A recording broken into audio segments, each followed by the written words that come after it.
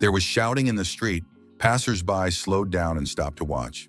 A couple of pensioners, a husband and wife who had lived together for many years and still couldn't agree on anything, were shouting and making a lot of noise. The man shouted that he was sick and that his health was so bad that even wild ginseng wouldn't help. The old woman tried to persuade him to go for a massage at least once. Maybe it would make him feel better. An employee of the massage parlor apologized to the old man for the inconvenience, picked him up under his armpits, and dragged him inside. The old man hysterically cursed and insulted the young man, while his wife apologized for her husband's behavior, who sometimes acted like a child. Massage therapist Da Yin stood in the massage room, filled with the smoke of incense sticks, waiting for the client to be laid on the couch. The old man, completely dissatisfied and unhappy, but resigned to his fate, was laid down in the center of the room. The masseur approached the client and said that he could feel his powerful energy concentrated in his heart and head. The young man realized that this man had accumulated a lot of negativity. The old man was dissatisfied again because he felt that the masseur was not showing him the proper respect and was communicating with him too familiarly. The old man tried to start a fight again and even grabbed the masseur's hair, demanding respect and reverence. But in the end, the young man, although he lost some of his hair, managed to break free from the old man's clutches. He quickly pressed his fingers on a couple of points and was able to calm the unruly client. The old man sat there not understanding what was happening to him, but feeling that his body had been subjected to some kind of influence, and this frightened the man very much. The masseur was tired of listening to this hysterical man, so he warned the client that the session had only just begun and he didn't want to hear any more noise. Soon, silence fell in the hallway, and the screams were no longer heard through the closed door, and then it began to slowly open. A hand appeared, followed by the head of a man who did not understand why his wife had done this to him. The man couldn't believe that a woman could hate him so much. The next moment, the door swung open, and her husband appeared before her, looking completely rejuvenated and manly. He didn't understand why his wife hadn't told him about this wonderful place right away. The old woman was shocked by what she saw and couldn't say a word. Seeing her husband calm and unruffled, the woman fell in love with him all over again. Her husband also looked at his companion with loving eyes, then picked her up in his arms and suggested they have another baby. The masseur came out to see the clients off and noted that they had a wonderful relationship. The old man said that now the masseur looked like an ordinary guy, but during the massage he behaved completely differently. The man felt that during the session he was being massaged by a deity who radiated an aura of inviolability. Compared to the deity, the young masseur looked very endearing. It was really funny to call a person who was known in the world of martial arts as the demon a deity. In those days when the world of martial arts was unknown to anyone and nowhere described, the young man, for reasons unknown, found himself in that world. And in this world he reached unprecedented heights thanks to his demonic power. He was nicknamed the Heavenly Demon. Whether he wanted to or not, the guy killed again and again, and did so constantly. He fought everyone around him until there was no one left who could challenge him. Just as suddenly as he had once entered the forgotten world of martial arts, the young man suddenly returned to the present day. He looked around, trying to understand where he was. Fortunately, it was his beloved homeland, South Korea, and the young man decided not to figure out how he got back there. At that moment, some woman shoved him onto a bus, telling him not to cause traffic jams. The young man was shocked by this attitude, because someone had just dared to push the heavenly demon. An unfamiliar man told the young man to quickly tap his card and not stand there. He was referring to the student card the young man was holding in his hand. He had to tap it on the sensor to pay. The man helped him do this, but it turned out that there were not enough funds on the card, and the young man finally realized that he had completely lost his strength. He was thrown off the bus, but the young man thought about his life and realized that even if he had no strength now, he could always develop it again. He saw no swords or blades around him and realized that this was a peaceful city. Here he could live a normal life without unnecessary problems, and hundreds of thousands of people would not try to kill him. It was a wonderful new life. At that moment, his phone beeped and sent him a message from his old friend Sun Hyun, who offered him a part-time job as a massage therapist. The young man remembered that he had studied at a physical education institute and had a massage therapist license. A heavenly demon working as a massage therapist? People would be shocked to know this. On the other hand, why not? Especially since his landlord had written that it was time to pay the rent, and the young man clearly didn't have any money. So the young man decided to accept the offer. But then he realized that he had become human and felt terrible heat. After all, as a heavenly demon, he had felt neither cold nor heat. Suddenly, a friend sent him the coordinates, and it turned out that it would take a very long time to get there. And in the heat and without money for the bus, everything became even more difficult. Tai-han decided to use his skills. After all, he was a student at a physical education institute for a reason. The young man made a lightning-fast dash and ran through the streets of the city. But the limits of a mere mortal's abilities upset him because his speed was low and his legs felt like they were falling off. The guy decided to find a mountain to train on. Sun Hyun was very surprised that his friend had arrived on time because he was always late, but today he showed up right on time. Perhaps he had really decided to start a new life. The friends greeted each other, but Tai-han's behavior surprised his friend because the young man had never bowed before. The blonde man suggested that they stop fooling around and discuss work because time was running out. His friend immediately said that the salon where they would be working was very strict, and if the newcomer pulled any stunts, he would be fired. The manager greeted the guys with a smile and noted that they had arrived early. After that, the blonde guy told the manager that the new guy had passed the exam on his first try and was the best in his field in the entire institute, even though the manager thought the young man looked like a weakling. While Sun was lining up in front of the boss, the heavenly demon realized that his friend knew about his lack of money and had deliberately brought him here with some selfish motives in mind. At that moment, his friend reminded him not to forget who had found him the job and added that the boss already liked the young man. After that, they went around the premises to figure out what was what. Sun Hyun pointed to a man who was about to come to them for a massage. Sun Hyun could tell how clients were feeling just by looking at them and knew that most of them were exhausted office workers. They suffered from terrible headaches and constant stress. In addition, the stranger had been at a party the night before with a lot of alcohol to celebrate a promotion at work. In the morning, he felt hungover and tired. His head was splitting, and he was tormented by a terrible thirst. The man's gaze fell on an advertising stand listing the types of massage and prices. The client thought it might make him feel better, so he booked a massage, lay down on the couch, and prepared to relax. At that moment, Tai-han was sorting through washed and dried laundry in the laundry room. He folded it and meditated at the same time, convincing himself that he now had a new and interesting life. Then he put the clothes away in the closets and thought about using his martial arts skills for cleaning. His students would be surprised to see him here. At that moment, the angry manager came running in and started shouting that visitors had arrived, while the second masseur, Sun's friend, went to the bathroom. The manager calmed down a little and turned to the young man again, reminding him that he already had a job. At that moment, a customer's call came over the loudspeaker, demanding that a masseur be sent urgently. The manager thought that, of course, you can't trust newbies, but now he had no choice, because lately there had been few customers in the salon, and there were almost no employees left. The manager pushed the newcomer into the office at his own risk, deciding to take payment in advance and deal with any complaints about the massage later. Tai-han was left alone with the client, who was in a hurry and tired of waiting. The guy knew he could help with energy circulation or fix twisted meridians. He looked more closely at the client and saw the problem. It turned out that the man had an imbalance in his spine, and his blood circulation was not working properly, which was causing him headaches. The massage therapist said that alcohol was not good for him and that he was already sick inside. The man slept poorly and did not get enough sleep. After that, the young man asked him to take off his shirt and show his back. He found the right spot and touched it with 2 fingers. New, previously unknown sensations appeared in the man's body, and he was simply amazed. The massage therapist felt that the flow of the controlling vessels was disrupted. He understood this by placing his palms on the client's back. There could be 2 reasons for this condition. Either the man was overdoing martial arts, or he was eating fatty foods and drinking alcohol. The fat not only enveloped his stomach, but also tightly clung to his internal organs. The man's body was crying out for help. The masseur explained that he needed to add exercise to his life. The guy continued to massage the man, removing problems in his body and explaining what kind of life he should lead. The massage was quite painful, but this was due to the man's improper treatment of his body. Suddenly, the man felt like he was in water, or more precisely, in the ocean, which was very clean and pleasant. Marine fauna swam around him. Then the man emerged from the water and exposed his face to the soft rays of the sun. After coming ashore, he sat down at a beach restaurant, where the waiter greeted him and said that the Maldives were especially beautiful at that time of year. After that, a bottle of cool, delicious champagne was opened with a loud pop, and the man began to relax, enjoying the soft rays of the sun with a glass of champagne on the island of his dreams. The masseur asked if the client felt better and then asked him to turn over onto his back. Taihan continued the massage and felt the life force of Qi with his hands, meaning that it existed not only in Murim, but in all living beings.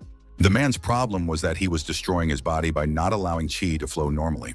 If there is too much Qi or it is blocked, it needs to be balanced, and the young man was doing that. But then he felt another problem.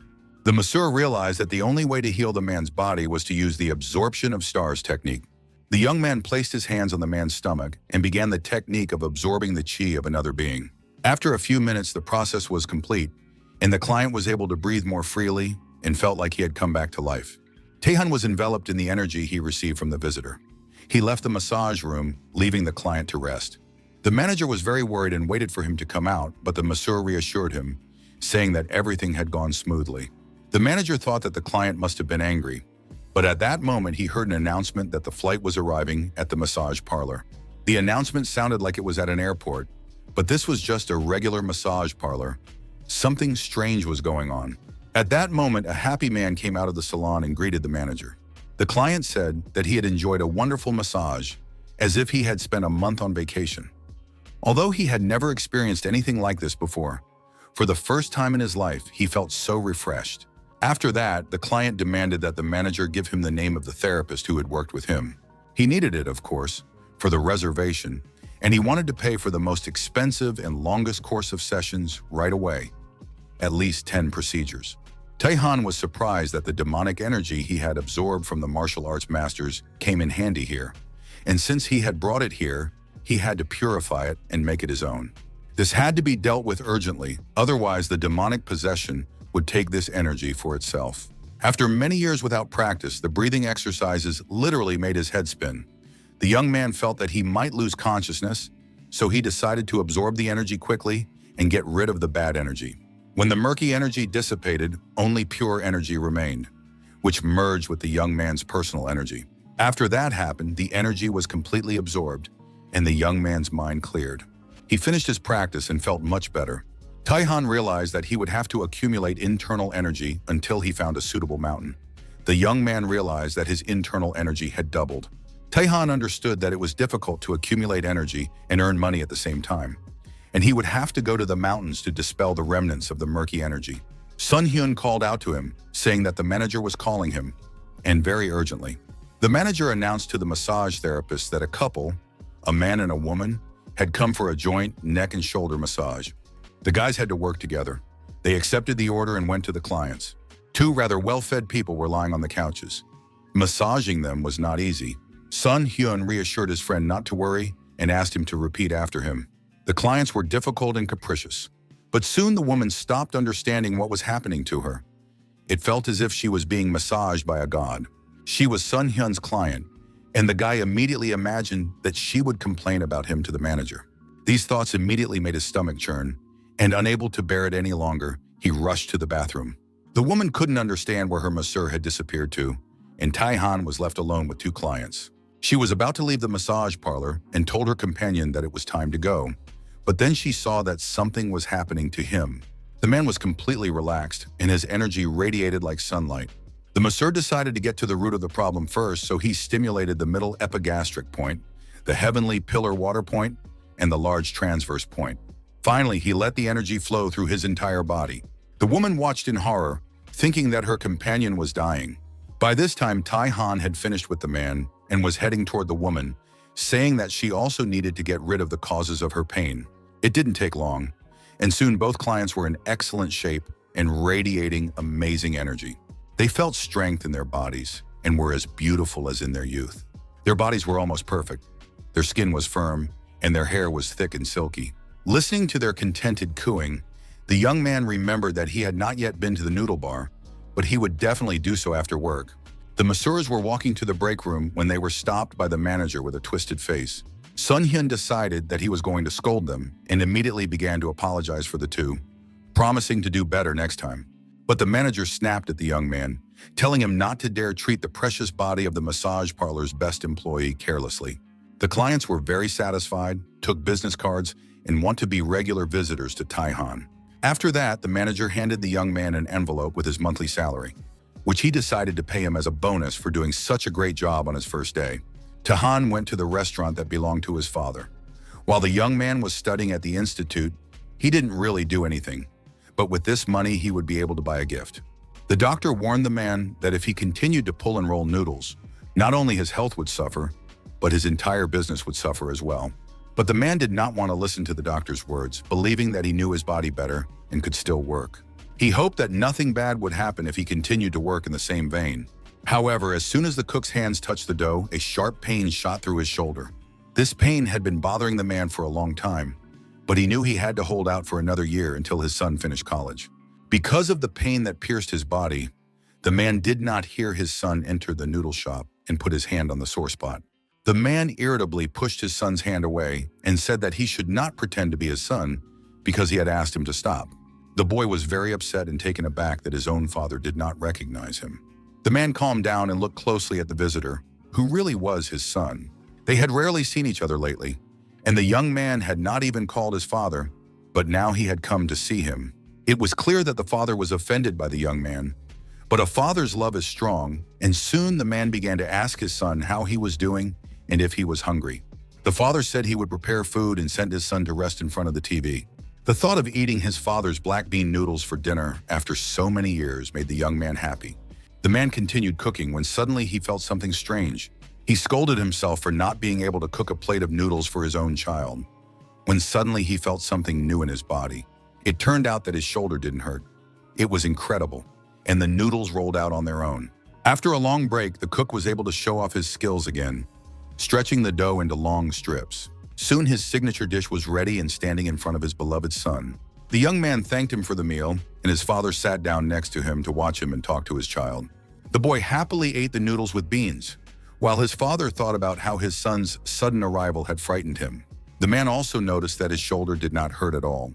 And when his son bowed before him in gratitude and said that the dish was divine, that every bite was cooked just right, he didn't have time to look back before he had eaten everything, and his father's cooking was filled with great meaning.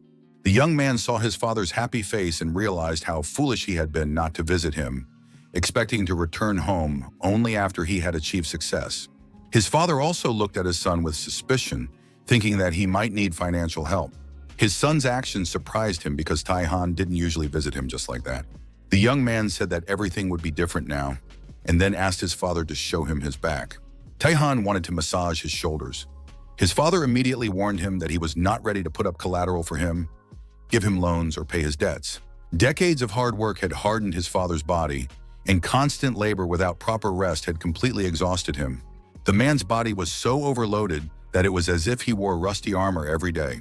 All these years he had held on because he was raising his son alone. The young man put his hands on his father's shoulders and began the treatment. He breathed new energy into his parents' worn-out body. And soon the man felt a breeze, because he was on board an airplane. Tai-Han suggested taking a refreshing parachute jump. The man tried to resist, saying he wasn't mentally prepared, but there was no need to worry. His son threw him out of the plane. The man flew, expecting to go to heaven after hitting the ground and dying. Tai-Han, looking at his father, thought about how difficult it was to be responsible for someone else. Now he is ready to take responsibility for his own life and asked his father to live for himself. At that moment, the man's armor crumbled and wings grew on his back. His father understood that this was most likely a dream in which he was flying, but he felt as if he were soaring in the heavens, and it was wonderful. Tai-Han asked if his father felt rested, bringing him back to reality. The man remembered that his son had once studied massage at college, and now he was ready to help him at any moment. The young man was happy to be able to repay his father in some way. It brought him great joy and satisfaction. At the end of the day, his father walked his son to the bus stop, still not believing that his hand was working normally and that such things could really be learned at college. It was a real miracle. Tai-Han promised to come back soon and give him another massage, and in return, he would only accept the restaurant's signature noodles. When his son left, his father was very touched, because his child was busy with his studies, but still made the long journey. He did it not for profit or money, but to help his father and return to business. After all, the son had always avoided his father before, saying that his clothes smelled like food. It seems that the child has grown up. As soon as Tai-Han returned to work the next day, the manager showed him a huge list of clients who had already booked massage sessions. The manager admitted that the guests had insisted that he book them all, so he couldn't refuse.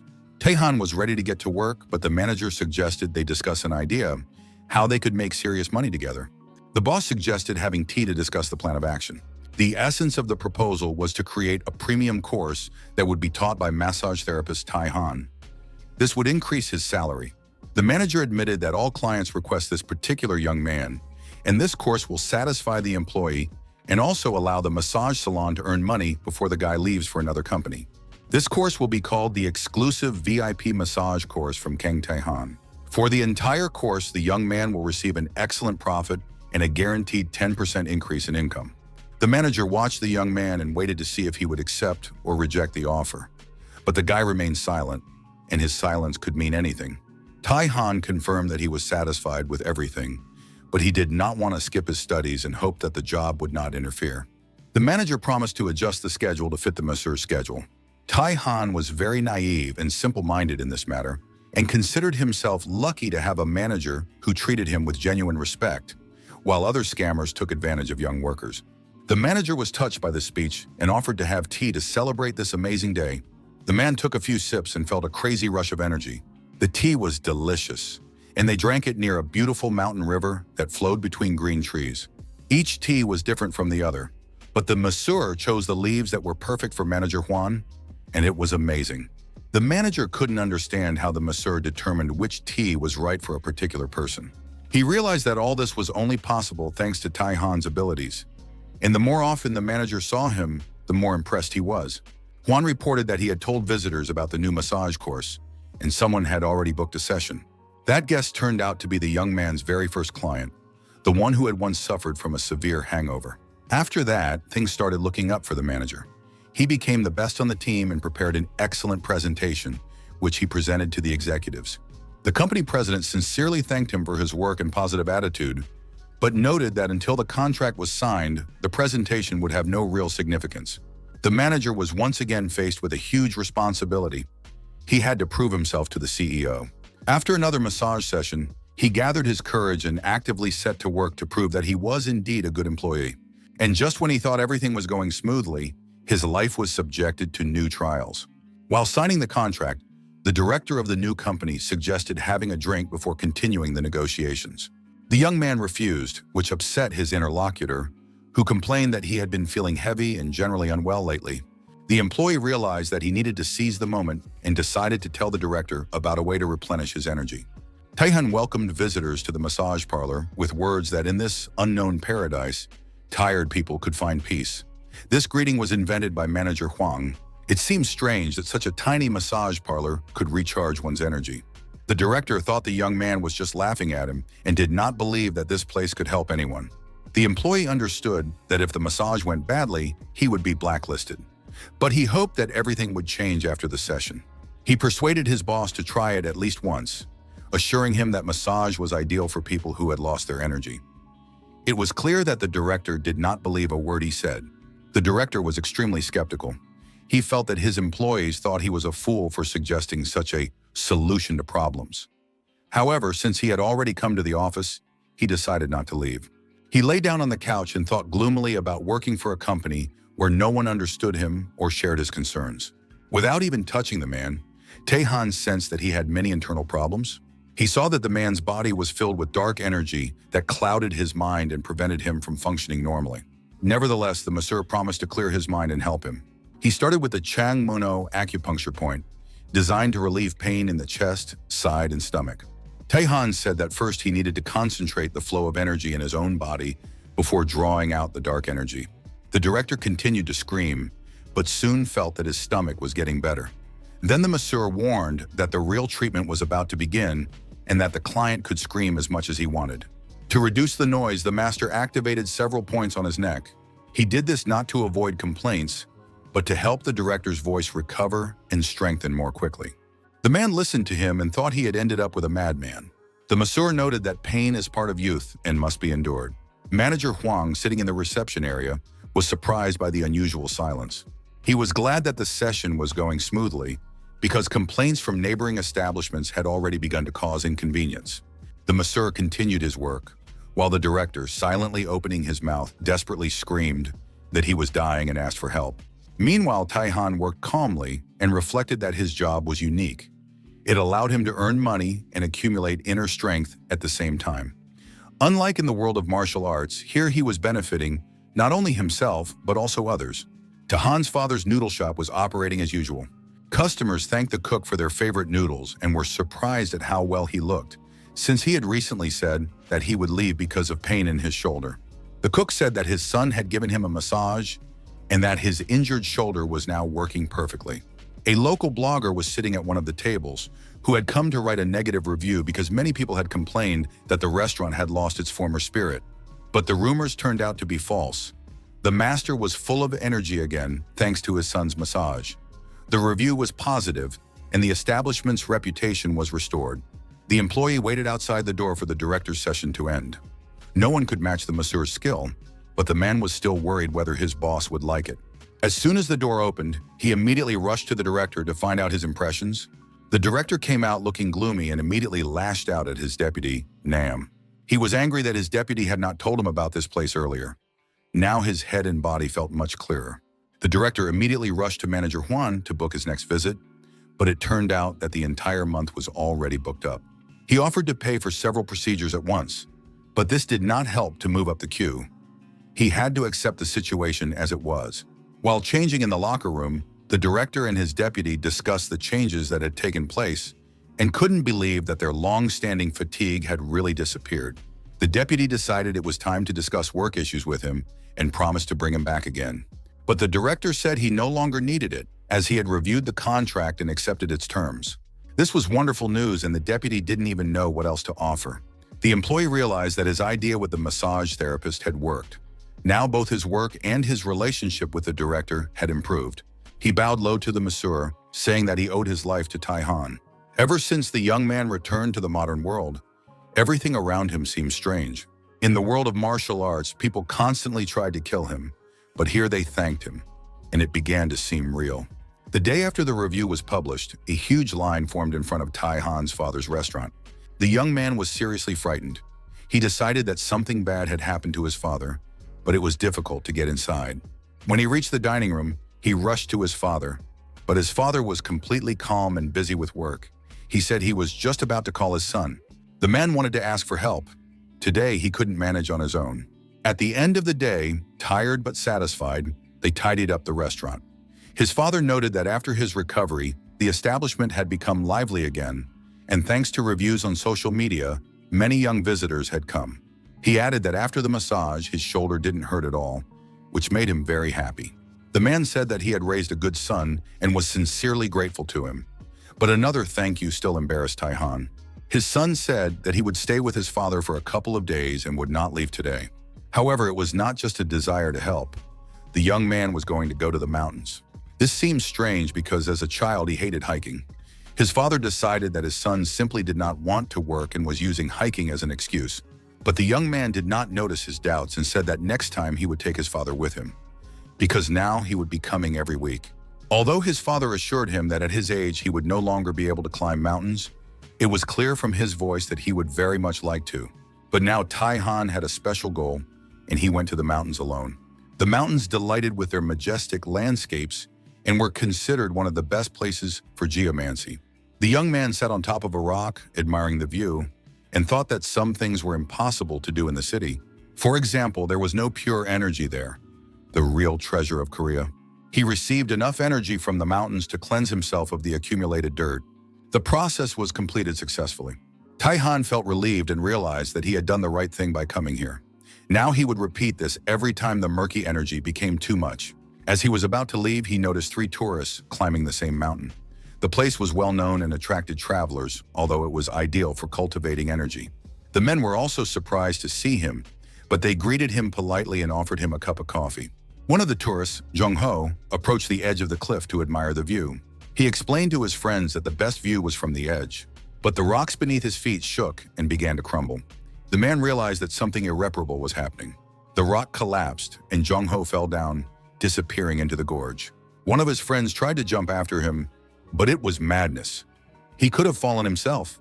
The tourist in the cap tried to calm his friend, saying that Jung-ho had already survived once after eating a poisonous mushroom and might survive again. They needed to call the rescue team. Taihan assessed the height and realized that even if the man was alive, he was in great danger. The tourists warned the young man not to go near the edge, as they had just witnessed a tragedy. But the young man replied that he would be back soon and jumped off the cliff. The tourist screamed, certain that he too had died. However, Tai-han, completely unharmed, descended the ledges in a few jumps. He had to use his sensory vision. He could hardly feel the presence of the fallen man. The man was on the verge of life and death, his energy too weak to be sensed from a distance. Fortunately, Tai-han realized that he could still be saved. After checking the man's pulse, he realized that his condition was serious, but not critical. The Heavenly Dragon is conducting a rescue operation. It would sound ridiculous to the world of martial arts. Upstairs, the tourists were sure that the young man had also died. But soon Tai-han climbed up the path, carrying their friend in his arms. The men saw that the victim's life was not in danger. At that moment, the rescuers, who had been called in advance, arrived. The tourist explained that the victim was the same man the young man was carrying. It seemed incredible. The student had climbed down the cliff and pulled the victim out. The rescuers decided that the travelers were probably drunk. Their story sounded like nonsense. But there was no time to figure it out. The patient was placed on a stretcher and taken to the car. The remaining tourists began to thank Tai-han for his help. They wanted to reward him, but they had nothing of value with them. Then one of them said that his only treasure was aged wine made from bellflower roots. This drink was considered an excellent remedy for men's health, and the young man, seeing the roots floating in the bottle, felt their energy. He asked to try the drink, and it turned out to be delicious. Tai-han believed that this drink could be called a true elixir, and if the bellflower root grew in the ground, the place could become sacred. The young man said he felt better immediately after drinking the wine. The tourist boasted that he had made the drink himself and collected the roots on a mountain belonging to his wealthy friend. The young man was delighted and asked to be introduced to his friend, as he wanted to visit this mountain. The man assured him that the mountain would be accessible to the young man if he wanted it. The owner of the mountain where the bellflower root grew was the man whom Tai-han had saved. After finishing his walk in the mountains, the young man returned to the city to continue his studies and work. He replayed in his mind the words of his new acquaintances, who had agreed to meet as soon as Junho recovered. He wanted to meet his savior. Still unable to believe that he had saved people, Tai-han recalled images from his past life. About 60 years ago, he entered the world of martial arts. Two men were watching someone and thought they had never seen such clothing before. Most likely, this person was wearing the garb of a demon cult. Their attention was drawn to a guy in a t-shirt, sweatpants, and sneakers. He looked exhausted, emaciated, and thirsty. The young man could barely stand on his feet and couldn't say a word. His tongue seemed to have gone numb. He tried to walk a little, but realized that this was the end, and felt himself falling into someone's arms. At that moment, a powerful slap brought him back to consciousness, and the guy came to his senses. He didn't understand how he got there, or what had happened to him. His cheek was burning, and there was a man standing next to him. He said that the whole village was on the verge of a nervous breakdown, and if the young man didn't want to get stabbed, he should go to the woman. They walked through the streets of the city, and the young man heard the residents whispering that his neighbor was taking in people of unknown origin and helping them. It was probably because of her kind heart. When everyone around him was wary of the young man, his mentor was the only person who reached out to help him. She taught the young man how to survive in the world of martial arts, where strength is power, and gave him the ability to be independent. Unfortunately, the mentor was killed by a former heavenly demon. Tai-han found her bloody body and tried to give her medical help. He was very concerned and wanted to call a doctor to save the woman. But the mentor told him to follow the natural order of things and asked him not to seek revenge. After all, she had not taught him that. The woman explained that she was the first to extend a helping hand and use her power to help others. Therefore, she wanted the young man to also help those in need and promised that the time would come when he would receive help from people. If he lived by this principle, Tai-han would never be alone again.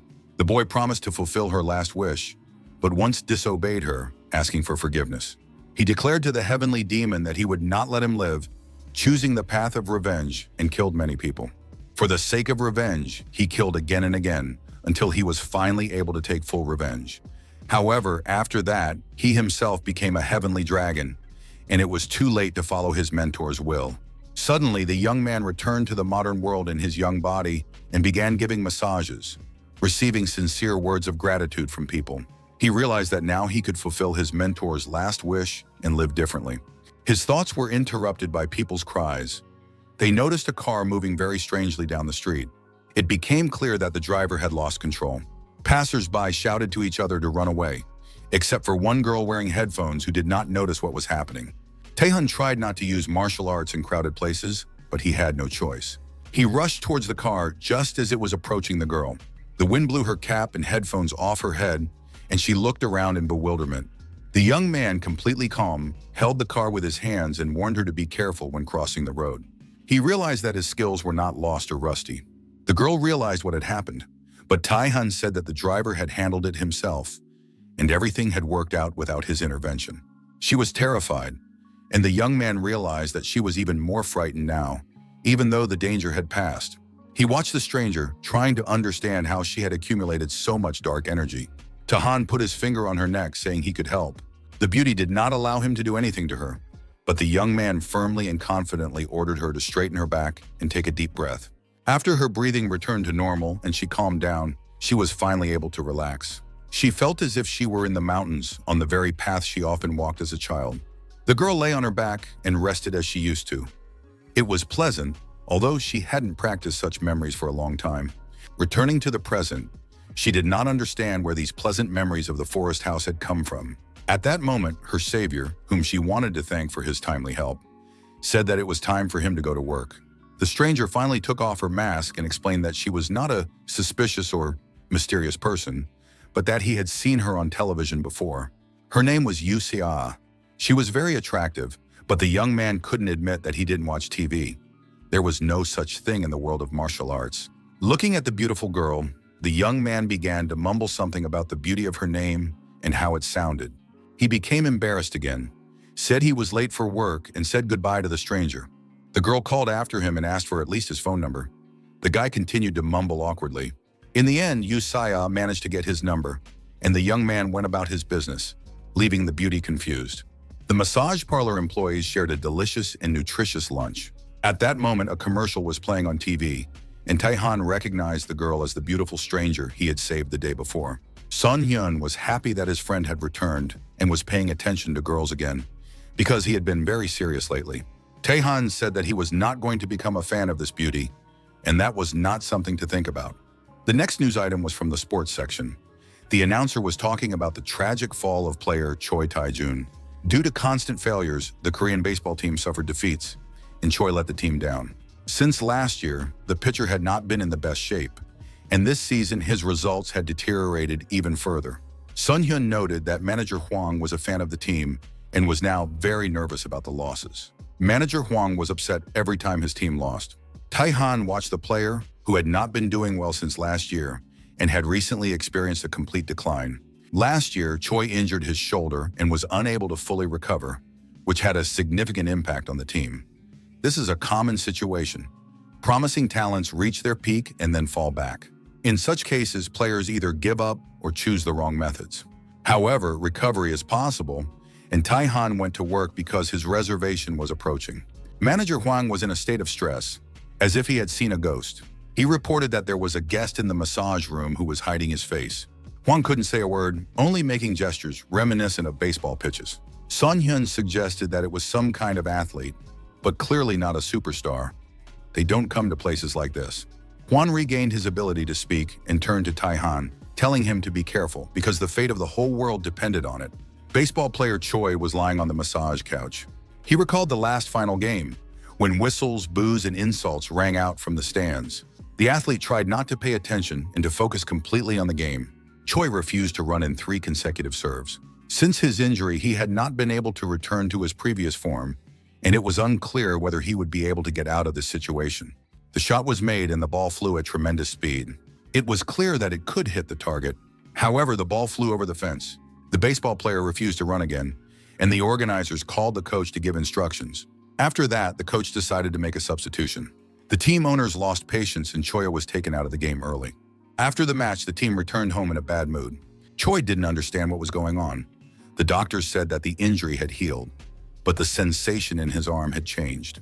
If this continued, he might be transferred to the reserve team. That would be terrible. At that moment, a teammate approached him and spoke to him in a friendly manner, offering advice. He suggested going for a massage. Choi had been working hard and was very tired, and there were interesting rumors about Taehyun. They said that after a session, some people's lives seemed to return to normal. Why not try it? It couldn't get any worse. Choi was very worried about his problems in the game, so he immediately agreed and went for a massage the next day. He didn't understand how a massage therapist could fix what the hospital couldn't. Tae-han immediately noticed the terrible condition of his right shoulder. The athlete had pushed his body to the limit. Even with exceptional talent, you couldn't neglect yourself for so long. Chu didn't like these words, and dark energy began to manifest in his body. The masseur saw that not only his shoulder was blocked, but all his energy flows as well. Due to impatience, hard work and overwork are not the same thing. The player felt the burden of responsibility because after his injury, the team's performance had declined. Choi was annoyed that some obscure masseur was trying to lecture him. Tae-han ignored this and believed that the accumulated dark energy was harmful not only to the body, but also to the mind. Tae-han decided not to put off the problem until later and to deal with everything at once. He worked on all the acupuncture points on the athlete's body. By the end of the session, it became clear that the energy in Choi's neck was not circulating properly. The masseur took the young man's neck in both hands and began to stimulate the necessary points. Tears streamed from the young man's eyes. When it was over, Choi said indignantly that the guy had almost broken his neck and that he would definitely sue the salon. The baseball player was clutching his throat, but overall he felt better, even though he didn't admit it. Tae-han, ignoring the client, noticed another problem area and moved on to stimulating it. It was the athlete's sore right arm, which prevented him from working normally after his injury. Choi stopped arguing and froze, as if spellbound, feeling the warmth spreading through his arm. The masseur explained that the energy was gradually returning to normal. Tae-han said that it would not work unless the acupuncture points were properly cleansed, but it seemed that the athlete already believed in the healing power of massage and stopped resisting. He felt pain in his arm, but he knew he had to endure it. The massage therapist continued to stimulate the arm and asked the client to clench and unclench his fist as quickly and strongly as possible. The young man tried his best despite the pain, but he had almost no strength in his arm. He couldn't clench it tightly. The guy was almost ready to give up, but he persevered, and finally his fist became as strong and powerful as before. Completely stunned, Choi Tae-jun came to his senses and began to scream hysterically that he just wanted a massage, but they were pulling on his injured arm. Tae-han calmly watched the client and asked him to try to be compliant and not break down. Finally, the young man came to his senses completely and could not understand why his body had become so light. The masseur had managed to remove all the burden of responsibility from him. His arm was also amazing. He felt pleasant sensations returning to it. He felt like he could throw a ball right now. Tae-han told the client that now he could fly high for himself. He had energy, and it was as if he had grown wings that made him happy. Choi still doubted himself. His performance was not the best. He was afraid of disappointing his fans and letting his team down. And even on vacation, he could not feel free. After listening to this, the masseur prescribed him a remedy. The young man was forbidden to read the news on the internet. He should focus on the words of people he trusts rather than listening to strangers. If the athlete fulfilled this condition, he would be able to reach his full potential. His athletic career would see some excellent strikes. He would send batters to the bench and not allow anyone to reach base. Consistent interceptions and serves will show that the young man is back in the lineup with his team, a true return of the king. Sports commentators suggested that the decline in Cho's career was preparation for a powerful leap forward, because now he is scoring non-stop, a confident and magnificent comeback. Manager Hwang burst into tears when he heard the news. He believed that the baseball player had natural talent, and his skills were improving thanks to the right direction. After that, the manager rushed to the masseur and hugged him tightly. The athlete's improvement was directly due to Tae-han. The young man received a message from Yoo Se-ah. She wanted to meet him for dinner to thank him for saving her life. Just then, there was a commercial break in the newsfeed, and the beauty was broadcast across the country. In addition, the girl was famous after participating in a TV series, and only the most oblivious person could not recognize her face. Tae-han immediately watched the news and read that his new acquaintance had become one of the most sought-after actresses, and that great success awaited her. Of course, the masseur saw that she had a bright and unusual appearance, but he had no idea that she was so famous. Tae-han realized that he needed to apologize for his rude behavior when the girl tried to thank him for saving her. The guys noticed that Tae-han, who was always serious and focused, seemed to be captivated by the beauty too, but the young man said that this was not the case and reminded his friend that today was the last day to register for the course. Sun threw a real tantrum. He needed to make an urgent phone call and didn't know what to do. The manager let him use the company phone because the guy often forgot things, and Huang himself went to the bank.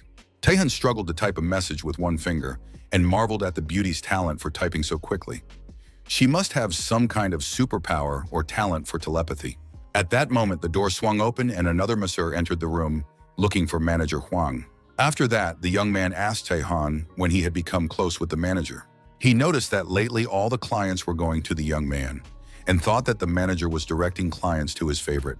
Such rumors were circulating among the sauna employees. Thinking about his past lives, Taehan could have put an end to the rumors once and for all, but now he noticed that the masseur's neck was stiff. He offered to give him a massage and the guy agreed.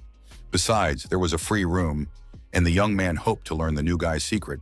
He wanted to get proof and report it directly to manager Huan. Taehan sensed that his colleague was unhappy, which was understandable given the number of lost customers.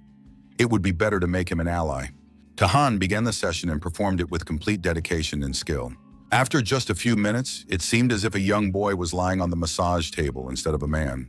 He felt as if he were back in the neighborhood where he had spent his childhood. His father repaired his bicycle, but promised to buy him a new one when he had earned enough money. After the repair, the bike could be faster than most motorcycles, so the boy had to be very careful. Son Hong did not believe his father's words and thought they were a joke. He got on the bike and rode off. The bike sped through the streets of the neighborhood, and the boy felt stronger and faster. He rode around and returned to his father with gratitude, thanking him and saying that he also wanted to be able to repair broken things. His father promised that his son would definitely have such a talent, and they exchanged words of love. Sun Hong understood that the masseur's skill and reputation were excellent. The young man understood why all the clients wanted the new employee, and asked Taehan to share some massage techniques with him. Taehan immediately agreed. Now he enjoyed receiving gratitude and making people feel good. Such kindness and sincerity surprised Sun Hong. He was amazed at how easygoing this man was and how willing he was to share his knowledge. The guy was ashamed of his previous bad thoughts. As a token of gratitude, Song-hoon invited Taehan for a drink after work, but was refused. The masseur had a date that evening. Yusia arrived at the restaurant a little early. She was nervous because she hadn't invited anyone in a long time, and people usually sought her attention. The girl replayed scenes of her conversation with her savior and couldn't understand why she had been so nervous and aggressive. The beauty decided to show herself from a different side, modest and confident. Taehan arrived on time and greeted Yusia. They exchanged jokes and a few compliments. Taehan confirmed that he now knew who she was. It seemed that everyone around knew the television superstar Yusia. The beauty wanted to say that even though she was a star, she had arrived first. This showed her modesty. They proceeded to the restaurant to spend the evening there. Taehan felt the restaurant's good energy. The meat and vegetables were all fresh and high quality. The waiter showed them to their table, handed them the menu, and Yu Seo chose her dinner from the first courses. Suddenly, the girl noticed the prices and tensed up. Last time she didn't pay because she was invited, but now the bill seemed very expensive. But as a major television star, she couldn't show herself in such a light. Besides, she owed her life to the restaurant and could at least pay for dinner. The fancy steaks were served shortly after. The meat was raw with vegetables. The girl didn't want the waiter to cook the meat and decided to do it herself. The beauty realized that she had surprised the waiter. The main star was cooking for herself. However, she soon became disappointed. It turned out that the waiters cooked the meat for all the customers because she was a star. Taehan came to her aid, offering to cook dinner himself and taking the tongs from her hands. When dinner was ready and they began to eat, the girl realized that the meat was cooked perfectly and was amazed by the taste. It felt like her body was melting. She couldn't understand how food could be so delicious. Yusura asked her companion if the food was always this wonderful and suggested that he often cooked on the grill. This was true. In the world of martial arts, he often grilled meat over an open fire. However, now he was a massage therapist, and the beauty was immediately interested in his acupressure skills. The girl held out her hand and said she would like to try acupressure right now. Taehan agreed, but began by measuring her pulse. She found this action funny and primitive. No one ever checked their pulse on television. Taehan was serious and said that the beauty had a congenital heart defect that no one knew about, even though she had health problems as a child. The masseur showed her a point on her palm that she should press as often as possible.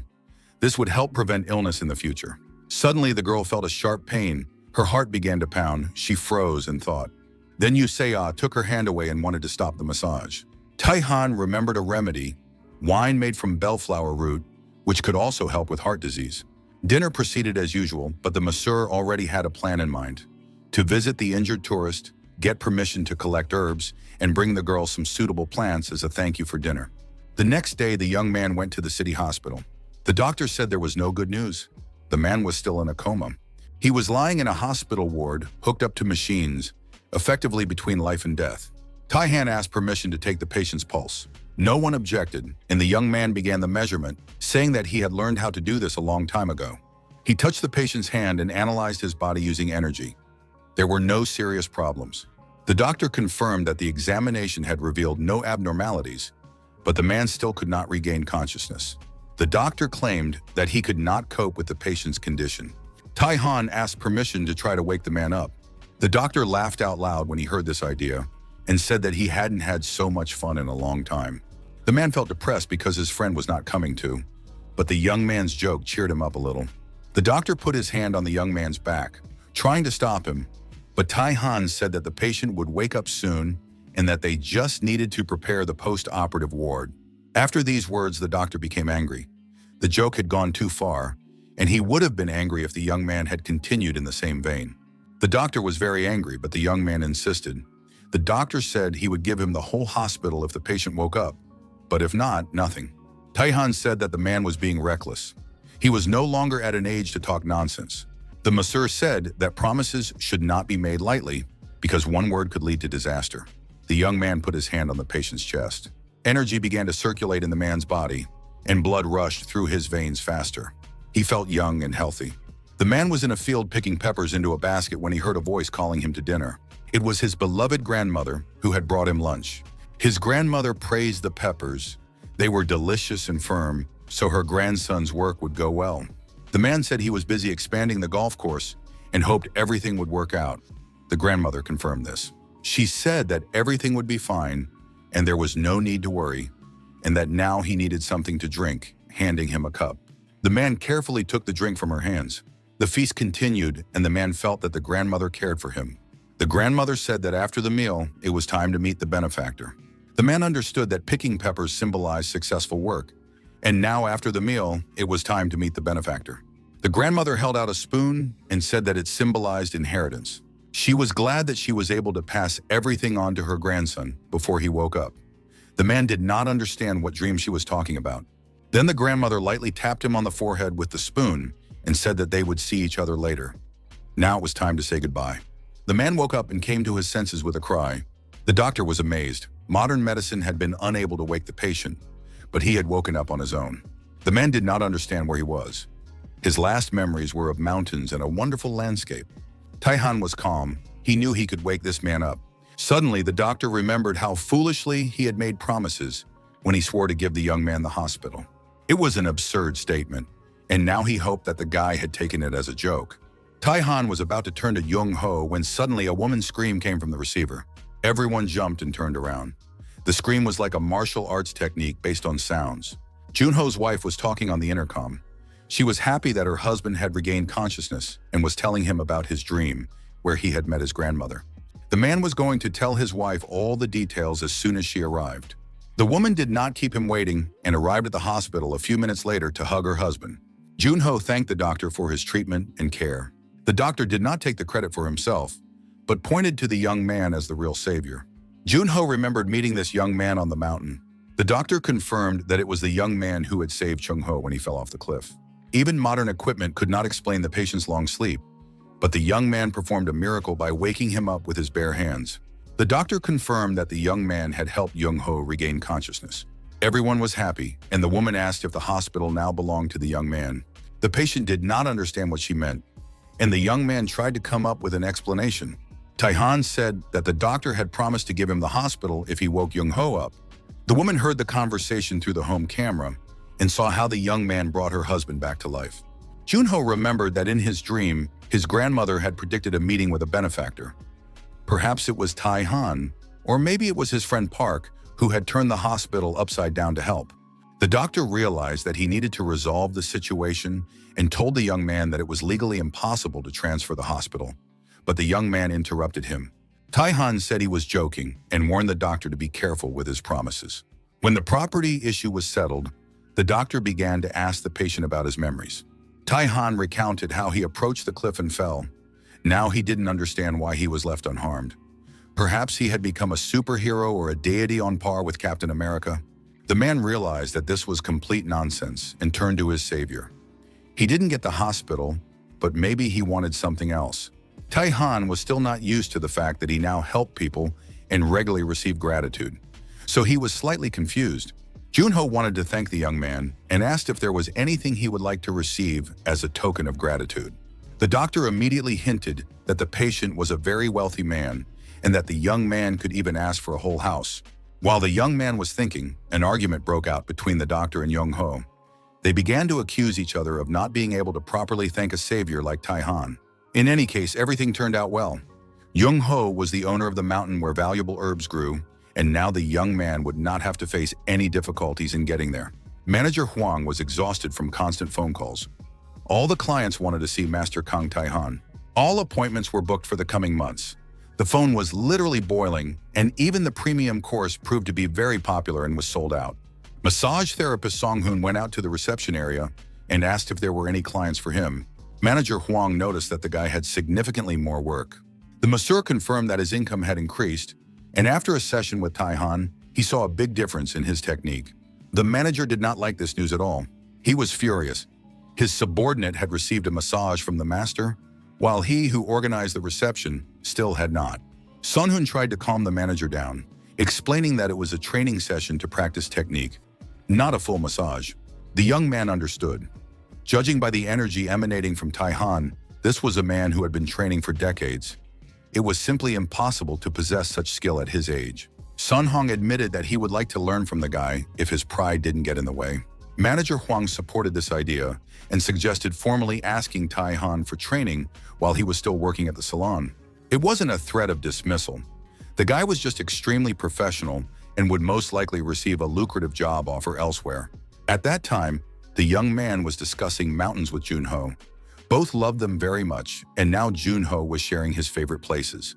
The young man liked the place Young-ho suggested. The energy lines of the mountains intersected with the river. Across the river were sacred mountains, historically guarded by twin dragons. According to legend, tigers also guarded the area nearby, and the combined energy of the mountains and the proximity of water made the place ideal. Tai-han believed that this area had good energy qualities. Chung-ho noted that the mountainous terrain was harsh, but he was ready to go with the guy. He wanted to collect the bellflower because these herbs were truly special, but he was concerned about safety. Tai-han was going for his father, who loved herbal tinctures, but wanted his son to gather them himself for home recipes. Junho said he saw no problem with that. The land was unused and nothing grew on it. Spiritual energy is not always beneficial, especially in its raw form. Pure spiritual energy can be harmful if a person lacks the strength to cope with it and absorb it. After getting permission and leaving his companions, Tai-han went to the mountains in search of the herbs he needed. He wore modern sneakers bought with his earnings, and the journey was comfortable. The density of spiritual energy in this area was incredibly high.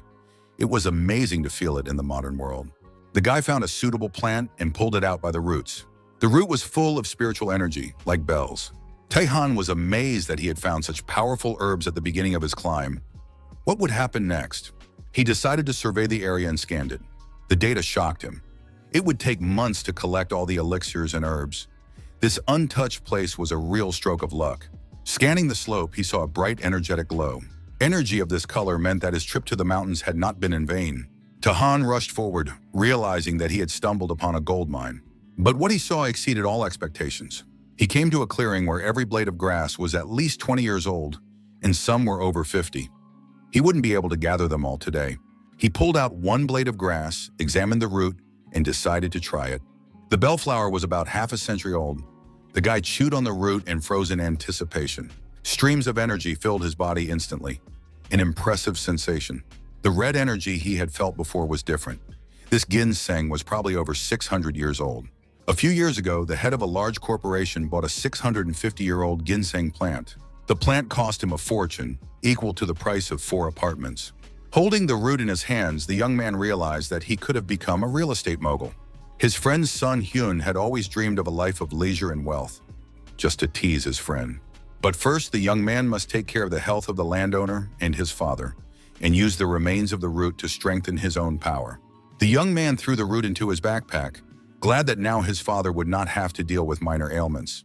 A sudden sound caught his attention. making him alert and listen. Someone was rushing through the bushes toward him at tremendous speed. The young man used his powers of suggestion and ordered the stranger to stop immediately.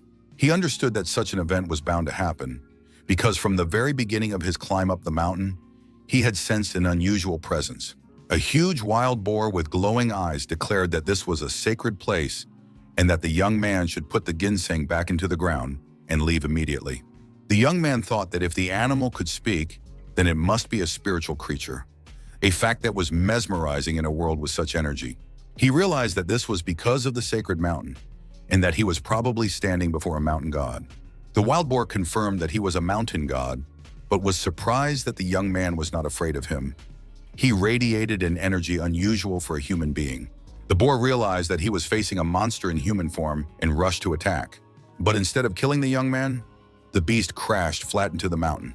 The boar realized that the monster had disappeared and was able to dodge the attack of the mountain god himself. Taehan had not heard anyone called a monster in a long time, and now he was ready to show the mountain god what awaited those who called him that. The mountain god did not understand what the young man was talking about, but he knew that he could not allow the herbs to be taken from the mountain. If the boy wanted them, he would have to defeat him first. Taehan realized that the god still did not understand who he was facing. The boy jumped up and held out his hand. He placed 2 fingers on the head of the huge monster and said goodbye to him forever. In the next moment, the huge wild beast with the essence of the mountain god lay on the ground, taking its last breaths. The animal was already dying and began to smell the earth. It understood that it would never return to its territory, but the smell was unusual. The mountain god realized it smelled like soil. His favorite thing was bathing in yellow clay, which he had long dreamed of. It had been a long time since he had last dipped into the clay. It was a heavenly pleasure. He remembered that he used to travel every few months for the sake of yellow clay, to protect the mountains, tend to the grasses, and look after the children. The animal swam in the clay and felt renewed. A century of fatigue seemed to melt away, and he couldn't stop enjoying the moment. Suddenly, the man sitting on his back woke up and ordered him not to move. He explained that the boar's skin was too thick, making massage difficult and moving even more difficult. The boar thought he had gone mad. Suddenly, he realized that the refreshment was due to the massage, or more precisely to his children, whom he had completely forgotten about. Taehan was tempted. He could kill the mountain god and take his inner core, but behind the animal, he noticed small, defenseless creatures. They were his children. The man spared the mountain god for the sake of the children. He couldn't leave them orphaned. However, the young man planned to take the inner core when the god naturally reached the end of his life. The mountain god understood. The young man would not kill him now, but might seek help later. He also asked if the god felt any lighter. When the animal focused on his sensations, the wild boar felt life force spreading through his body. Taehan understood. The mountain god had exhausted himself protecting the mountain alone while raising his children. He unblocked his energy centers and relaxed his muscles. He would feel better for a while, but the young man promised to come once a month and give him a massage. In return, he asked for a favor.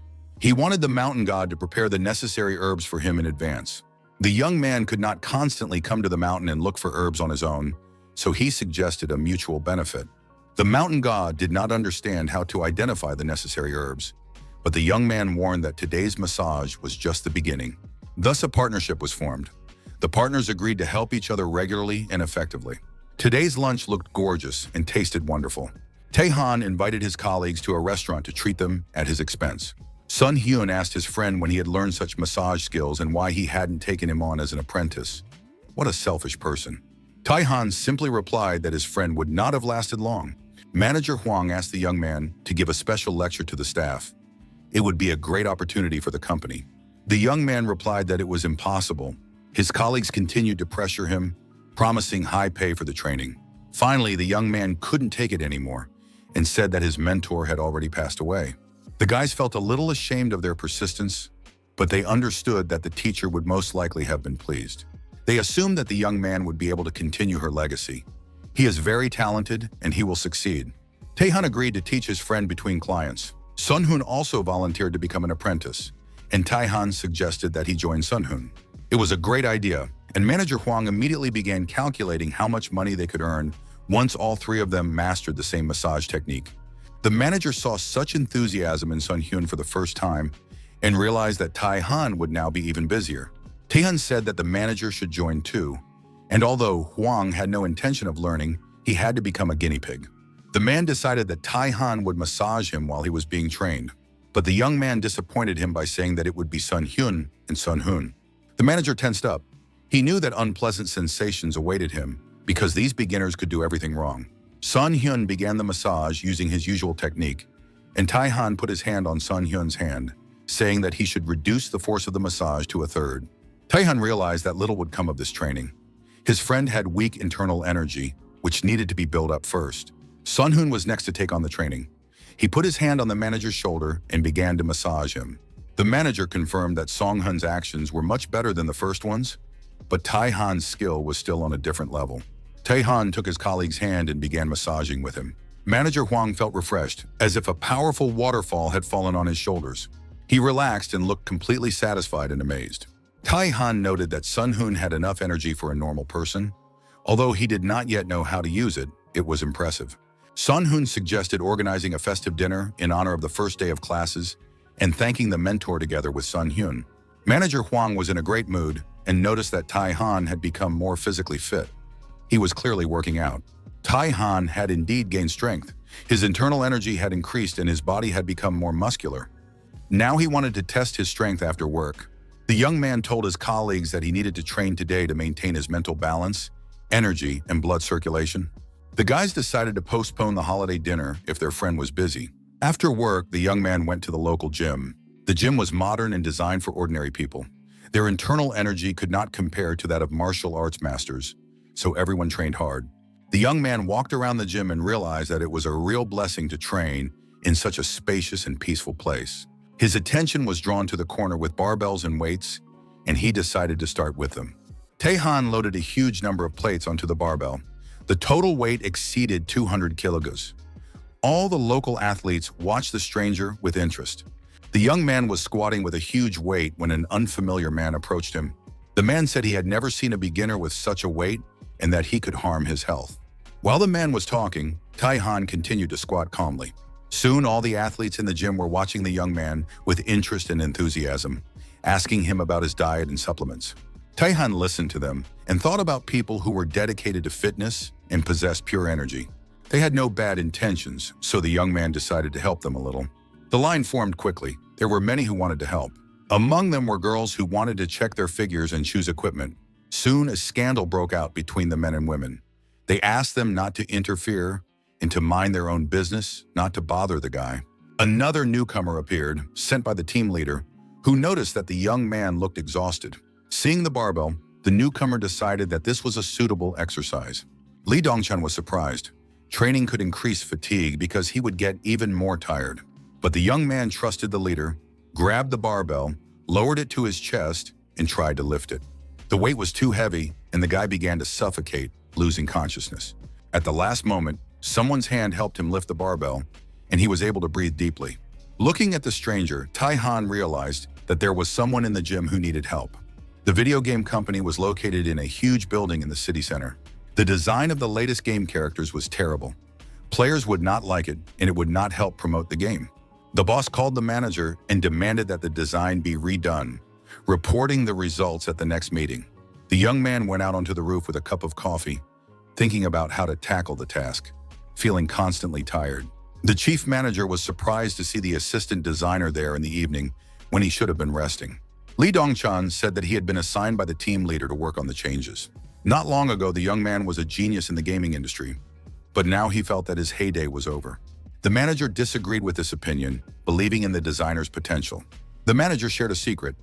Through training, he increases his endurance, and when the work becomes particularly difficult, it is easier for him to cope with it.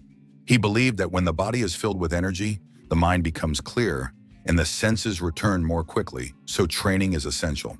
After hearing this, Lee Dongchan went to the gym, where he almost injured himself due to improper use of the equipment. He was already mentally dying and writing a suicide note, reflecting on what a difficult life he had lived. Although short, it was full of achievements. The guy didn't have time to finish writing that he could die peacefully before he was saved. Tai-han noticed that the young man's energy channels were blocked and asked when he had last had a good night's sleep. Hearing an unclear answer, Taehan explained that he needed to recover before engaging in physical exercise. If he continued training in his current condition, it could be fatal. Taehan put his finger to the designer's forehead and said that the young man needed to rest immediately. Lee Dongchan couldn't understand what had happened. He touched his forehead and looked around. The designer realized that he was inside the game he had developed himself. Streams of energy and fire rushed past him. The young man jumped back, not understanding what was happening, and a huge mark remained on the ground as if someone had passed by with a plow. The man from the gym was also there and asked how he was feeling. It turned out that they were not alone. Besides them, there was a huge red fire-breathing dragon. Lee Dongchan had to break through the last level and deliver the final blow. It all seemed unbelievable, and at that moment the dragon spat a fireball in their direction. Don Chan didn't know how to destroy the dragon. Taehan suggested that he needed to deliver the final blow to become the first to defeat the boss. Did the guy really want to give up now? Lee Dongchan would have liked to give up, but he heard that he would be the first on all game servers. This awakened his competitive spirit. He remembered that he hadn't heard that word in a long time. He used to love being first in everything. He would arrive at school before everyone else, and it was more important to him to be first than to be the best in the class. On the bus, he would calculate in advance where to stand so that he could be the first to get on and take a seat. He also liked to be the first to swipe his card on the subway and be the first to get off. He did all this calmly, without tension, strolling and catching his breath to look like he was first. Along the way, Lee Dongchan had lost his competitive spirit, but now the chance to be the first to defeat the boss reignited his former enthusiasm. The guy understood that such an opportunity would not happen again. He prepared his sword and was ready to strike decisively. The words "do it, be the first on all servers" were imprinted in his mind. Dongchan literally felt his stats increase, his inner energy filling his body, and he believed that he could do it with his current abilities and equipment. When the dragon spat out a fireball, the young man did not give up, raised his sword and rushed forward. He advanced through the fire, cutting through it and approaching the dragon's mouth. The guy wasn't going to let first place slip away. He did it.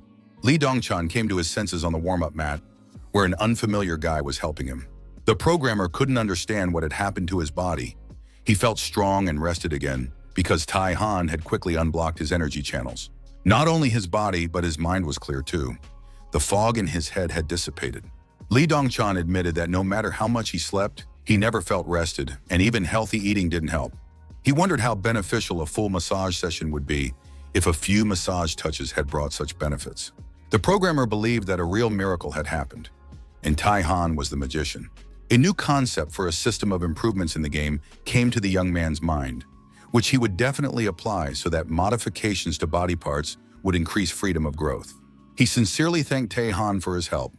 Now his excitement instantly dissipated. The guy wanted to get his thoughts in order and then start implementing the new features into the game. Taehan advised him to act immediately.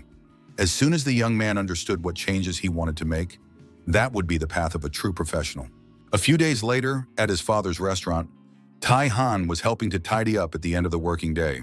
The TV was showing how anyone could improve any part of their body, and gaming industry genius Lee Dongchan guaranteed the best entertainment in a game that ranked first in all major app markets. Even the owner of the noodle shop noticed the developer's magnificent physique. Taehan suggested that the programmer worked out a lot, and then asked how his father was feeling and if his shoulder hurt. His father replied that business was going great. Old customers had returned, new ones had appeared, his shoulder was busy all the time, but it didn't hurt at all. Taehan suggested that his father take a day off and spend time with his son. Such an offer is priceless. Spending time with his adult son is a real joy for any father, especially when his son is busy and has found the time. Taehan noted that it would be difficult to do this every week, but sometimes it was quite possible.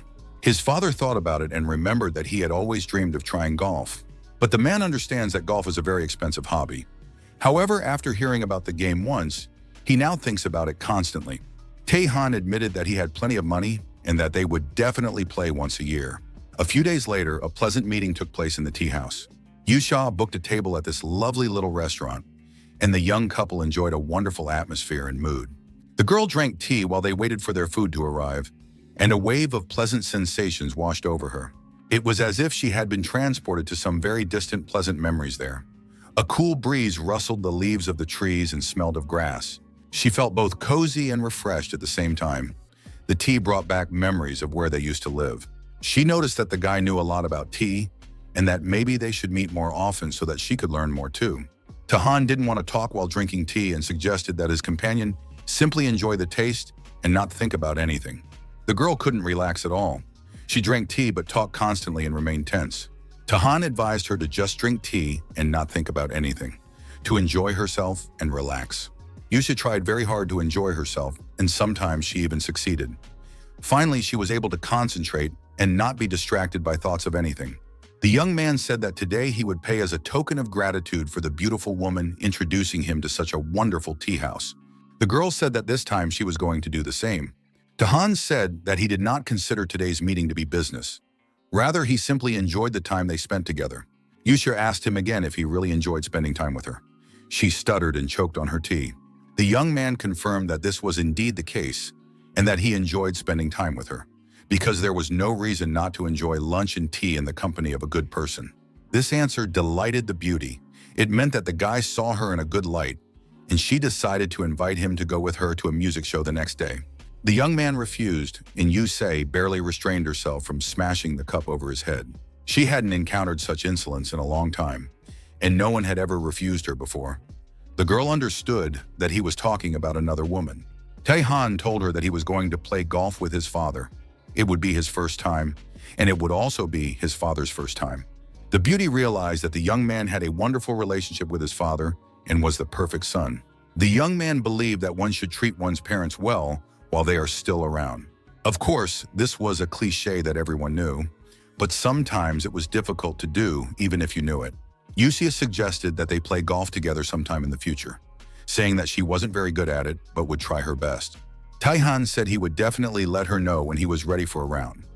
After that, the girl immediately began to wrap up their meeting, saying that she was fine. But the guy saw that the energy around the beauty had changed dramatically. The next day, all the participants gathered at the golf course. Tahan treated the man to a gift of an infusion he had made himself. It was a syrup made from bellflower root, and it should have suited the man's physique. It was unbearable, so the man immediately began to try it. It felt as if he were in a sauna, but it wasn't even ginseng, just bellflower root, but very bitter. Takan explained that this infusion was useful for relieving fatigue and replenishing energy, so it was advisable to drink it regularly. Finally, the man noticed Taehan's father. Kang Hoyeon introduced himself and said he hoped his son had not bothered the gentleman with any unreasonable requests. But the man reassured him, saying that he was delighted when Tahan contacted him, and now he could see how much the young man resembled his father. After all, it was a great joy to raise such a son, and the man's name was Jo Wan, and he owed his life to the young man. The man told how Takan saved his friend's life by risking his own on the rocky slopes of the mountain. The men continued their pleasant conversation, admiring the young man and talking about how indebted they would now be to each other for the rest of their lives. Finally, Taekan couldn't take it anymore and reminded everyone that they were going to play golf. Finally, everyone moved to the course and began practicing. The game was not particularly difficult, but it did not go as well as the players would have liked. Jo Wang explained the details using special vocabulary, and soon the father and son realized that they didn't understand anything, but most likely it sounded like a compliment. Perhaps they should have studied somewhere in advance, but in the end they came to learn, so they just needed to hit the ball and enjoy life. The young man was glad to see his father slowly relaxing and beginning to distract himself from his daily worries. He realized that he should bring his dad here more often. Suddenly his attention was drawn to a figure whose energy was very blood red. The young man looked closely and realized that it was a girl. She was about to strike, but she was in a disastrous state. Tahan saw balance and grace in her movements. There was absolutely nothing superfluous. Judging by her clothes, she must be a student preparing to become a professional, and her physical abilities seemed well honed. But that's what made the situation even more unfortunate. She was physically perfect, but was falling apart on an energetic level. Tahan knew that in her current state, the girl would not be able to pursue a career. The stranger understood that her body was fine, but for some reason her shots were not as good as before. Tahan sat down on a bench next to the girl and said that he felt she could have sent the ball much further instead of making such a disgraceful mistake. The girl looked back when she heard the voice and asked if the guy was talking to her. Tahan replied a little rudely that since there was no one else around, of course he was talking to her. Who else? The girl found this answer a little absurd, but she decided that the guy was just flirting because she was quite pretty. However, the young man began to deny it. explaining that he was talking about her body balance and did not mean anything romantic. Tai-han insisted that he was referring exclusively to her professional skills. He assumed that the girl was training hard to become a professional golfer and warned that excessive training could block her energy flow. The stranger denied this, explaining that she had no intention of becoming a professional athlete and only played golf for fun while she was still in school. The young man disagreed. Since childhood, she had won all the local tournaments, and giving it all up now would be a real waste.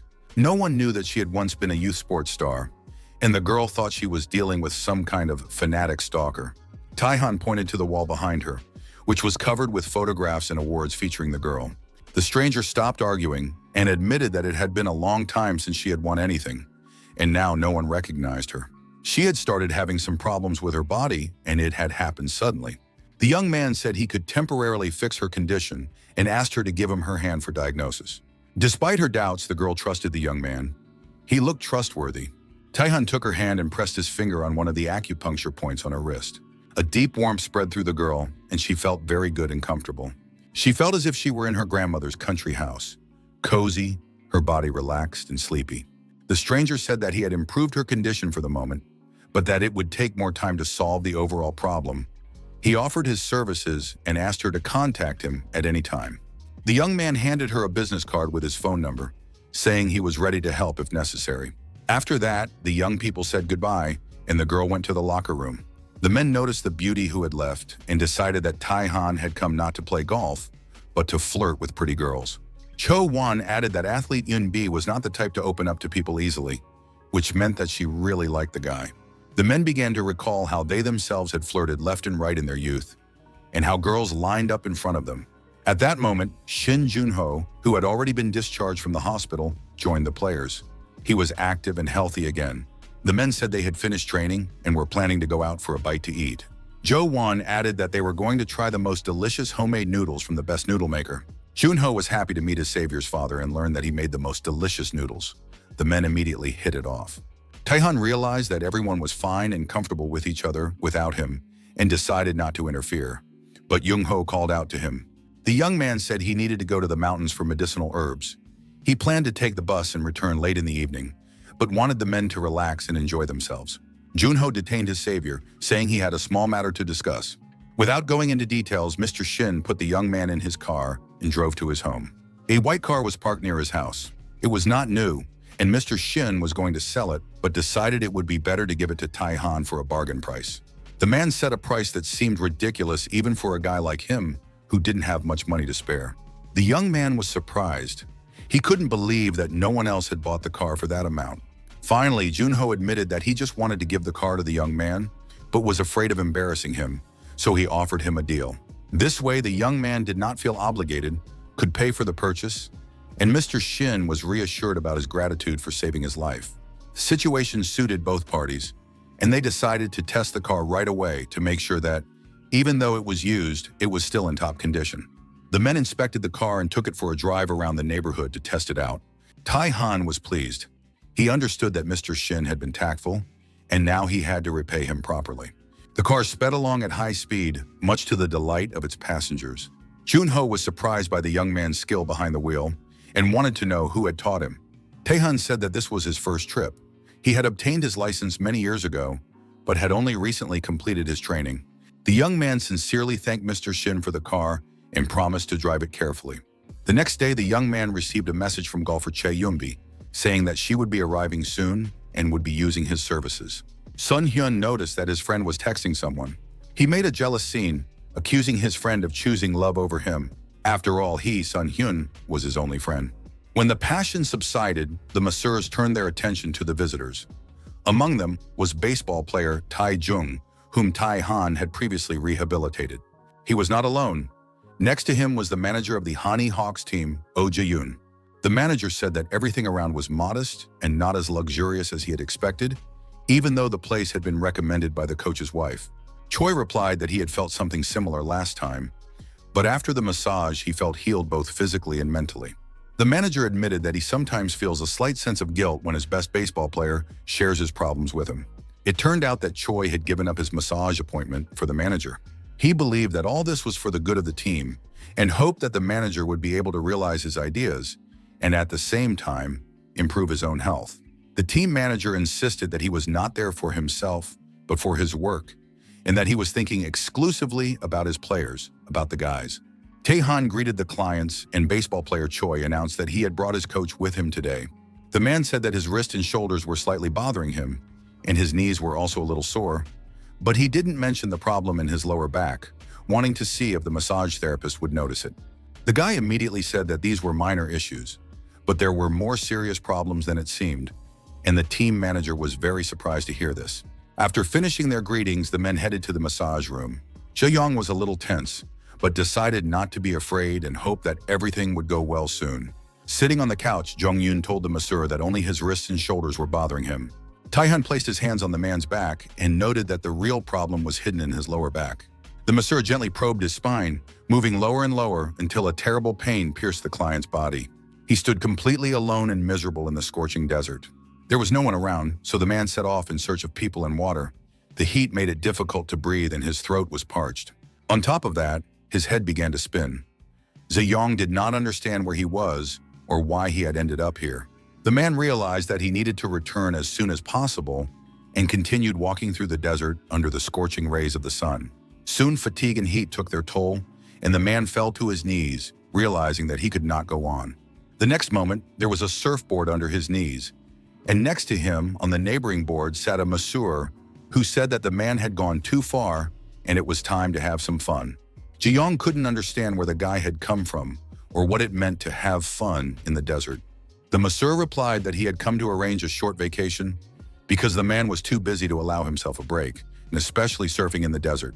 Some sound caught the manager's attention, and he couldn't figure out where it was coming from. Besides, he demanded that Taehan take him away from there and stop joking around, because the man had a huge pile of work waiting for him.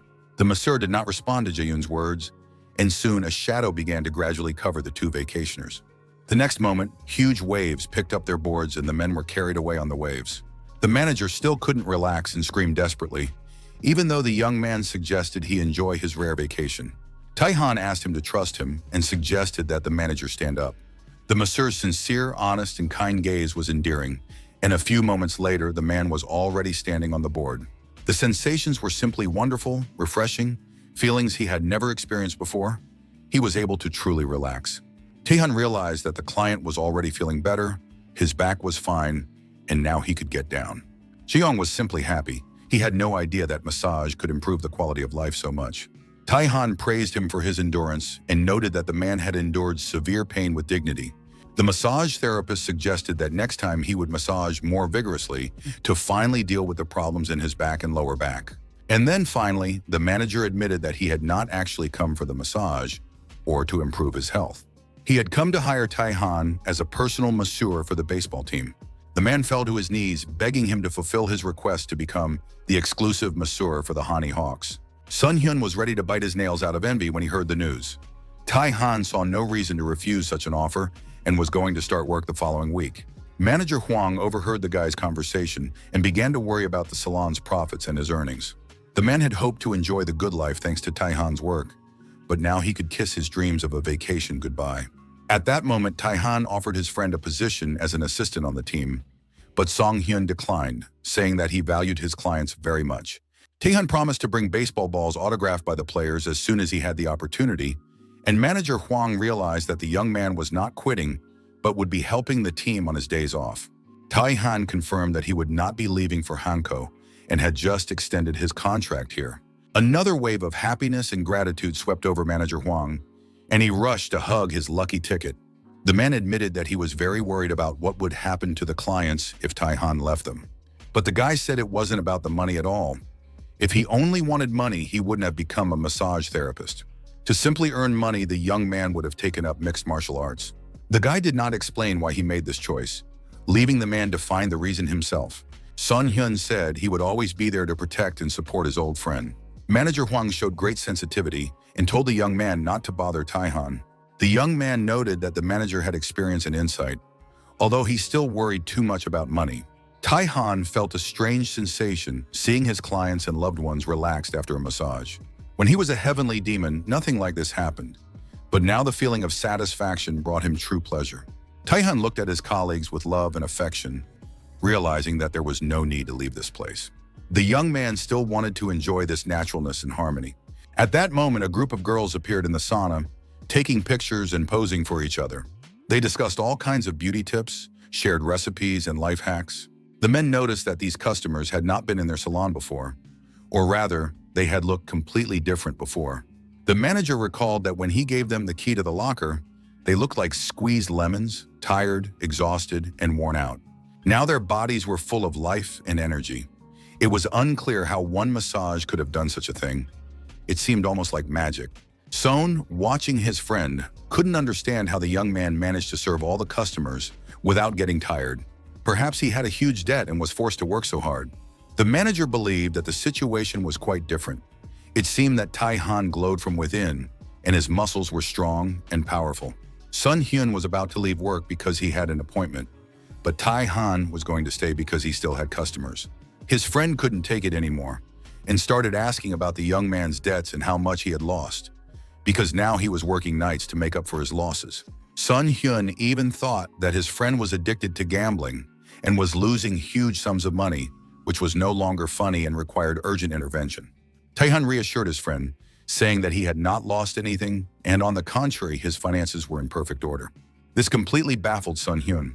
It was unclear why the guy was working so hard. Chae Yunbi tried to get to the right place as quickly as possible because she didn't visit Seoul often and didn't know her way around the city very well. In addition, the girl's back began to hurt, and she was still traveling. The pain did not go away. The golfer underwent numerous tests and examinations, but the doctors were unable to give a definitive answer. Without a clear understanding of the problem, they could not find a solution. The young golfer's physical condition continued to deteriorate. She realized that she would soon take her last swing before leaving golf forever. But meeting a stranger and his help began to change her condition. Yunbi felt better every day. She didn't understand how he did it, but decided to attend his session. The girl found the spa and was ready to meet Tai-han. Yu Se-ah was on a film shoot when, sitting at a table in a cafe, she dropped a cup and spilled her drink. The director rushed over to her, asking if she was hurt and how she was feeling, because she was playing the lead role. The director noticed that the beauty looked unwell. Se-ah said she was just scared, but most likely she had low blood sugar. The director offered to bring her a new drink, but Yu Se-ah felt that something bad was happening. A strange, incomprehensible feeling of anxiety overwhelmed the beauty. At that time, golfer Chae Yunbi was having a private massage session. The girl looked around the salon and decided that it wasn't so bad. Even better than she had expected. She took a fresh look at the massage therapist. He was tall, with broad shoulders, long legs, and a very handsome face. Last time she had hardly noticed him because of the pain that tormented the athlete. The young people looked at each other, thinking about different things, but it was time to start the massage and treatment. The guy laid the client down and began to feel her body to figure out the problem. Overall, she was perfectly healthy and had a strong, toned, athletic body without excess fat. However, the presence of pain indicated that the golfer had a problem with her lower back. Most likely, it was a congenital weakness in that area. The energy in these points was somewhat unstable and intertwined with the surrounding meridians. If left untreated, the flow of energy could stagnate. In the future, it could turn into negative energy, worsening her overall health. The young man promised to cure the athlete, and she just needed to relax and trust him. It sounded a bit like quackery, but why not give it a try?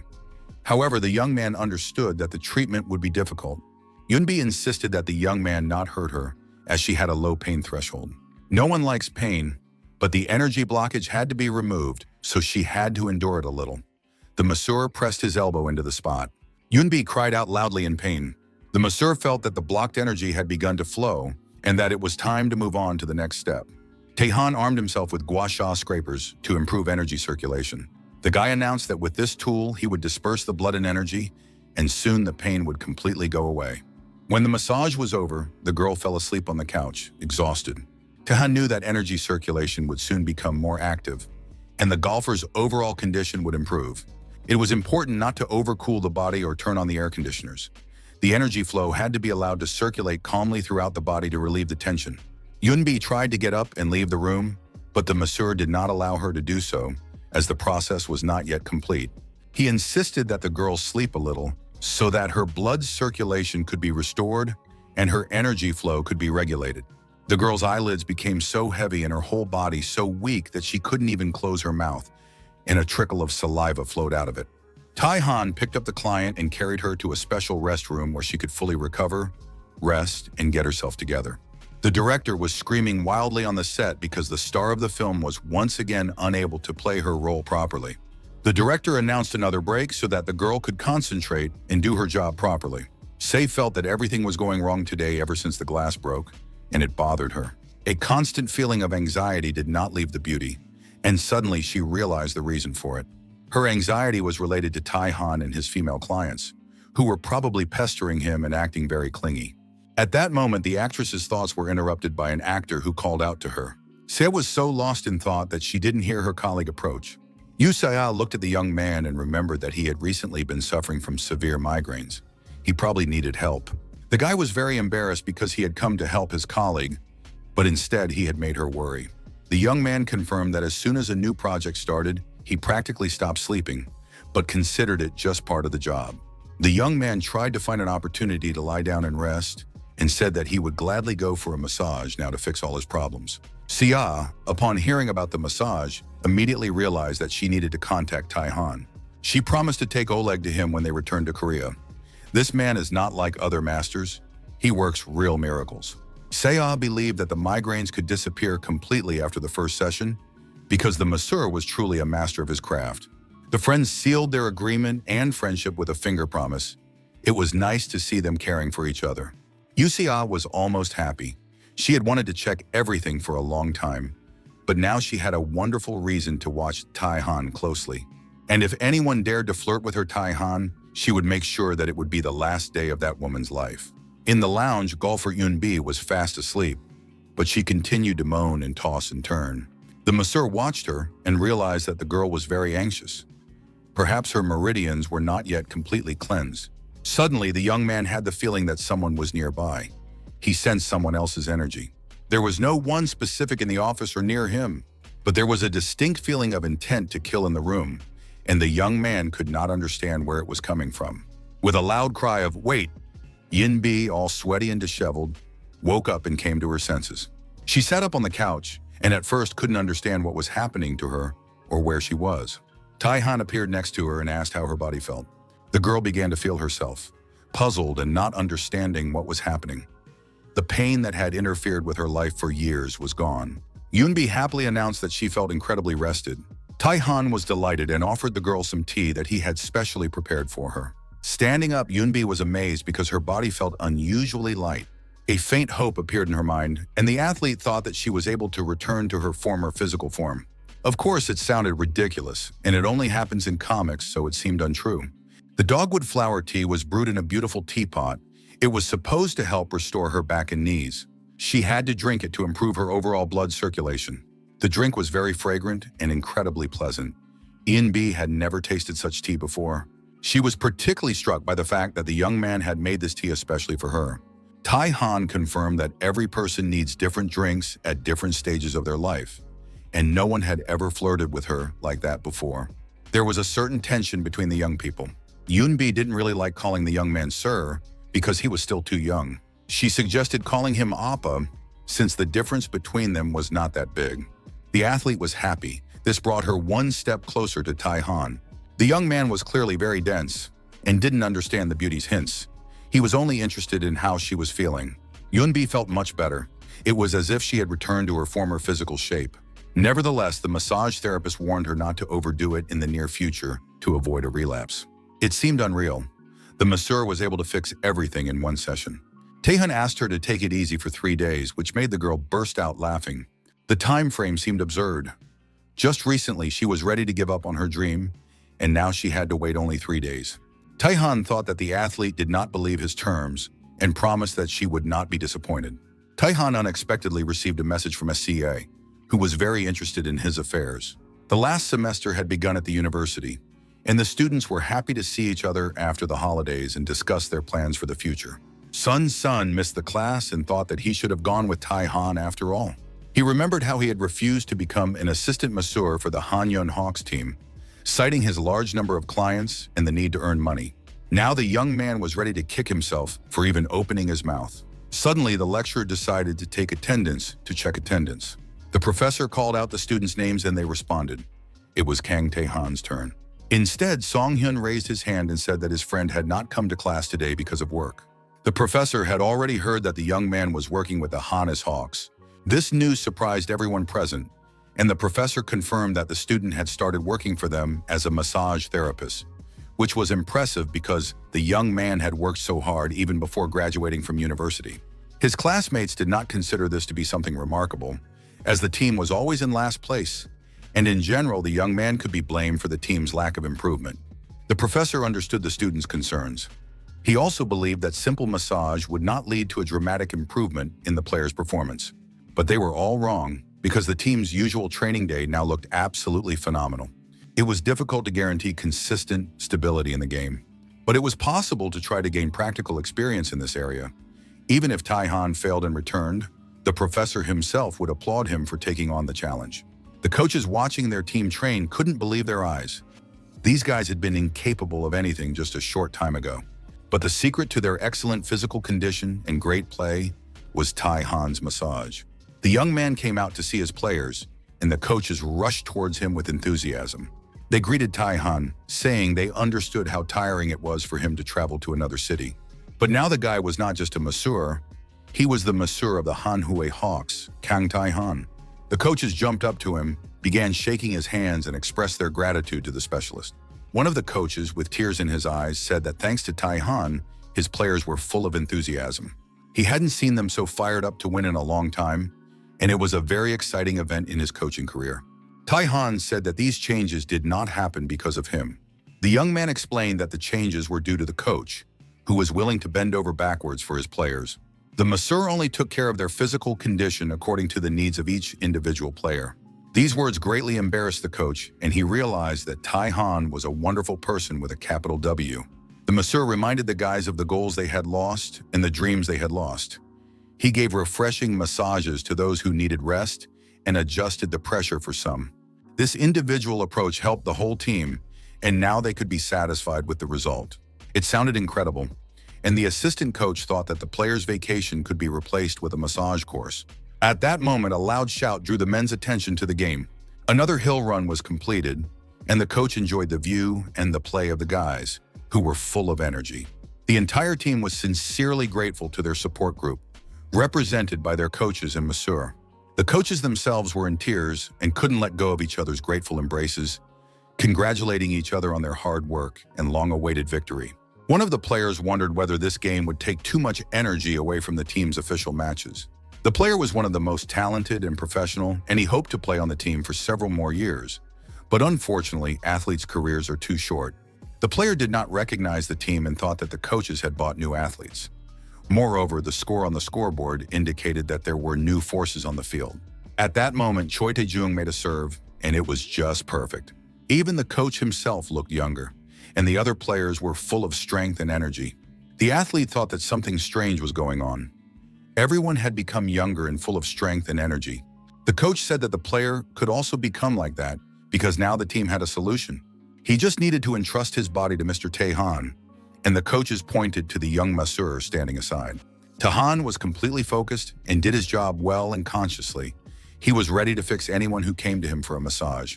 The player did not believe that it was the masseur's doing and thought that all these words were just exaggeration and some kind of advertising campaign aimed at promoting an unknown specialist and giving him the opportunity to earn money. The coaches tried to convince the player that the masseur was really good, but the athlete believed that the success in today's game was due to the player's good mood. The player said that he would just go to a recovery training session and had no intention of visiting the masseur. When he walked past Taehan, the latter nudged him with his shoulder. The young man announced that 30 seconds would be enough to heal his shoulder girdle. Despite the anger in the athlete's eyes, Taehan explained that he could do it in 30 seconds, and the baseball player would be back in top form. With that in mind, he could win the championship title this year. The man immediately realized that the masseur was well-versed in sports because the team would need to win every remaining game of the season to win the championship. Taehan said that the team would easily manage this, and at this point the player lost his temper, grabbing the young man by his shirt and trying to intimidate him. The player was sure that the masseur didn't understand the intricacies of the game and thought the championship was something like a neighborhood sporting event, while he had worked so hard for the team for so many years. But now all those years had been wasted because in the end, he didn't win the championship. Taehan took the player by the hand, and the man immediately felt a refreshing energy begin to rise up his arm. The masseur said that after his session, the player would feel this refreshing sensation for the rest of his life. He was ready to treat the player if he changed his mind. The coaches teased the embarrassed athlete, who did not believe in the miracles happening to him. So he decided not to think about it, but to do what the coach advised and see for himself what kind of masseur he was. The player approached the locker room door, and it seemed very large and unfamiliar to him, not like before. He opened the door, and a bright light illuminated him so much that he had to close his eyes. Inside, there was no locker room, but a school classroom, which was very strange and inexplicable. His classmates greeted their friend, waving and saying hello, but the baseball player didn't understand what was going on. The teacher looked the same as usual, but his body was filled with tremendous strength and energy. He secretly told him that he had gotten a massage to stay in shape before retiring. The teacher said he didn't think any of this was right. He decided that he would not retire and would fight for the championship title before he left because he felt full of energy. It was overflowing. Taehan entered the locker room and called the player to follow him for a massage session. Even when the player lay down on the couch, he remained skeptical about the massage and thought it would be better to go for another training session. Although his teammates were playing better, he wasn't sure if massage was right for him. Taehan did his job, working his magic on the athlete's sore and injured body parts while the player screamed in pain. The young man announced that he was finished, but the player felt as if something had been sucked out of him, and now he wasn't sure he could even stand up. Taehan completed the final stage and stimulated a few more areas. The young man said that the player's shoulder problem had been completely resolved. This news did not please the baseball player, who was about to quit the sport, but it turned out that all problems could be solved in a few minutes. But when the man got up from the couch, he noticed that the chronic pain in his shoulders had disappeared. Taehan warned that he would now do something even more important. But could anything be more important than the player's physical condition? It turned out that mental problems could also be treated. Taehan promised to fix the athlete's damaged mental state during today's session. Although the player claimed that his mental health was fine, the young man did not believe it and began to influence certain points on his head. Soon the player's consciousness cleared, and he seemed to sink into an incredible stream that took him back many years. At that time, he was the team captain and the most sought-after rookie and incredible player. After joining professional teams, the young man immediately became the #1 star, and now the Han Hawks hoped to win the championship with him. The game continued, but for some reason it didn't go well, and in the end, the result was disastrous. The Hawks lost in the final game of the Korean series. The young man was crying, but the coach tried to calm him down, saying that the player had performed very well for his debut season. However, this did not calm the boy down, because the team he had dreamed of his whole life was never satisfied with this. He vowed to win next year. Years followed, one after another, until the team came to a unanimous conclusion. Taepyeong missed the ball and his shoulder crashed into the fence. It looked very serious. The medics took the player away, and it was clear that, given his age, he would not be able to recover. The situation was tragic. The young man wept because of his injury, and the championship became even more unattainable for him because he would not be able to win it with his abilities. And all that remained was to be happy that he could simply play on the team. All this flashed through Taepyeong's mind. He came to his senses with a loud cry of "No!"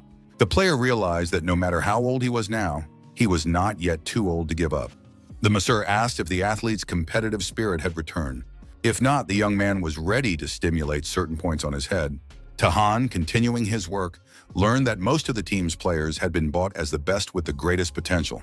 These players respected and valued Taepyeong very much, even though he had failed to pull their team through.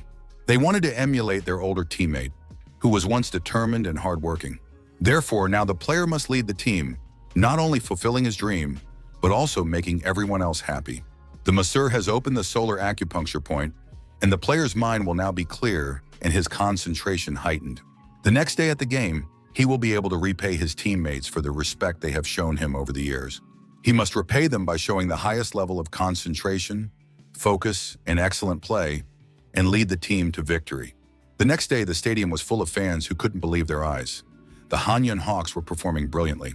Player Taepyeong stood out in particular, full of determination, just like in his debut years. The pitcher made his first throw. Kim Taepyeong managed to hit the ball, but something incredible happened. The player got ready to catch the ball and did so, giving the Hawks a chance to attack. It turned out that this was not the end. The ball flew over the fence. The opposing player, who usually played flawlessly, made many mistakes today, and thanks to teamwork, the Hawks won their first victory of the season.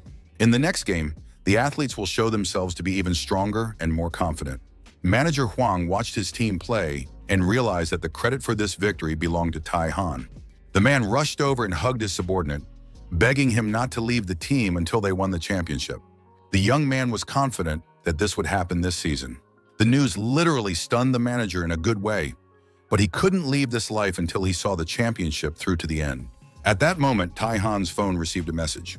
It was from actress Yu Se-ah, who was planning to visit a massage parlor in the coming days because her colleagues really needed help. A few days later, the actors did indeed show up at the salon. The girl introduced her colleague named Jo Chang-hyuk, whom she had already mentioned. He needed help. The guys greeted each other and the masseur led Jung-hyuk away. Se-ah was determined to gather evidence that the masseur was flirting with other clients and intended to investigate. Tai-han wanted to make tea for the girl so she could enjoy it while the actor was having his session. But the beauty refused the tea and asked to be present at the session, as she was very concerned about the health of her senior colleague, whom she truly respected. These words literally brought Chang-hyuk to tears, and the masseur did not resist and allowed the girl to attend. Everything went according to plan. If the beauty saw even the slightest hint that the women were trying to flirt with her Tai-han, she would rebuff them and teach them a lesson. Lost in thought, she was almost late for the session, and when she ran into the office, she was stunned. She looked at the masseur and thought it was just incredible. How cool this chic and handsome guy looked during the massage. When his strong, muscular hands touched someone else's body, his gaze was thoughtful and calm. At the same time, his fellow actor Chang-hyuk looked completely unimportant. Tai-han understood that everyone was going through difficult times, but it seemed that there was nothing he could do about it. To become better, the guy would have to go through it himself. The young man found himself in an unfamiliar place. He was dressed in knight's armor, and on his head was a metal hoop that fit tightly against his hair. This outfit looked completely ridiculous, and the young man was holding a sharp sword in his hands and did not understand how he had ended up here. He guessed that he had ended up in a comic book, and the genre had taken a turn for the worse. Suddenly, something flew past the young man's ear, and he felt a cut on his cheek. The flying object hit the wall and exploded. The young man looked around and saw strange figures approaching him. These people looked disgusting, scary, traumatized, armed with various weapons, and demanding their money back. The guy didn't understand what money they were talking about. At that moment, one of the men lunged at him and demanded the money his father had invested in the business. The young man continued to fight and said that he had worked for years to pay back the money with interest. He had worked hard for many years to pay off the debt. He started out as an extra in historical dramas, playing minor roles with only one line, and the other actors paid no attention to him. But the guy achieved his goal of protecting the family that relied on him and earned the money to pay off his debts. Now he demanded that the stranger stop tormenting him. After that, the guy heard a voice asking how much money he had already spent this month. The voice said that his neighbor had returned from a trip to Europe, and now that the debts were paid off, they wanted to go on a trip too. One of them wanted to learn to play the violin, and the guy had to pay for lessons at the academy for the sake of his family because he was a good son and would help his relatives. After all, he was the best son, and his parents were very grateful to him for being so respectful. They were happy. The young man, of course, agreed to fulfill their wishes because they loved him so much. The boy was ready to do anything and take care of everything they asked him to. And at that moment, someone's hand was squeezing his throat. But as long as his family was satisfied with his sacrifice, that was enough, even if it was almost impossible to breathe. Suddenly, someone's hand touched him. Tai-han said he needed to pull himself together. The masseur was able to destroy the negative energy around the guy and made him feel free from the other people who had latched onto him. The young man woke up, not understanding where he was or where his family was. He was angry at Tai-han for driving away his loved ones, who were so important to him. Tai-han said that the young man should not dare to talk back to the person who saved his life. After that, the masseur ordered him to open his eyes and watch carefully. Did the young man really think that these were his parents who loved their son? If they were really his family, they wouldn't have suffocated him. And even in difficult times, they would have shared the responsibility with him and supported him. After all, actor Jang-hyuk himself had personal problems, but he took on the burden of difficult times and supported his entire family. Realizing what was happening, Jang-hyuk felt as if a heavy burden had been lifted from him, and he found himself alone in the world, completely unprotected from problems and difficulties. Taehan understood that it had been very difficult for the guy all this time, so now he needed to be careful. Chung Hyuk seemed to be at the beginning of his journey and did not understand where he should go. Taehan pointed out that he needed to climb to a great height, and the guy had no idea how to do it. The masseur said that now his body felt lighter and he would be able to jump, and once he got out, he needed to start taking care of himself. The guy said goodbye, but Chung Hyuk still had doubts. He didn't believe he could do it, even though he felt better and lighter. He wasn't sure it was even possible to jump there, but he decided to take a chance and did it with all his strength, even though the jump seemed pointless. Soon he was floating in the air, amazed that he had been able to do it. When he came to his senses, the actor thanked him for the massage, saying that it helped relieve his accumulated fatigue.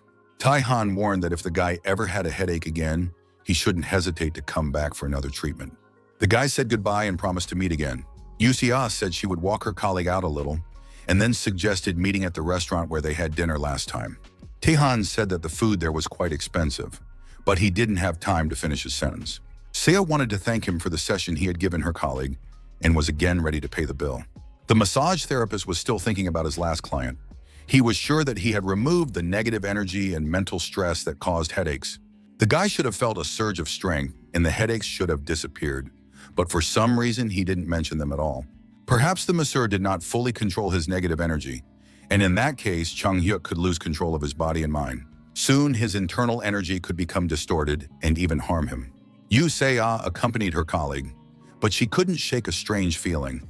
It seemed to her that the actor was trying to escape, and he showed no emotion when talking about his feelings about the massage, as if he had visited a regular masseur.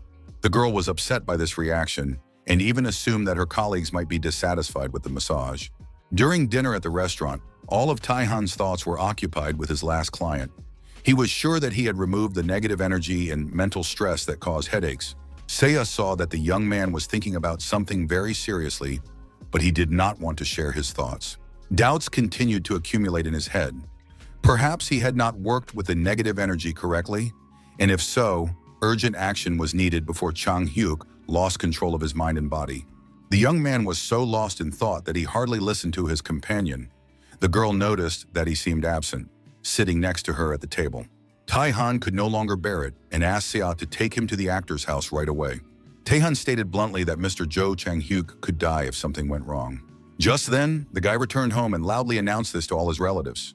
At that moment, his parents were discussing the handbags and outfits they had managed to buy in exclusive stores, which were expensive and rare in the country. They discussed that there would be a new collection tomorrow and that they had to get to the stores in time. The young man repeated that he was home. His parents decided that they needed to buy high quality, expensive, and the best shoes. He said again that he was home. Summoning all his strength, the young man shouted with tears in his eyes that he was at home. Finally, his parents looked up from their shopping and looked at the screaming boy. His mother asked, "Why are you shouting in the middle of the night? If you're home, you need to wash up and go to bed. You have work again tomorrow." The young man replied quietly and indistinctly, and his parents did not hear him. They immediately became active. "Tomorrow is the day to pay the balance for the construction for our brother. We need to make sure that the money is transferred in advance to avoid problems." The young man felt an iron hoop squeezing his head and told his parents that he had something to tell them. Chung Hyuk announced that he was going to move out of the apartment, at which point the steel hoops squeezed his head. At that moment, Taehan and Seiya were running through the streets of the city in alarm. The young man was running so fast that the girl had no chance of catching up, and she was amazed. She didn't understand how a person could move so fast, and the young man was sure that something was definitely wrong with Chung Hyuk's energy. The masseur thought he had missed something, but couldn't figure out what it was. The young man was sure he had done everything necessary. The only thing he understood was that he had to hurry and act as quickly as possible before the actor lost control. Suddenly, on the sports field, he saw a man sitting on a swing. It was none other than actor Jo Chang-hyuk. Taehan ran up to the actor, asking if he was okay and how his body felt. The actor was surprised to see the masseur in his yard. The men's eyes met. The masseur noticed that the actor's entire body was covered in bruises.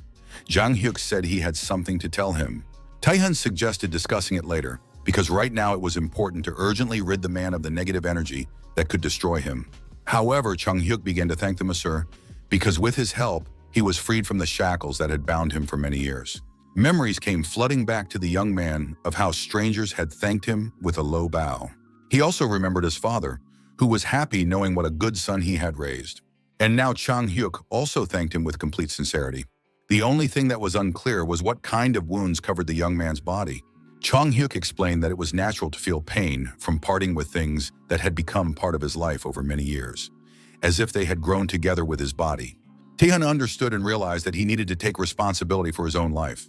It's not easy, and now the masseur is sincerely proud of the guy.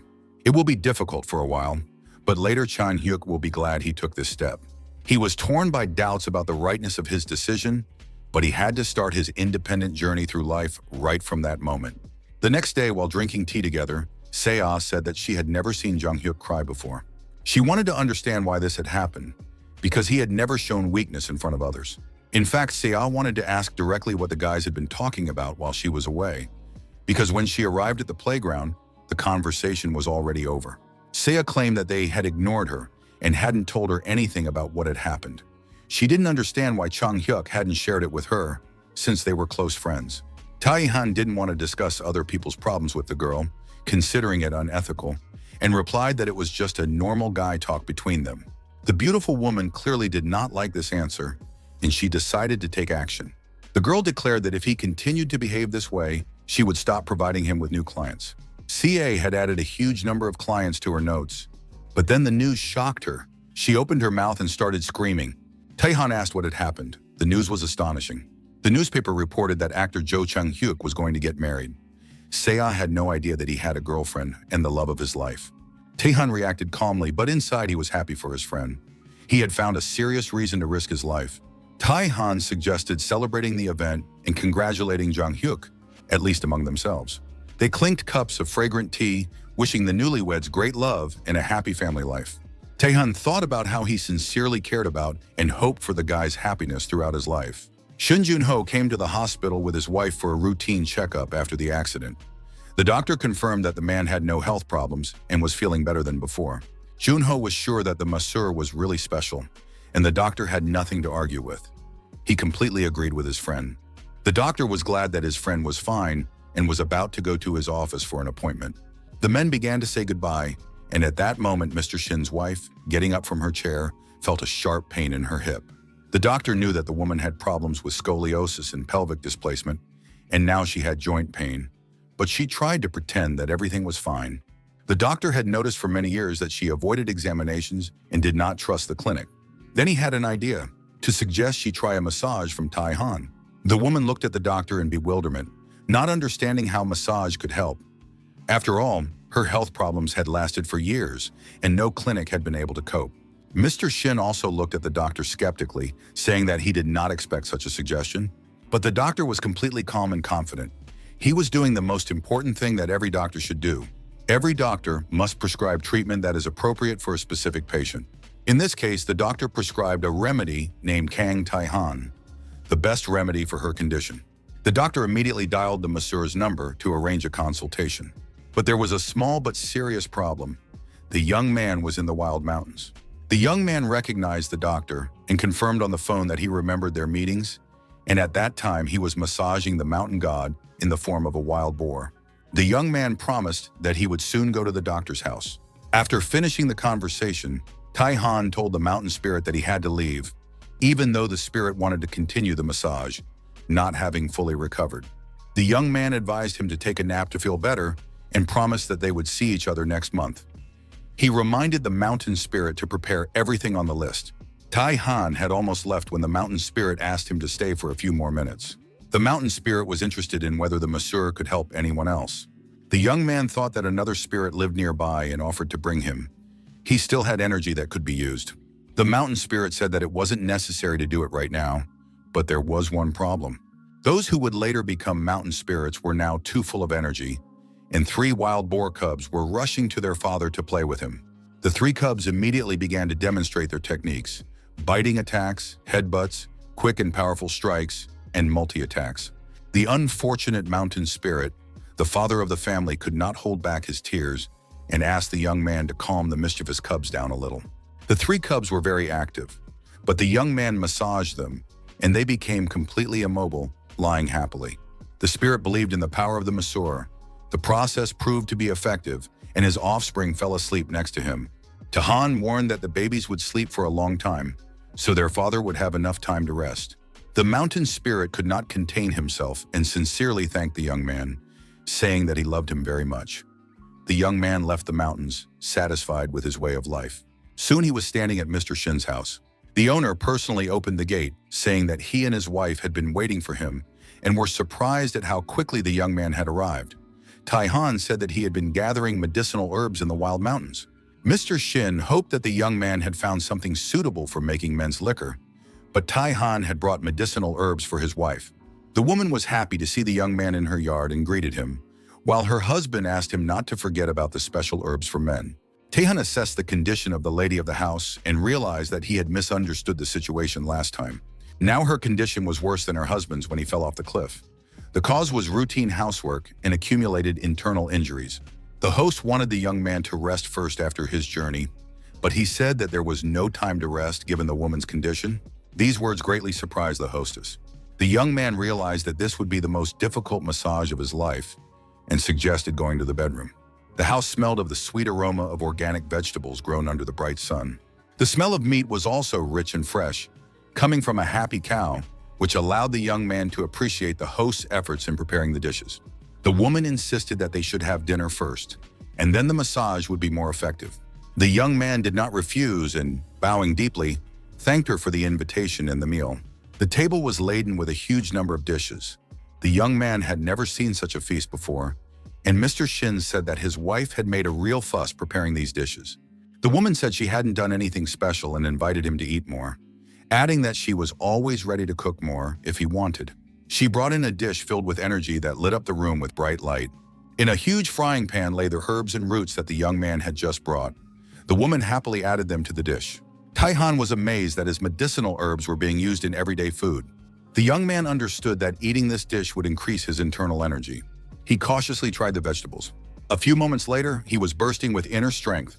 The energy spread throughout his body, but the young man pretended to be simply eating dinner. Of course, the amount of medicinal herbs was too much, and he had to calm down to harness the energy, breathing deeply and restoring his condition. The hospitable host asked him how he liked the food. The young man confirmed that everything was indeed delicious and that the woman had every right to be proud of it. He looked at the stew and realized that it was not just a mushroom dish, but practically a medicinal one, and he had accidentally gained a year's supply of internal energy. Thanks to this reserve, he would be able to give even more effective massages. Soon, lunch came to an end. The woman lay down on the bed so that Taihan could give her a massage. Without even touching her body, he could see that her body was exhausted, and it wasn't just because of the overwork of recent years. The young man asked Mr. Shin about his wife's health in her youth. The man claimed that she had always been full of energy, but had spent it all on supporting his business, and now this had led to disastrous consequences. She cooked 3 meals a day, did the laundry, and ironed his clothes so that he would look presentable, then gave birth to and raised children, and the man realized that he would never be able to fully atone for his guilt. No matter how well a husband treats his wife, it will never be enough. The woman believed that there was no need to bring up such things, because thanks to her husband, they lived without problems. She told the young man that their child was born late, is now in elementary school, and often asked to go to the amusement park. The woman constantly refuses him, unsure if she can handle it, hoping that after the massage she will be in good enough shape to go there. Taihan considered this quite possible and offered to treat her. He warned that the massage would be painful as the problems had accumulated over the years, and hoped that the woman would be able to endure it. For the sake of her child, she was ready to endure any pain, which in the end was necessary for her as well. Taihan exchanged glances with his client and prepared for the session. Bad energy had accumulated in the woman's body over the years. If internal energy was introduced recklessly, it could damage her organs. The guy cautiously started with the cervical spine. As he massaged her neck, he saw the woman struggling to hold back tears from the pain. If she could endure this, then she would soon be ready to enjoy the amusement park. A park employee asked to check the seat belts, and the woman, not understanding what was happening, sat in the carousel with her husband. After checking the belts, the swing started, and the couple began riding the roller coaster. After relieving the tension in her cervical spine, Taihan noticed that her energy began to circulate normally. Soon, the woman was no longer afraid and turned to her husband to show him the beauty around them. She remembered that it had been a very long time since she had last been in a place like this. Not once since the birth of her child had she enjoyed such beauty. The young man gradually moved down her spine, and the energy spread throughout the woman's body. She screamed with childlike delight as the carousel descended. Thanks to the energy she received, she felt revitalized, and the masseur corrected her curved spine. With the curved parts restored, the woman felt refreshed and was happy riding the roller coaster. Suddenly, her husband tensed up more than usual and began to shout warily. He noticed that something was happening ahead. It turned out that the roller coaster had broken down, and their car was about to fall from a great height at full speed. At this time, Taihan continued to massage the thoracic spine, moving towards the lower back. When his hands reached her lower back, he discovered a severe blockage. The young man understood that this caused terrible pain, but he had to clear the point on the spine to ease the woman's suffering. The client was lying almost unconscious, covered in sweat, and the young man was not sure if she could withstand the pain. The cabin raced down the slopes, and Mr. Shin had already said goodbye to the world, greeting his grandmother who had died several years ago. His wife reminded her husband how many obstacles they had already overcome, and that if they stayed together, they would be able to cope with this one too. These words made a strong impression on Mr. Shin, and encouraged, he said that they had been through worse situations, so now they just needed to hold on tight. The cabin continued to rush forward at full speed, but soon returned to the rails. Mr. Shin realized that they were not going to fall and were unlikely to be injured. It turned out that the cabin was flying through the air, and it was wonderful. The rails appeared under the carriage as the couple moved forward. Thus, the couple had overcome the enormous, winding path of life. Over the years, the couple had supported each other, taking care of their health and creating a cozy home. Now they were going to pay even more attention to each other. He told his wife that she didn't need to strain herself for him or the child, because her health was the most important thing, and asked her to take care of herself. She had worked hard all this time, and her husband loved her very much. After the massage session, the woman fell asleep without pain for the first time. She looked completely relaxed, happy, and even rejuvenated. Mr. Shin noted that her expression showed how much better she felt and thanked the young man for the treatment. Taehan guaranteed that the woman would no longer suffer from joint pain, but that next time, attention would need to be paid to her pelvis and spine. Mr. Shin was surprised and slightly alarmed that the young man was going to give her another massage. Taehan received a lot of help from the man, and the dinner prepared by the woman was so delicious that he felt it was his duty to work some more. Mr. Shin couldn't understand how such a blessing had come upon them, for he had lived an honest but difficult life. Now he believed that it had all been worth it. Next time, he would personally bring his wife for a massage. He was happy to see his beloved wife sleeping peacefully, something that had not happened for many years. He sincerely thanked the young man once again for his help. There were many athletes at the training ground of the Women's Professional Golf Association. Choi Eun-bi was happy to be playing her favorite sport again, without feeling any pain or heaviness in her body. The girls greeted each other and soon announced that the preliminary test participants needed to proceed to their holes. Behind her, she could hear the surprised voices of the other participants. They were amazed that Eun-bi had come to the tournament. Some of the rude golfers expressed surprise at seeing her there. They doubted that she would be able to play, given her previous health problems, and advised her not to participate so as not to embarrass herself. Eun-bi realized that years had passed, but her rival's attitude had not changed. She declared that her injury had completely healed. Soon, a participant named Choi Eun-bi was invited to the tee. The girls wanted to see what skills the promising athlete, who was nearing the end of her career, would display. She approached the ball, concentrated, and prepared to strike. Eun-bi knew that now she would find out how effective Taehan's massage was. The shot was perfect. The ball flew far, and Eun-bi believed that the massage had helped. Of course, it was too early to judge the result. She had to wait until the ball reached the right place. The ball had to land near the hole marked with a red flag and not stop prematurely. The ball had to roll right into the hole marked with a red flag, and it did so in the next few seconds. It was an amazing shot that hit the target on the first try. All the contestants were amazed by its accuracy and precision, and Eun-bi herself was delighted with the result. The girl wished the other participants good luck and immediately began typing a message to the person who had brought her back to the sport, her massage therapist, Taehan. At that moment, the young man was busy with another client, and in her message, the young golfer thanked him for his help and, as a token of her gratitude, suggested they have dinner together. Meanwhile, the young man was preparing food in his kitchen. Soon, new messages came from Eun-bi. She reminded him that Taehan had not yet replied. The young man explained that he was busy with another client and apologized for the delay. Eun-bi sent him a photo. She said that she had participated in the competition to get back into her usual rhythm, but had reached the final and was now considering whether to resume her professional career. The guy supported her decision, considering her to be very talented, and suggested she come for a massage before the final stage. Taihan agreed to have dinner with her to discuss her future career. All this time, risotto was cooking on the stove, and soon the young man realized that the dish was almost ready. A faint light was coming from under the lid. Everything turned out exactly as he had expected. Rice with pine mushrooms. The young man added mushrooms and roots obtained from the mountain spirit to the dinner. He wanted to prepare a dish that would significantly increase internal energy. The taste was amazing. The seaweed and shrimp provided a salty flavor. Everything blended perfectly with the deep aroma of the mushrooms, and the roots were added in just the right proportion. The combination was fantastic, and the young man's body was filled with spiritual energy. He thought it would be worthwhile to add such ingredients to his food regularly. The encounter with the mountain spirit seemed like gaining a powerful ally.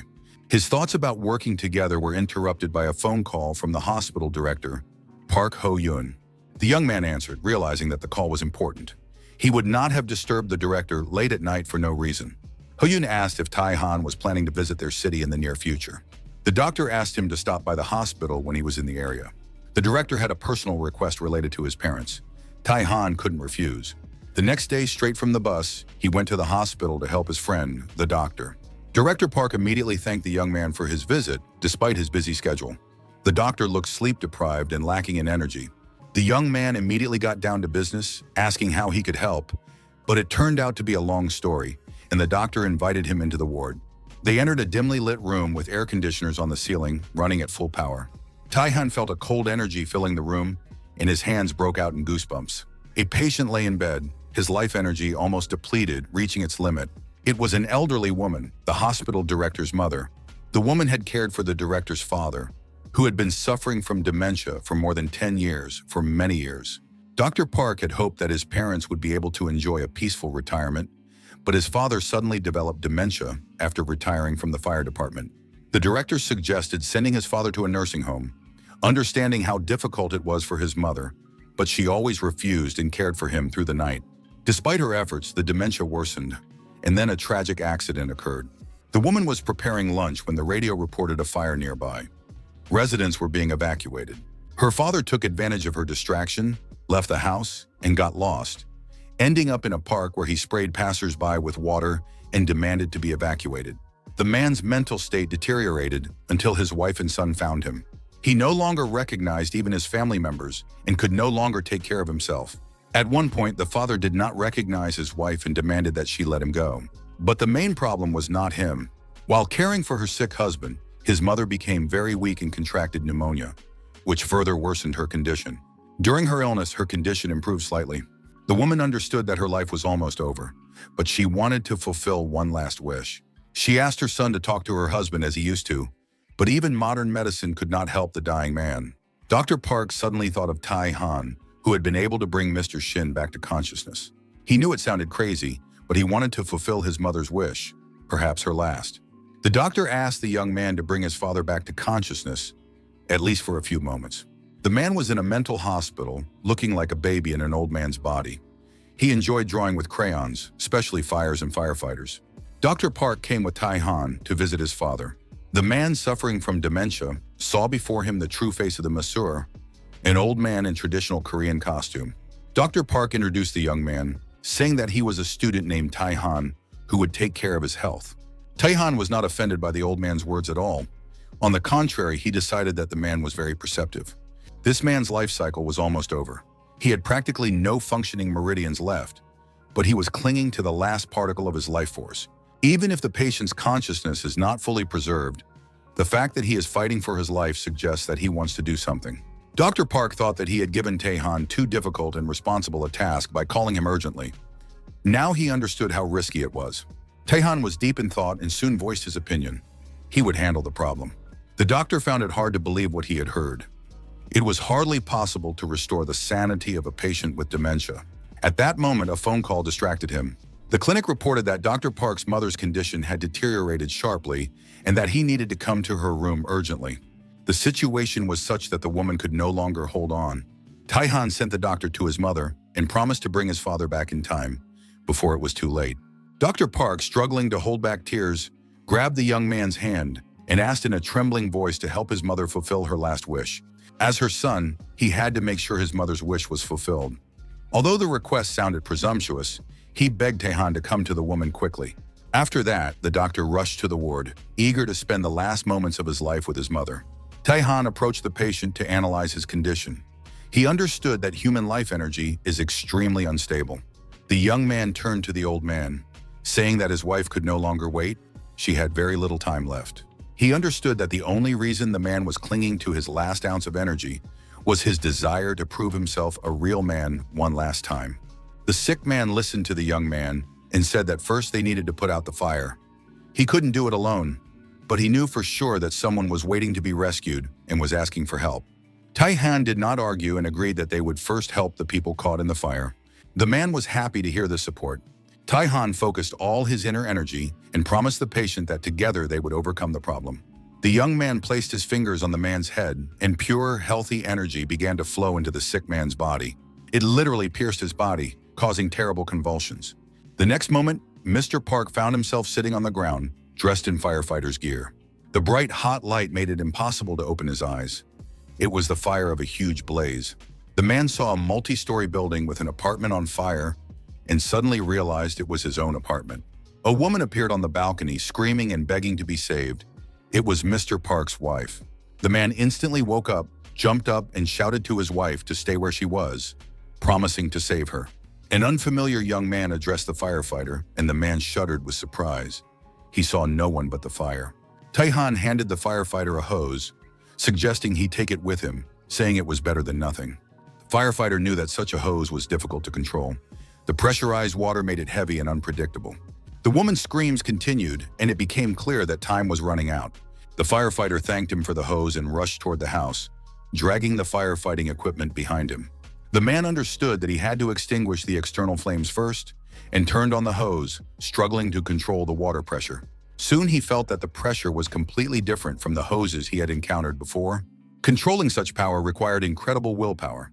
Taehan helped increase the flow so that the fire could be completely extinguished. The man strained with all his might, but he had enough strength to direct the stream of water exactly where it was needed. After a while, it became clear that the firefighters' efforts had not been in vain. Everything had worked out. The smoke cleared from the house and the fire went out.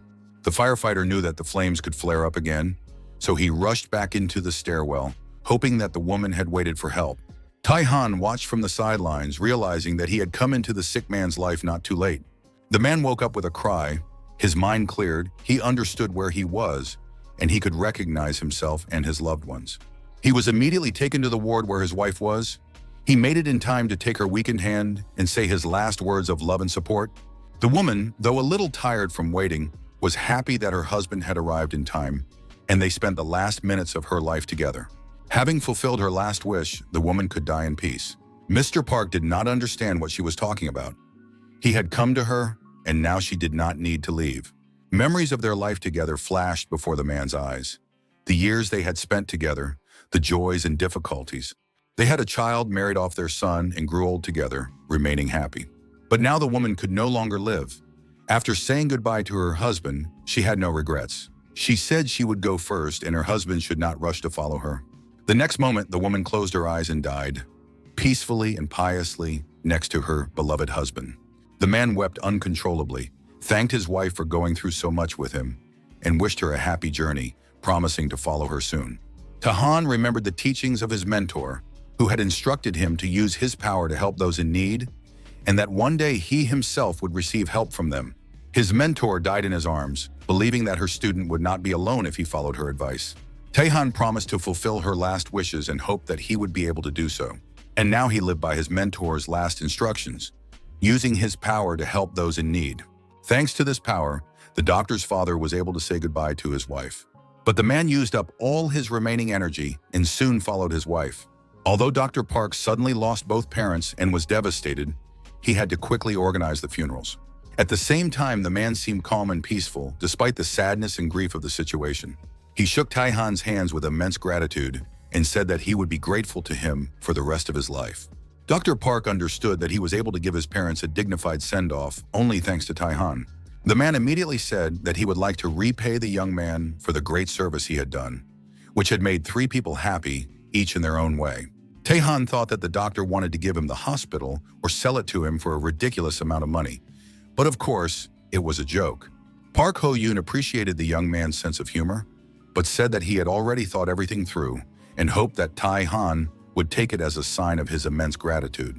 However, given the circumstances, they would have to discuss it later. They were busy with the funeral, so they decided to meet again in a while. A friendly match was held at the Hanyunhawk Stadium, with the grand prize being a massage session from Taehan for the winning team. The players were determined to fight to the death.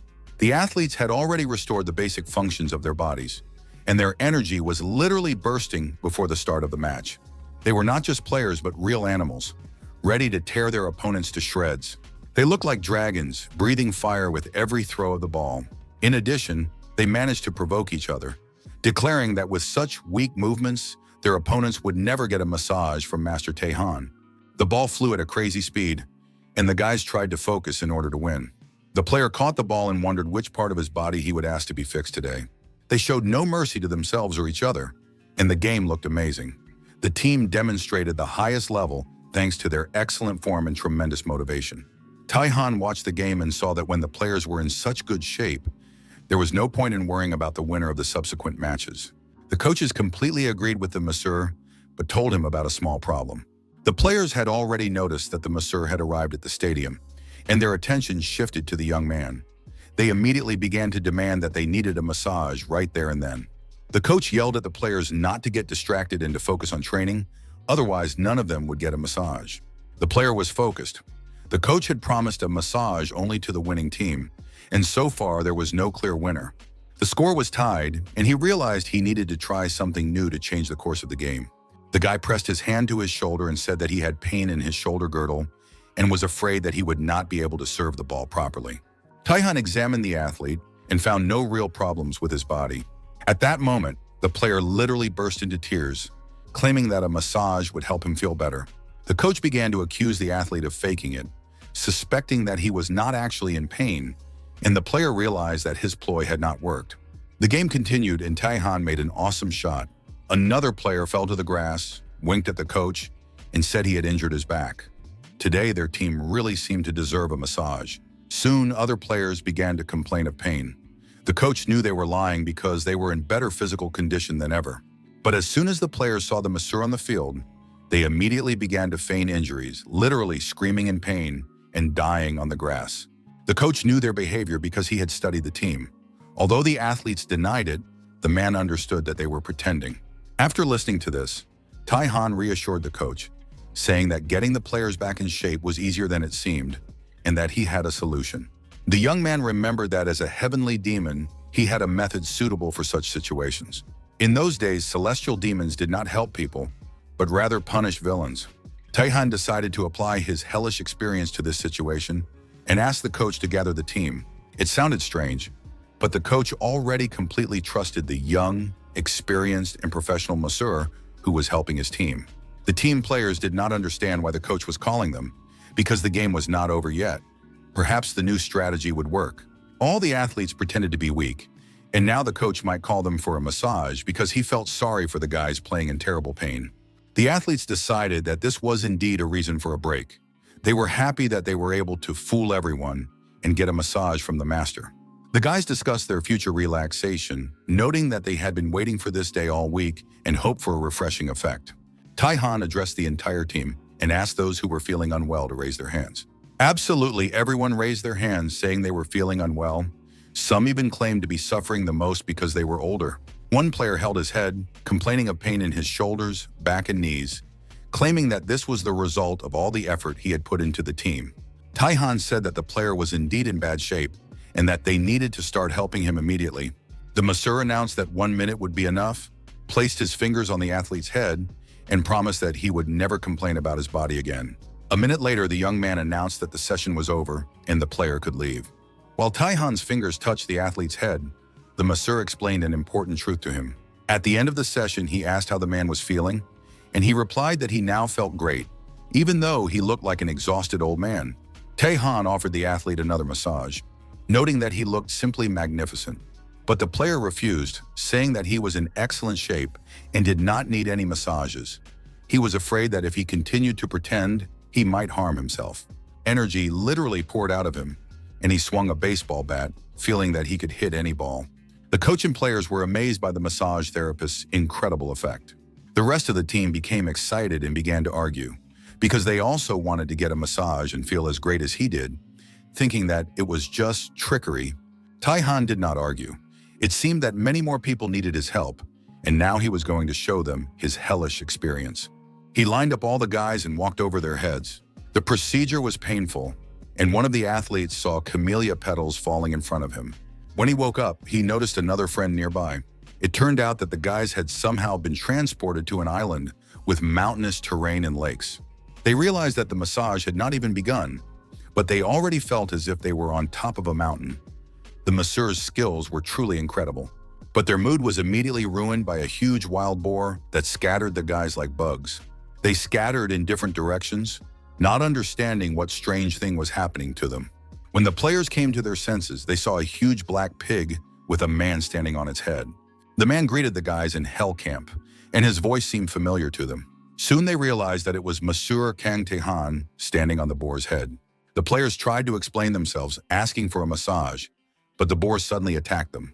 The masseur addressed the athletes, reminding them that in team sports, it is not only the individual player who suffers, but the whole team. Now they were in for a lesson. The black pig would deal with them, and depending on their behavior, they would either get a delicious lunch or become food themselves. The players realized that this was no joke and began to gather their strength, otherwise they would face death. Thus began the training. The cries and screams of the players echoed throughout the area as they begged for help, apologized, tried to negotiate, and finally decided to act together. At one point, the ball hit a black boar in the head and it let out a death rattle. The boys achieved a result, and it seemed that they had learned something. When there are comrades in a team, there is nothing they cannot achieve together. If players are not willing to make sacrifices, they will not achieve anything. This must be remembered and kept in mind. Taihan was glad that the guys had learned their lesson. Now the young man was ready to reward everyone with a massage with the flavor of black pork belly, inviting them to come out one by one. A sudden phone call interrupted the training, and the guys, not understanding what had happened, lay on the field relaxed and rested. It was the hospital director, Dr. Park Ho-yoon, calling. He said he wanted to discuss the payment he had mentioned earlier and called to arrange a meeting. The young man tried to refuse, but Dr. Park was determined and said he would come to Seoul the next day for a serious conversation. Taeyeon had no idea what the conversation would be about and was intrigued. Park Ho-yoon came to the sauna, knowing that this was where Taihan's massage parlor was located. He saw a huge stream of exhausted people walking one after another, thinking they needed a massage. A short time later, these same people looked completely transformed, healthy, energetic, refreshed, and feeling great. Everyone hoped to get another massage session, realizing that it would give them the strength and opportunity to change their lives. Dr. Park was convinced that the massage therapist truly had incredible skills and a huge workload with a constant stream of clients. At that moment, manager Huang noticed the doctor, whom he had not met before. He understood that the young man was booked up for 2 months in advance, and if the doctor needed a massage today, he would have to see another specialist. The man replied that he had not come for a massage, but to discuss a personal matter with Taihan. Dr. Park informed the manager that the meeting had been arranged in advance and would not affect the schedules of other clients, and asked him to call the massage therapist. The situation seemed suspicious to manager Huan, and although he went to find Taihan, he was curious about who was looking for his best employee. The manager thought the man might be the CEO, but the positive aura emanating from him confused him. This was no ordinary manager. Taehan greeted the director with a firm handshake, and manager Huan realized with horror that he was standing in front of the director of another massage parlor. Taihan told his boss he'd be back soon, but manager Huang's mind was already far away. He understood that the young man was too talented for such a place, but he didn't want to let him go so quickly. After all, there were still bonuses, vacations, and all the other victories ahead. While manager Huang sat there upset, imagining all his hopes crumbling, Sun Hyun approached him. The guy had come out to take a break between clients and couldn't help but notice his upset boss. It seemed that the Hawks had lost again. Manager Huang spoke in riddles, saying that in the modern world, one cannot count on the affection or sacrifice of others, and that soon they would all be taking a break. At that moment, an important conversation was taking place in a cafe not far from the massage parlor. Dr. Park handed Taehan an envelope with documents, the main reason for his visit. The envelope contained the plans for a building invested in by the doctor's father and other acquaintances. Now Dr. Park wanted to open Taehan's massage parlor in this building. The doctor said he would allow the young man to open his own salon with cafes and restaurants below and a hotel above.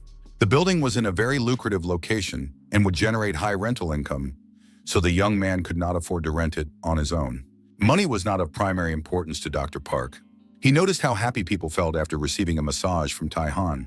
Even the doctor's father, who suffered from dementia, was able to smile genuinely until the last moment of his life, thanks only to Taehan's help. Before he died, the man told his son to support the massage therapist who brought happiness to so many people.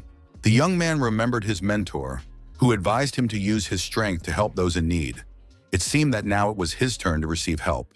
Taehan understood that he could only offer a limited number of massages, as one person could not serve everyone who wanted one. If the salon worked efficiently, he would be able to serve more people. Cooperation with the hotel would increase customer satisfaction. Dr. Park begged the young man not to give up because it was his father's last wish, and he himself wanted to fulfill the deceased's will. Doubts tormented Taehan. He dreamed of having his own salon, but it would be unforgivable to lose such an opportunity. The young man said he would do everything possible to fulfill his deceased parents' last wish. Dr. Park was sincerely glad that the young man had agreed to accept the offer. The man was sure that his parents would be proud of their son and would live happily in heaven if they knew about his decision. Manager Hwan's face was sad and pensive when the young man returned from his break. Taehan was also pensive, but before going to the next client, he made a request to the manager. He asked that no one else be scheduled to see him, and the manager understood his request. Taehan looked at his colleagues and was surprised by his boss's calm reaction, who didn't even ask for an explanation. The manager replied that he didn't need an explanation. He understood anyway, because the young man was leaving the salon, and he was curious to know where he would work now. Taehan announced that he was not going to another salon, but would open his own.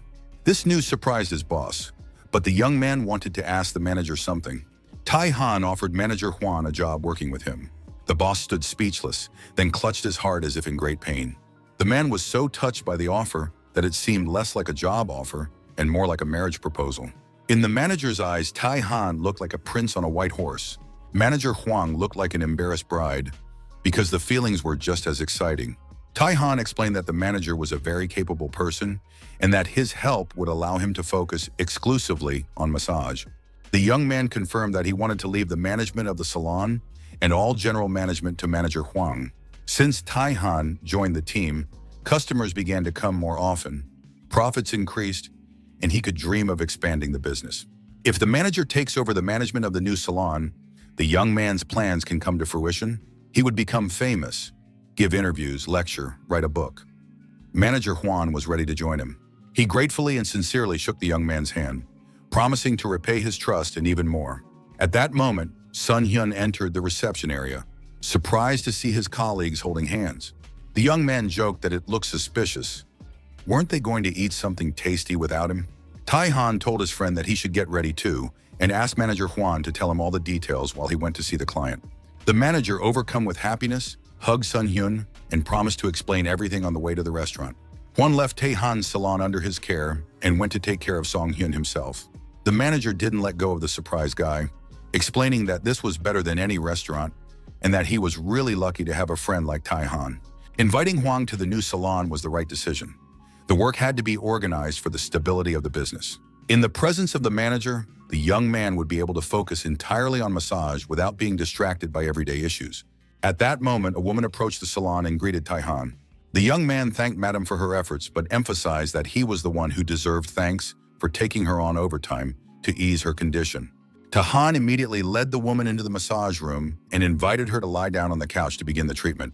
The young man noticed that the woman's overall well-being had improved significantly, and she confirmed that she now felt much better and was able to do her housework without feeling as tired as before.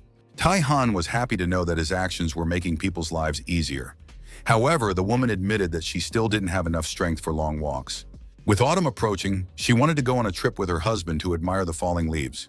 The woman asked if she would be able to go hiking next year while continuing her massages. Taehan assured her that it would be possible in the near future and that she wouldn't have to wait until next year. The woman lay down on the couch and the masseur prepared for the procedure, which promised to be difficult. Taehan decided to strengthen her endurance for the upcoming trip, turning her into a real hero living in the mountain region. The massage began, and in the next moment, the woman found herself in the water. She was swimming in the sea, and Taehan was nearby on a scooter. The water was refreshing and pleasant. However, there was no time to relax. Soon other swimmers would catch up with her, and she would not have time to see the autumn leaves. Taehan warned her that to see the leaves, she had to be the first. After swimming, cycling training began. The final stage of the sports program was a marathon, which the woman also won. She endured the most difficult process to the end, and now her body was strong and muscular. The guy handed her the gold medal and announced that she could go admire the autumn leaves. Standing on a pedestal during the award ceremony, Lila cried with joy. Not only had she won, but she had also visited amazing places. After the massage, there was a traditional tea ceremony, and the client said that her body felt light and that she felt ready to go hiking right away. She looked like a real athlete. Taehan was very happy for her and hoped that the trip would fill her life with wonderful memories. The woman invited the masseur to join her on the trip, promising to prepare refreshments. She still felt awkward about the fact that their previous dinner had been difficult. Taehan hoped that she would not organize a restaurant on the street and would be able to distract herself from her worries at least a little, but catering seemed like a good idea to the client. She also told him about the upcoming opening of Taehan's own massage salon and handed him a paper envelope. The woman understood that without the young man's help, she and her husband would have long forgotten the importance of a full life. It all started when he saved her husband's life after he fell off a cliff, and then restored the woman's overall health, allowing her to feel life in all its fullness. She understood that starting a business required a lot of money, so she handed him the envelope, asking him to accept it so that he could use it for this purpose. Taehan tried to refuse, explaining that he helped people without expecting anything in return. But at the same time, he understood that this money would be very useful for opening the salon. Inside were checks totaling 30 million won, an amount he had never even dreamed of. He did not know if it was right to accept this money because he had always helped people selflessly. But he remembered his mentor, who was the first to reach out and teach him to help those in need so that he could later receive help from others. Living by this principle, the young man no longer felt lonely. He helped people selflessly. Now he hoped that his mentor was watching over him, and he no longer felt lonely. Upon hearing about the offer of help, Taehan could not refuse. He bowed deeply and said that he would gratefully accept it. Sun Hyun was delighted and rushed to his friend to confirm whether he was really opening his own salon. Taehan confirmed this, and Sun Hyun, not understanding why he was so excited, remembered that manager Hwang had already told him everything. Sun Hyun considered it a large undertaking and realized that he would have to hire other massage therapists. He asked how the salon would be financed. Had his friend won the lottery? Because then they could share the money.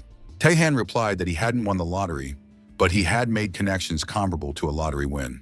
He did not explain the details, only further confusing the curious Sun Hyun. After that, Masseur Kang went to his next client, leaving his friends to wonder where he got the money.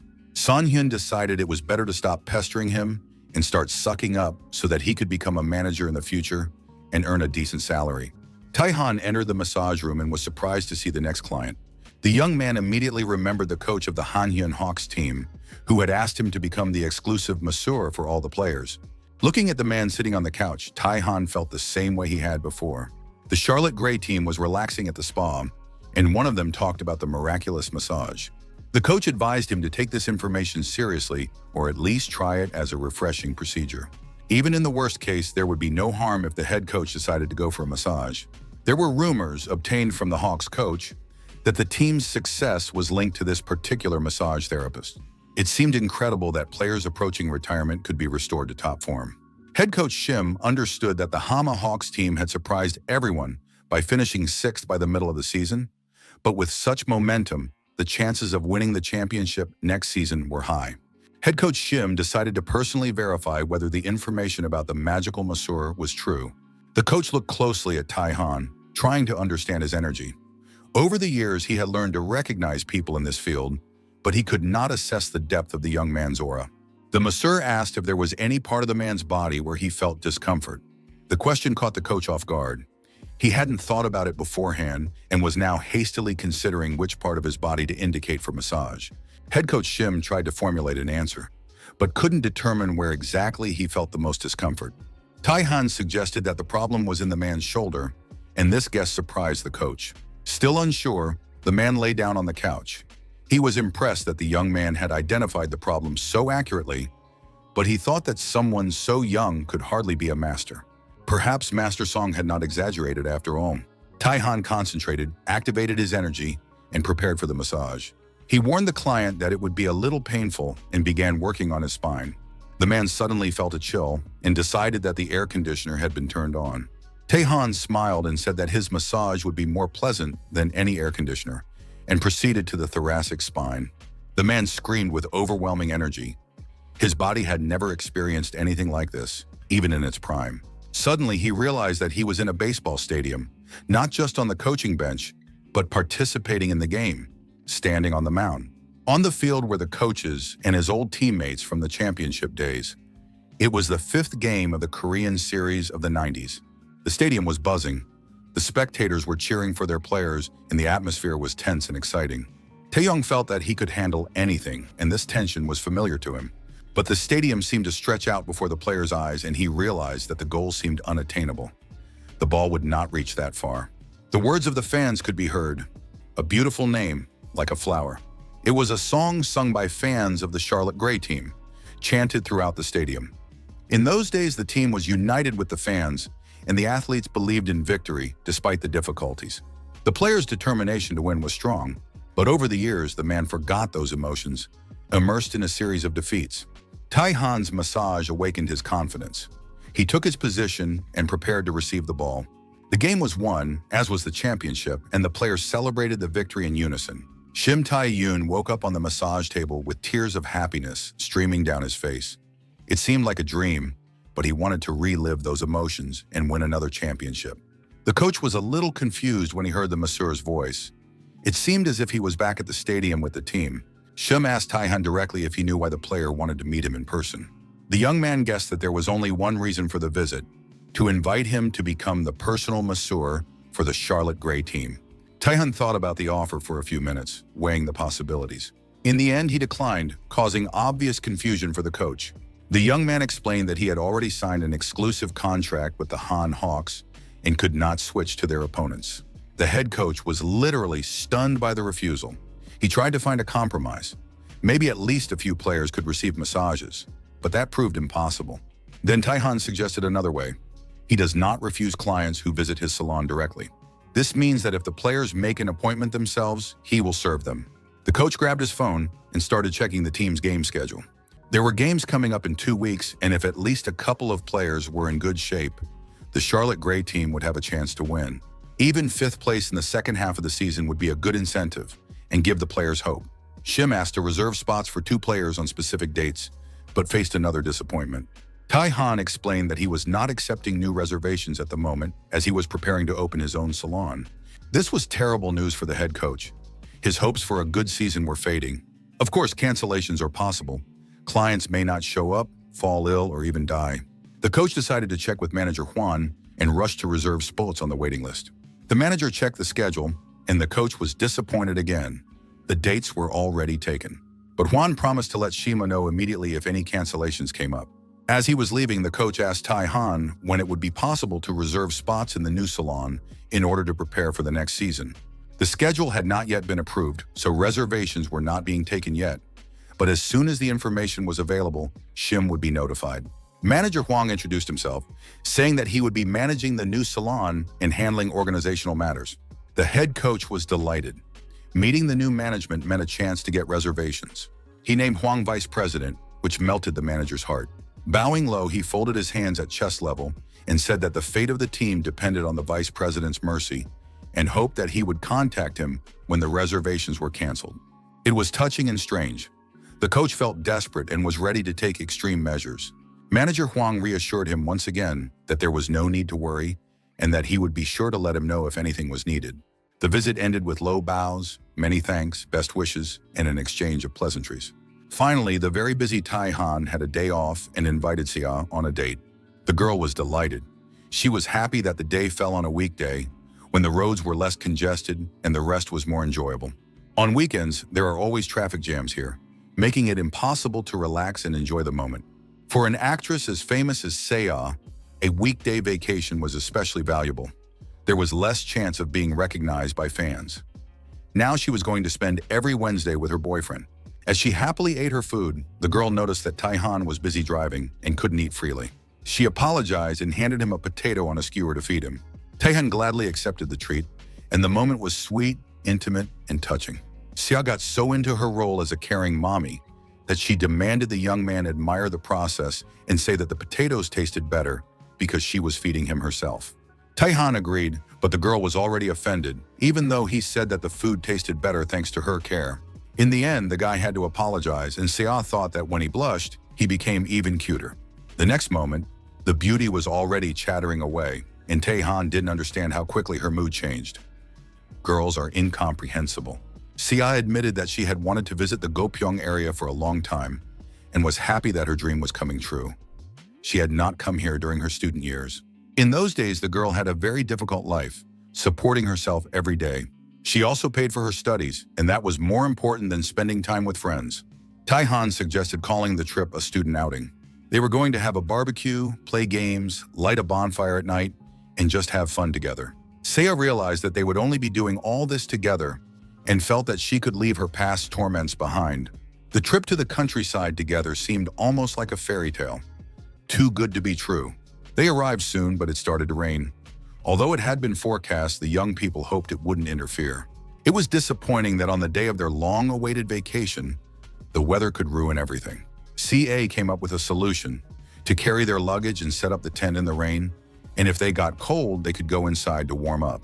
She could already picture herself sitting in the tent, snuggled up close to Taehan. The girl was so lost in her dreams that she blushed. The car stopped in a city parking lot, and it was raining cats and dogs. There was no choice. They had to set up the tent quickly. Taehan suggested waiting a minute and got out of the car. A few minutes later, he showed his companion 2 tents that had been set up despite the rain. He had unloaded and unpacked all the luggage himself. Seo's plan collapsed when Taehan suggested she rest in her tent while he prepared dinner. But a noise caught their attention. The young man's tent had been torn by a falling branch. There was only one solution. CA's tent was large enough for both of them. The young people realized that they would have to share the tent all night. It was perfect, but they couldn't say it out loud. The girl agreed to spend the evening that way. This was followed by a delicious dinner prepared by Taehan, the most delicious meal Seo had ever tasted. There was also amazing tea that warmed her from the inside. Taehan claimed that tea tastes better when you drink it with someone you like. The young man was convinced that the same food can taste different depending on who you eat it with. Ci felt that the young man had started flirting with her, and they discussed how they would spend the night together in the tent. It soon became clear that there was no other option. They would have to sleep together. The tent was spacious enough for 2, and they had to arrange themselves so as not to disturb each other. Ci became very nervous and blushed, feeling that Taehan was rushing things a little. The couple climbed into the tent. It was raining, but they felt good together, despite the weather and the lack of amenities. There was tension between them. Both were afraid to move too much, so as not to embarrass each other. They tried to talk about unrelated things, discussing the quality of the tent and the weather to hide their embarrassment. Youth, mutual attraction, and hormones did their job. Taehan's hand rested on Seo's. The girl did not pull her hand away. A silent exchange of emotions took place. They both understood that they liked each other. The next day, on his way to work, Taehan received a message from Seo saying that she had really enjoyed their vacation together. Taehan finally arrived at the building where his salon would be located and realized that it was a huge and impressive building, even larger than he had imagined. A man named Hwang Yun-soo, an interior designer, appeared before him. He was tasked with designing the interior of the future salon and carrying out renovation work. Yun-soo had come on behalf of Mr. Shin and said that he immediately recognized Taehan by his stunning aura. Although in reality, the young man was just standing in front of the building, watching intently. The designer suggested going inside and looking at the future salon to show how the interior work was progressing. The designer was surprised that the young man was so young. Rarely at such an age can one afford to open a salon in such an expensive building. It was impressive. Taehan, in turn, said that he had heard that the designer was very busy and difficult for clients to get an appointment with. Yong-soo did not understand how Tai-han had managed to rent this space, as it was not listed as available real estate. The young man explained that one person, the owner of the building, had helped him, and thanks to that, he had received an offer to rent the space. Tai-han didn't like that the designer thought he was deliberately getting to know influential people. In reality, it was a happy coincidence. It all started with a chance encounter. Once in the mountains, Tai-han saved a man who had fallen off a cliff. Through him, he met Dr. Park, who offered the building in gratitude for helping his parents. Mr. Shin's wife provided the funds to start the business. In the end, Mr. Shin Jun-ho introduced the young man to this famous designer. All these people were involved in the opening of the salon. Thanks to these connections, the young man was able to develop faster than ever before in the world of martial arts. He never even thought such a thing was possible. As they walked through the corridors, Tai-han noticed the energy surrounding the designer and realized that Yun-soo was sacrificing his health. He wouldn't last long like this. Soon they approached the future massage salon and met workers busy with repairs. The workers were hammering nails and carrying heavy beams. They worked diligently and seemed very experienced. Suddenly, the designer asked the young man to wait a minute. He had something important to do, and he smiled very kindly. But a moment later, that kindness was replaced by a stern look. He approached a worker and asked what he was doing. Yun-soo shouted that no one was allowed to be idle, otherwise he would stop paying them, and that the current employees had no sense of responsibility. The worker apologized for the short break, but the designer continued to yell, saying he would make him work day and night without a break. Then he turned to Tai-han again, suggesting that they continue inspecting the premises. The designer had a pleasant surprise. The massage room was already ready, and the young man could inspect it. The room was gorgeous. A spacious, bright room with a couch in the center, a bathroom for steaming the body nearby, and everything decorated in pleasant, relaxing colors. Tai-han wanted to thank the designer and offered to give him a quick massage. Yong-soo tried to refuse, but the masseur insisted, noticing that the man looked tired with dark circles under his eyes. Tai-han noted that the designer's mind was clouded and that no amount of coffee would perk him up anytime soon. He said he understood people. Otherwise, he wouldn't have been able to open a massage parlor in such a place. He really did have incredible insight. Without delay, the young man invited the designer to lie down on the couch and relax. Yong-soo was delighted at the opportunity to get a massage he had heard about, especially for free. He wondered which part of his body to choose, but realized that his whole body needed attention. Tai-han didn't ask any questions and immediately began working on specific points on the man's back. The designer realized that he couldn't move or say a word, which even frightened him. Tai-han activated his energy and said he would give the client time to understand the true intentions of the massage. The young man wanted the client to return as a different person, so he began to work on the problem areas. Yun-soo came to his senses in an unfamiliar place, covering his face and screaming for them to stop. Soon he realized that he was in the office of his university faculty. The manager reminded him that the tuition payment deadline would end in 20 minutes, and even manual registration would no longer be possible. He had to hurry with the money transfer. Yun-soo remembered that his family couldn't afford the payment, so his mother had run around borrowing money. The deadline had passed, and he had no choice but to beg in person. The young man stood in front of the manager, asking him to delay registration for a little longer until his mother arrived with the money. Soon, a breathless woman ran into the auditorium and shouted that she was ready to pay. So the family managed to pay for the tuition again. His mother was greatly relieved. She had made it in time and had not let her son down. The young man realized that his mother had come running in her work clothes without even changing, and swallowed his anger at their poverty, rejoicing that she had made it in time. Holding back tears, he hugged his mother and vowed to work tirelessly and succeed no matter what. The boy did not understand how his mother had managed to get the money for his education. At that moment, the phone rang, and the woman reported that she had arrived safely and was able to pay for her son's tuition. She then thanked the person on the other end for their help and for the money they had lent her, which had enabled her son to go to college. This guardian angel turned out to be the team leader from his mother's company. Her help was invaluable. Yun-soo picked up the phone and thanked the woman for her support. The woman replied that it was nothing. The family always did this, and he should have just asked her earlier. Hearing this, the young man remembered the reason why he had been so eager to succeed. The designer remembered that he had worked very hard to pay for the help he had received and repay his debt. However, he did not notice how he had turned into a selfish monster. The person on the phone said that she was very proud of him anyway and asked him not to forget the people who had helped him when he achieved success, and to always treat his mother with kindness. Yun-soo was sure he would never forget this. The young man felt light and pleasant, especially his mind seemed clear. Suddenly, the designer asked the masseuse to leave him alone for a moment because Yoon-soo wanted to talk to his team members urgently. Yoon-soo entered the room where the workers were working and suggested they take a short break. The guys immediately sensed something was up and decided that today they would have to work overtime and stay up all night. They had to eat delicious hot pizza, nuggets, chicken wings, and much more during their next break. The designer said that there would be no overtime and that they needed to take care of their health while working. The guy promised to take better care of his subordinates from now on.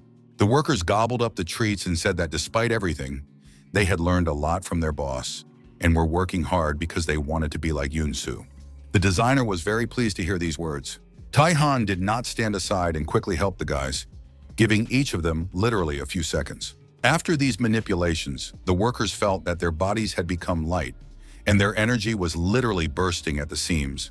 Today, they would cope with the workload faster and better than usual. Joking and discussing the latest news, the whole group had a wonderful lunch break and was ready to continue working. Young-soo thanked the massage therapist for helping his team.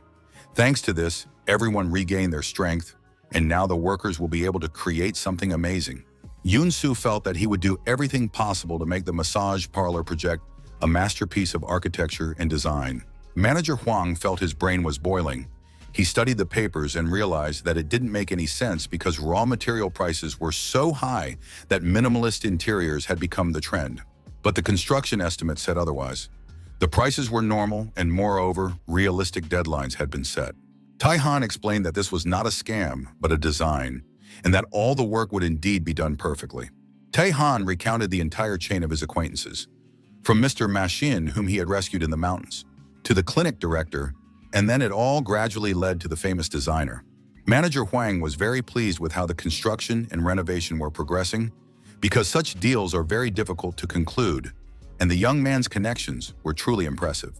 After all, the owners of the mountains, the clinic, and the golf club could certainly be trusted. In the world of martial arts, blinded by a thirst for revenge, Tae-han did not think about connections or relationships. But in his current life, by doing his job, the guy helps people, and they in turn help him. And that can be called connections. Tae-han was modest and said that he was just lucky and that there were a lot of good people around him. But Manager Hwang was sure that it was because of the masseur himself, because he was a good person. Tae-han also considered the manager to be a good person, but suddenly tensed up because he was afraid that the young man would fire him and not hire him at his salon. Sun Hyun finished with another client and went into the break room to rest. The guys started joking with each other, calling each other boss and employee. Sun Hyun wanted to know what they had been talking about before he arrived, and Manager Hwang explained that the men had been discussing the salon's interior. Sun Hyun reminded them that they urgently needed to come up with a name. It had completely slipped his mind, but they had to register the entire business under a specific name. Once that was done, Manager Hwang would start taking reservations for future massages and earn money faster. Tae-han admitted that he had not yet decided on a name. The manager suggested using English, since there would be a hotel with tourists in the building, and his friend just wanted to throw out a few cool options. But everyone understood that this was Tae-han's own salon, and he had to choose the name himself, something meaningful to him. Thanks to his mentor, the young man became a heavenly demon. Also, thanks to his mentor, he became a massage therapist and built wonderful relationships. He was both a heavenly demon and a massage therapist. The name of the salon would be Heavenly Demon Massage. Of course, the name was very strange, and Sun Hyun, who thought his friend had read too many martial arts books, didn't like it at all, but the manager supported Tae-han. He thought that such a unique name was very appropriate, perfectly suited to the young man, and went well with the new interior. Sun Hyun was furious. His brain was boiling, but no one paid any attention to his protests and cries. Manager Hwang added that there had been a cancellation in the schedule today, so he urgently contacted the Charlotte Gray team players, and they would be arriving at the salon shortly. The head coach of the Shim team brought two players who didn't understand why they had been dragged to this shabby sauna, but the coach told them to shut up because there was a man working here who could help them reach their full potential. Soon, the athletes met Tae-han, and the head coach bowed respectfully to the young man, the massage therapist. He pointed to the players who needed a massage today. They were players named Choi and Kim. They had an important game that evening, but the guys didn't believe that a massage could help them in any way. But then the athletes realized that they were not on today's team roster. They rushed to the coach and begged him not to kick them off the team because the guys had been working hard, even though the whole team kept losing. The coach tried to calm them down, saying that he wasn't going to kick them out, but that the guys just needed to go for a massage.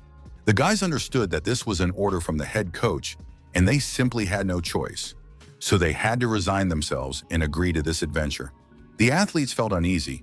They didn't understand what the catch was and didn't know where it would all lead. Besides, it was unclear why they needed a massage today if they weren't even scheduled to play. It was all very strange. Usually before a game, the head coach insisted on team training, but now the guys were just lying on the couch.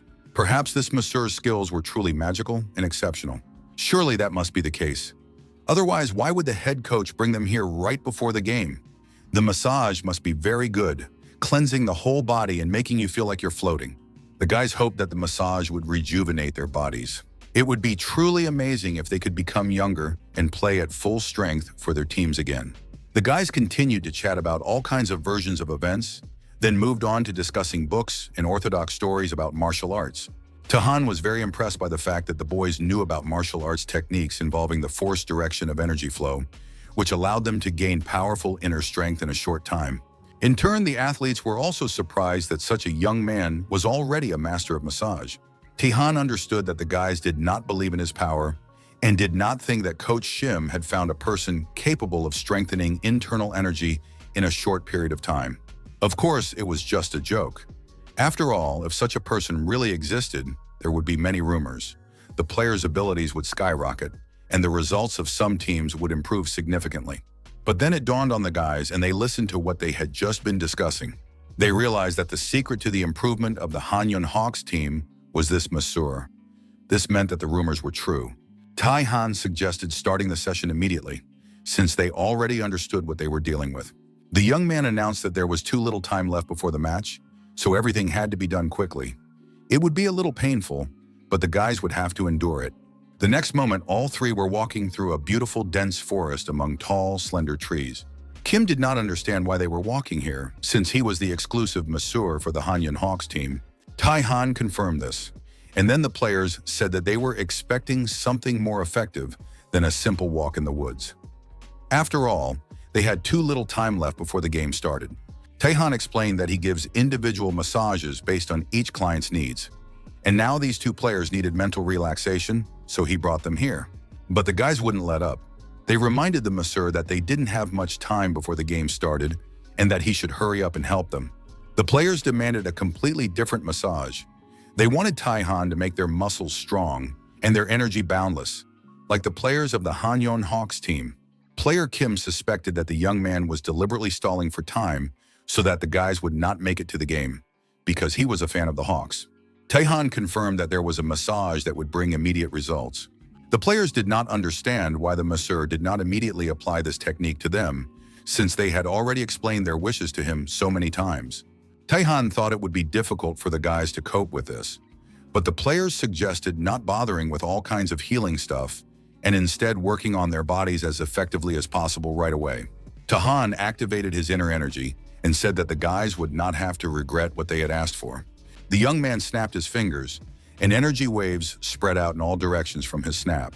The players felt the ground shaking beneath their feet. It was like an earthquake, and soon something began to crawl out from under the ground. A huge wooden door appeared right in the middle of the forest. Taehan explained that the guys would be training in another space and suggested they go through the door. Kim and Choi continued to argue, because they had already explained to this stupid masseur so many times that they didn't have time to train, as the game would start in a few hours. Taehan explained that time flows differently here. 1 hour equals 1 year in the real world. It turned out that 2 hours of training would be equal to 2 years, and the players thought this was amazing. They were ready to start right away. The young man wanted to give them some more explanations and instructions, but the guys didn't listen to him and suggested that he just finish the massage. The players opened the door and found themselves in an unfamiliar room. They liked it very much, especially the fact that the effect would be like 2 years of training. The door slammed behind them, and the players saw men with rather sullen expressions. The strangers were in military uniforms, and the room was full of shoes. There was no better place than this, because time passed slowly here, and the guys would train very hard. They were immediately dressed in military uniforms, and the 2-year combat training course began. 2 hours passed, and the guys left the dimension. They felt that no one could defeat them today because they had just returned from the army. Taihan hurried the guys along, saying that the game was about to start, and wished them luck. The guys rushed away at tremendous speed, ready to show the true passion and spirit of Korean reservists and planning to win by a landslide. Taihan noticed that the players were behaving as if they had really served in the army. The young man even wondered if the guys would be able to return to reality after the game. A few days later, in the break room, Song Hyun discussed the Charlotte Gray team's last game. According to all the players, fans, and referees, it was simply insane in a good way. It was a triumphant return and a global defeat of their opponents. Fans who watched the game live noted that it was like a match from a comic book. If this continues, athletes will line up to get a massage from Taihan, and soon the number of players after the massage will be able to influence the outcome of the games. Manager Huang, although he loved baseball very much, did not have time to watch the games now and wanted to know when the business registration would be completed. The fact was that he hadn't slept for several nights because of too many calls and messages asking to sign up for a massage session. Taehan promised to hurry up with the paperwork, and Song Hyun added that it would be a grand opening. The salon wasn't open yet, but a huge number of customers were already very loyal and wanted to become regulars. Everything seemed to be going smoothly, but the massage therapist didn't understand why his colleagues were behaving this way. Manager Huang was pleased that he wouldn't have to worry about a lack of customers, and Song Hyun agreed that Taihan's massage skills were unique and unreal. Song Hyun himself knows more about massage than anyone else and understands how unique his friend is. But then a new problem arose. They needed to recruit other massage therapists to work in the salon besides Taihan. Manager Huan had several people from the salon, such as Mr. Son Hun, who also wanted to join them. Sun Hyun was worried about what would happen to the sauna if everyone left. It wasn't their problem, so there was no point in dwelling on it. Manager Huang had already warned the owner to improve the conditions for people in the sauna, but the current boss ignored him, so now everyone could leave.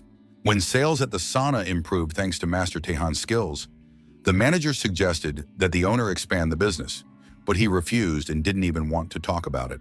However, Manager Huang remained concerned, and this did not go unnoticed by the massage therapist. The man understood that after he left the salon, along with the main massage therapist, the whole business would fall apart. Therefore, it was better to take the team with him. Tai Han understood that the manager was motivated by cold calculation, but that was fine for someone who was going to run the business. The young man understood that he needed to be on his guard and work hard to justify the trust placed in him. It was decided that everyone would focus on their tasks and not slack off.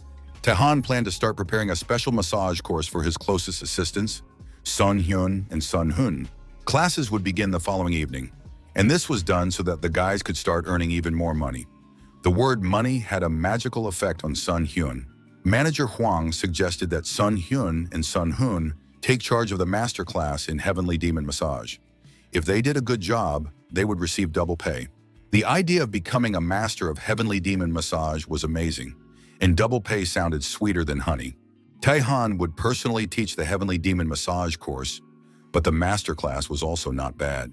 Sun Hyun felt that the responsibility would be great and said that he was not confident in his abilities, even though Taehan had already taught them a lot. That was precisely why it was decided to hold classes, to help the masseurs acquire the skills worthy of a master class. Sun Hyun understood that it would not be easy, but at the same time, he knew that if he passed the master class, it would be easier than ever to get rich. The guy confidently confirmed that he would cope. After all, if he built a good reputation for himself, even celebrities would come to him for massages. And if that happened, money in the form of investments, inheritance, and all kinds of beautiful women would flow into his hands. Sun Hyun promised to do everything possible to complete the course and not disappoint his friend. Taehan explained that from now on, both of his assistants would go to Heavenly Demon Massage after work every day. The guys really liked their future workplace. It turned out to be even more beautiful than they could have imagined. With each step, the guys felt their devotion to this place grow, and even the thought of working here made them happy. Taehan didn't want to disappoint them, but asked them not to celebrate prematurely. After all, the guys would need to undergo training to officially work with him. He led the massage therapist to a door marked Staff Only. The door opened, and bright light flooded out of the room onto the guys. The guys didn't understand where they were, and the bright light, which hurt their eyes, prevented them from seeing what kind of room was in front of them. It turned out to be a huge, brand new gym equipped with state-of-the-art exercise machines. Sun Hyun had imagined his training room to be completely different. He thought it would be a massage parlor, but it turned out to be a training area for staff because in order to cope with the training, the massage therapists themselves first needed to develop endurance. Sun Hyun was surprised. What kind of training requires physical preparation? But then Sun Hyun covered his mouth with his hand. He began to whisper that perhaps this was some kind of secret training technique. So they needed to do everything possible to learn everything they were taught. After all, thanks to this, they would be able to earn a lot of money. Taehyun announced that over the next 3 months before the salon opened, the guys would spend 1 month on physical training and 2 months learning massage techniques. Every day they would do a large number of push-ups, sit-ups, squats, and run on the treadmill. The guys will continue to train in this manner until the opening, no matter how difficult it may be for them. Taehyun understood that it might not seem like much. However, this is the most effective way for a modern person to become stronger. It usually takes at least 1.5 years, but Taehyun will open energy points to speed up the process. As a side effect, if the guys are unlucky, they may go bald. Upon hearing about baldness, the guys were ready to abandon the idea, but Taehyun reassured them, saying he would take precautions. Sun Hyun, with tears in his eyes, explained to his friend that if he went bald, he wouldn't even be able to go on dates. Taehyun promised to do his best to help the guys' hair grow back, but they needed to train with great determination and face everything, even baldness. If they managed to complete the training, the reward would be worth it. Sun Hyun agreed to do it only for the money, but if he really went bald, the guy didn't have time to finish saying what he would do if he went bald before he realized that there was no turning back now. And there was no point in regretting it, because the guys had crossed the point of no return. It was decided to start. And so Sun Hoon and Sun Hyun began the most effective training program capable of making modern people stronger. They didn't miss a single day and did exactly as their coach instructed. In just a month, as planned, the guys achieved the physical fitness necessary to begin training. They became real bodybuilders. After that, the massage therapists began formal training to become professional massage therapists. Strength exercises for powerful massage and precision lessons for accurately hitting pain points. They also did concentration exercises to remain impervious to external stimuli. Step by step, the guys prepared themselves to become master massage therapists. 3 months later, they were ready. The team of massage therapists was ready to get to work and dreamed of starting to take clients to put their knowledge into practice. The massage parlor had not yet officially opened, but then an unfamiliar young man appeared in the room. He introduced himself as a television producer named So Kyung-woo. Actor Jang Hyuk, who had once been greatly helped by Taehyun's massage, was meeting with his producer in a cafe. The producer noted that the man looked much better and fresher than before. The actor then told the producer about the massage therapist who had helped him solve all his problems. It would not have been surprising if a lawyer had helped solve the problems, but a massage therapist as a savior sounded very strange. The actor said that after the massage, he felt completely rested, and this gave him the courage to start legal proceedings. In addition, his chronic migraines disappeared, and his overall well-being improved. The producer saw that the actor looked like a truly happy person. Then the actor noticed that Mr. So looked tired. Perhaps something was bothering him, and the actor thought that a massage would help him a lot. Ken Woo agreed. He had been working very hard lately, preparing for the launch of a new show, so now he was completely exhausted. Chung Hyuk said that his massage therapist was about to open a new salon and recommended that the man visit it. The actor added that he would be the salon's first customer and had already booked all his free days in advance.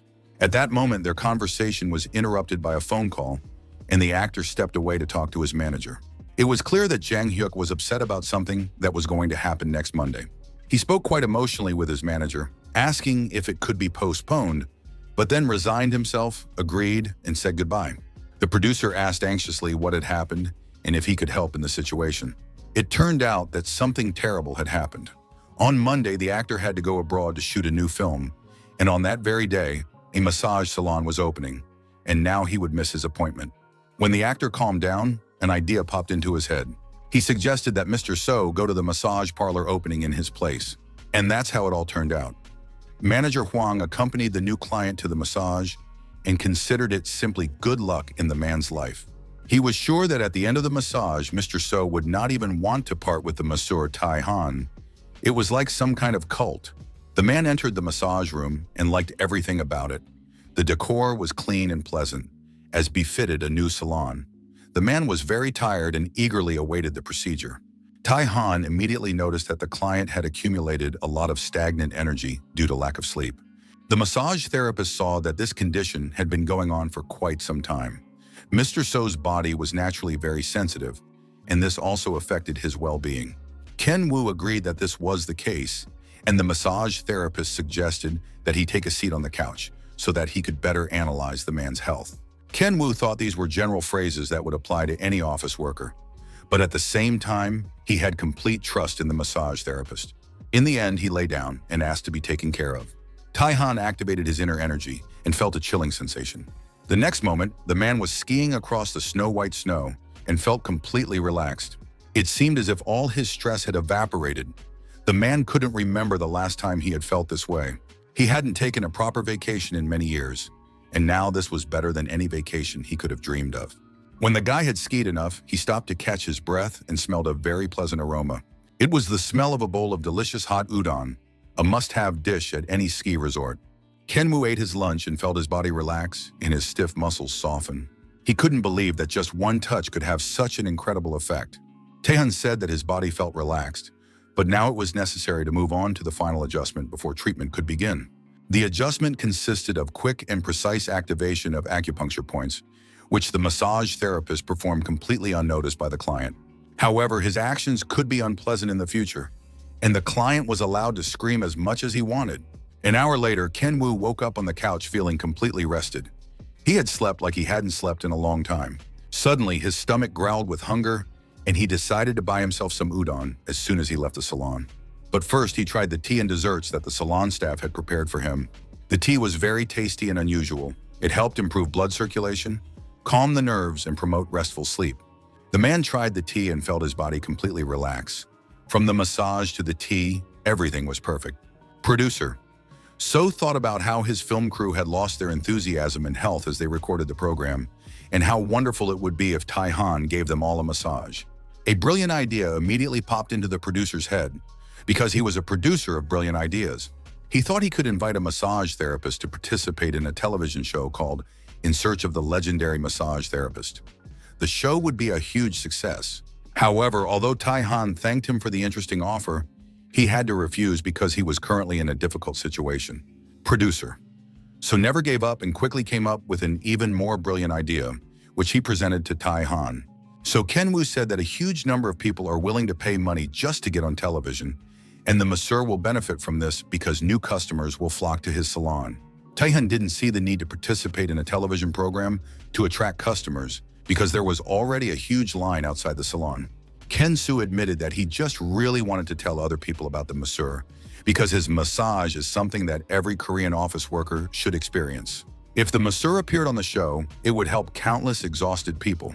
Tai-han really liked the idea of helping others, but it was impossible at the moment. Today was the first day of work, and it would take time to lay a solid foundation for the business. If the guy appeared on television now, it could do more harm than good. Producer So agreed that it was indeed a selfish request, and when you think about it, the initial period is the most important in the development of any enterprise. Tai-han admitted that he liked the producer's idea, and when his business became more stable, he would definitely take advantage of So Ken Woo's offer. They had already said goodbye, but the client treated Tai-han to a meal after the procedure, and producer So wanted to buy some of the tea for himself to take home. It turned out that this was impossible because the massage therapist makes and develops tea, taking into account the characteristics of each person's body. The guy makes only as much tea as the salon needs, leaving nothing extra to sell.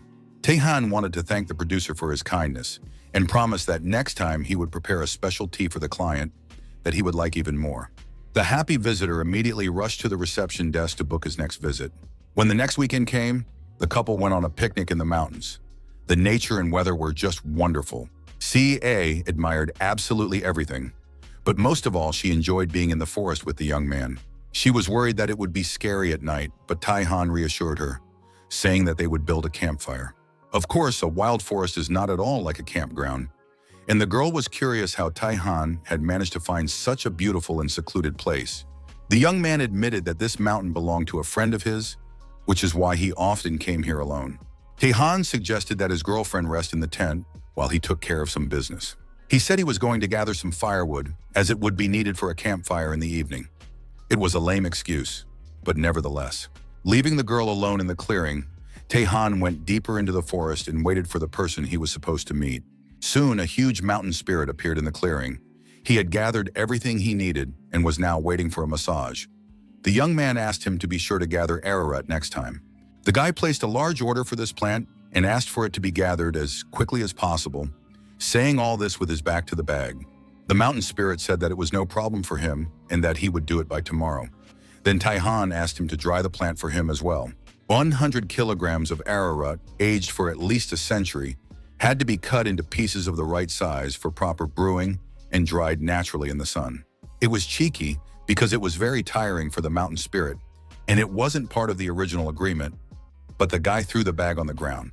The bag contained fresh, organic vegetables, specially brought for the mountain spirit, because this year he had not eaten well due to a poor harvest. This act literally touched the mountain spirit. He loved vegetables very much and planned to devour them with great pleasure. But suddenly a crowd of hungry wild boars rushed in, attracted by the smell of the fragrant treat. A few seconds later, instead of vegetables, the sack contained the carcasses of the glutted wild boars. They had tasted something so delicious for the first time. The mountain spirit was a true parent to his children and shed a tear of tenderness as he watched them enjoy themselves and feel full and happy. Of course, they could have left him a piece. It turned out that the mountain piglets were not unscrupulous pigs and left a whole Chinese cabbage for their parent. The mountain spirit devoured her with relish before the children changed their minds. It was truly a heavenly delight for the taste buds of a wild boar. He was literally floating on air. The mountain spirit was very grateful for the delicious meal, as well as for the opportunity to raise his children. Now he could die without regrets.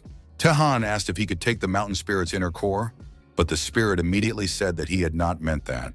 The mountain spirit was just joking and had no intention of dying. A phone call interrupted their conversation. It turned out to be a call from the salon. Manager Huang reported that a man had come to the salon and demanded to see the owner immediately. Everything would have been fine, but this stranger looked very much like a gangster. His face was frightening, and when he entered the massage parlor, he demanded to see the owner in such a way that Manager Huang almost died of fear. Taehan asked how the manager managed to get rid of this man. The manager simply told the thug that the owner had left and the gangster promised to return. At least he left without making a fuss. Of course, it was strange to realize that thugs still existed in the modern world. In the world of martial arts, the young man would have destroyed them long ago, but here it was impossible. Taehan understood that he would have to teach the gangster a little lesson, but just then the manager announced that the visitor had returned. He controlled the territory and instilled fear and terror in all the establishments under his power. Manager Huang suggested calling the police before something terrible happened, but Taehan forbade it. He was sure it wouldn't come to that, so he boldly approached the man and, continuing to observe, introduced himself. The man behaved completely emotionlessly, looking at Taehan with the indifferent gaze of someone who could do anything. The stranger asked the massage parlor owner to step aside so they could talk. Taehan suggested that the visitor go to the consultation room, where no one would disturb them. The whole time the guy was talking to the stranger, he studied him closely, trying to understand the essence of this person. The night before, a meeting had been held in the hotel conference room. The men discussed current events and found out that many new stores had already opened in the building, but not all of the owners had signed contracts. However, the men had no explanation, as they had to cope with losses until the shopping center was operating at full capacity. It was known that there was a massage parlor in the building that was already fully operational and apparently thriving. They say that despite his young age, a very skilled young man opened a large private salon, which became popular in a short period of time. The line in front of the building was entirely due to the massage parlor, which prospective customers were eager to visit. The man had an incredible idea that could bring them a lot of money, but first he wanted to talk to the owner of the massage parlor. The man introduced himself as the general manager of the hotel located in this building. His name was Kwak Sang-yong. Taehan greeted the man and placed 2 cups of hot chocolate on the table, saying that they could have a drink while they talked. Mr. Kwak was surprised that the masseur had guessed his favorite drink, but then got down to business, saying that even famous people often lack skill and can quickly go bankrupt, regardless of their abilities. Taehan asked if the man had seen the faces of people leaving his salon after a massage. The man thought for a moment and remembered that they were very satisfied, happy, and full of energy and joy. which meant that the masseur was confident in his actions. The hotel manager suggested that Tai-han was overworking his employees, which could lead to rapid failure. However, the young man asked him to look at the faces of his employees to stop doubting his approach. Tai-han had already figured out his opponent and asked him if it would be a problem for a rich kid to run a business as a hobby. Tai-han suggested that the manager get rid of his prejudices when communicating with other people, especially when offering cooperation or doing business. The young man began to activate his energy, continuing to study his interlocutor, and now Sang-yeon felt an unusual aura emanating from the guy, an incredible pressure. Kwok did not understand how the young man knew that the man was going to demand cooperation. Perhaps he was the heir to a wealthy family who had taken elite business courses. Tai-han said that he did not belong to a wealthy family, but had achieved everything through his own efforts and the help of some people. The visitor listened to the young man with great skepticism because he did not believe that it was possible to be self-taught and a good person at such a young age. The man became very agitated and, to hide his excitement, began to drink a beverage, intending to continue the conversation later. After drinking the beverage, his whole life blossomed and lit up with new rosy colors. He called the owner of the massage parlor an amazing person and noted that it would be very good if he started working with the hotel. Tai-han felt that there was some kind of unusually fragile energy in his interlocutor.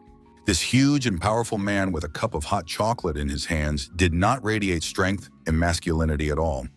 Until now, it had been difficult for him to act strong, despite his inner qualities. Sang-yeon boiled over when he heard this, because he was known for his cruelty in the hotel business. Even CEOs couldn't handle him, and even Tai-han would be too scared to look at the man. Dae-han reached out and put his hand on the visitor's shoulder, saying that he didn't need to behave like that and that the guy wouldn't laugh at him. Tai-han, looking into the eyes of the hotel's general manager, suggested that he take a break and spend some time reflecting on himself. In the middle of the street stood an awkward-looking boy with a briefcase slung over his shoulder, but he was wearing socks with bows and a pink blouse with pigtails. He hadn't worn these clothes since 5th grade. But then someone called out to the boy. 2 girls ran up to him on the street and asked him to go with them, addressing him as Princess Sun-yeon. They were 2 cute girls he had gone to middle school with. They showered him with compliments, saying he was as cute and beautiful as ever. The boy remembered that they had indeed been best friends. They had a great time together and thought each other was very beautiful. At school, Sang-yeon sat at his desk and thought. He couldn't believe he was a 5th grader again. The boy looked into his backpack, hoping to find his favorite things that he always carried with him to school. It was a notebook with a picture of a wedding celebration, a pencil case with Disney princesses, and even Sailor Moon pens. Everything was there. The boys always teased him for looking like a gangster, but he had unique taste, and after that, the boy began to hide his preferences. Of course, it was nice to see all this after so long, but then a blow to the head distracted the boy. The guys who systematically bullied him at school demanded that he not carry such a bag, because a real man had to look tough to be cool. They called Sang-yeon to the game room, but when he refused, they continued to bully him, and one of the boys crushed his favorite pen. The boys wanted to recruit him to their gang to extort money from younger school children. They hoped he would go along with them willingly. The boy didn't want to get involved in such activities, so one of his classmates took his favorite notebook with princesses on it. He tore the notebook in front of Sang-yeon, saying that the boy needed to behave like a normal kid. The boys continued to laugh at their classmate until the boy was overcome with rage and threw a punch. With his face contorted with anger and hatred, the child turned to his classmates and said that they had no right to tear up his notebook and that he would tear them in half for it. The boys realized that their classmate was not joking, and with cries and apologies, they ran away, leaving him alone. Sang-yeon learned a lesson from this situation. Instead of being bullied, he decided to behave in such a way that other people would fear him. After that, he always made a scary face. And even now, when the boy has returned to childhood, nothing has changed. He has to hide his tastes again. Tai-han appeared in front of the boy in the same class and said that if the child continued to hide his desires, he would become even more unhappy. The children continued to tease Sang-yeon, saying he was like a girl. But the teacher believed that they were just jealous of him because he boldly expressed his feelings. The teacher showed the boy other children who, inspired by his example, also began to openly express their feelings and sympathies. They dreamed of what they would become without fear of being ridiculed. Among them were future athletes, scientists, and inventors. The teacher said that it is impossible for everyone to love a person. Even the kindest person will have those who criticize him. But you shouldn't let negative comments upset you. Instead, you should laugh and enjoy life with those who like you. The boy said he understood and remembered his teacher's words for a long time. San Yeon apologized to the masseur, saying that he had been immersed in old childhood memories. The man really enjoyed the massage. It felt like all his childhood wounds had been washed away. The hotel's general manager honestly admitted that during this short meeting, he was convinced that no one could match Taehan's massage skills. Mr. Kwak believed that if massage were included in the range of services, customer satisfaction would be much higher, and handed the masseur an advertising brochure. It was a brochure placed in the hotel rooms. If the massage parlor partnered with the hotel, it would be beneficial for both parties. Taehan looked through the brochure and agreed that it was a generous offer, which he was grateful to accept. However, there was a small problem. The massage parlor already had a long waiting list, and if hotel guests came, it would be impossible to serve them due to capacity constraints. The hotel's general manager saw that the salon offered a standard course of treatments and wanted to know how qualified the other massage therapists were. Taehan said that he had personally trained them and that the guys worked much better than in other places. However, their course was not fully booked. Taehan realized that he needed to make sure once again that his massage therapists were really well trained, and then he could expand the number of clients. A business agreement was concluded, and the massage salon was ready to welcome hotel guests. It was decided to offer hotel guests a comprehensive package that included a regular massage course. It would also be possible to arrange for clients to use the sauna and hotel rooms, so the collaboration would be mutually beneficial. The idea of allowing salon guests to visit the hotel sauna would raise the salon's rating in the eyes of customers. Sun Hyun wanted salon employees to receive discounts on hotel rooms so that they could stay late at work without worrying about getting home late. And although no agreements were reached for the employees, a lot of useful things were done in terms of customer services. Manager Hwang believed that luck was a very important skill because a person cannot take advantage of an opportunity if they are not prepared. In addition, the manager was concerned that the regular massage for hotel customers should be of a high standard, but Taehan had already taken care of that. The young man wanted to apply his training methods to other massage therapists as well. Son Hyun was horrified at the mere thought that the staff masseurs would go through the same school of suffering that he had experienced. The mere thought that the young man could go bald caused him PTSD. Others would also have to suffer like this, but nothing made him happier than other people's misfortune. The guys were having a snack at a nearby cafe, and manager Hwang said that after a massage, many clients feel hungry and ask where they can get something to eat. This place had very tasty food, and it would be nice to establish cooperation with it to help each other. Of course, people could take care of their own meals and go home to eat, but if they could establish a partnership, it would be beneficial for everyone. Sun Hyun didn't understand how the salon would benefit from a partnership with a restaurant since they work in different industries. As a rule, people feel hungry after a massage, and if the salon staff can offer a lower price thanks to the partnership, it will increase the flow of customers. Taehan instructed manager Hwan to negotiate with the restaurant owners and sign a contract with them if possible. But Song Hyun still resisted and did not understand why they should cooperate with the restaurant. Taehan received a message from Seo inviting him to go shopping together the next day. Before the young man could reply, he received another message, this time from golfer Eun-bi, congratulating him on the opening of the salon. She said she was flying out for a competition the next day, but wanted to come in for a massage in the evening after practice. Eun-bi was delighted with the atmosphere in the salon when she came for the first time. She sincerely congratulated Taehan, admired the magnificent interior, and presented him with a pot of flowers. The young man accepted the gift and said that he had achieved a lot thanks to Eun-bi, as she was also his client. Taehan led the athlete to the massage room, hoping that Saya would understand how important the competition was to her. The night before, the guy had to text his girlfriend that he had some unexpected work and wouldn't be able to hang out with her at the mall. Sia was cutting an apple with a knife when the knife slipped and blood dripped. The girl immediately realized that she was tormented by an unpleasant feeling.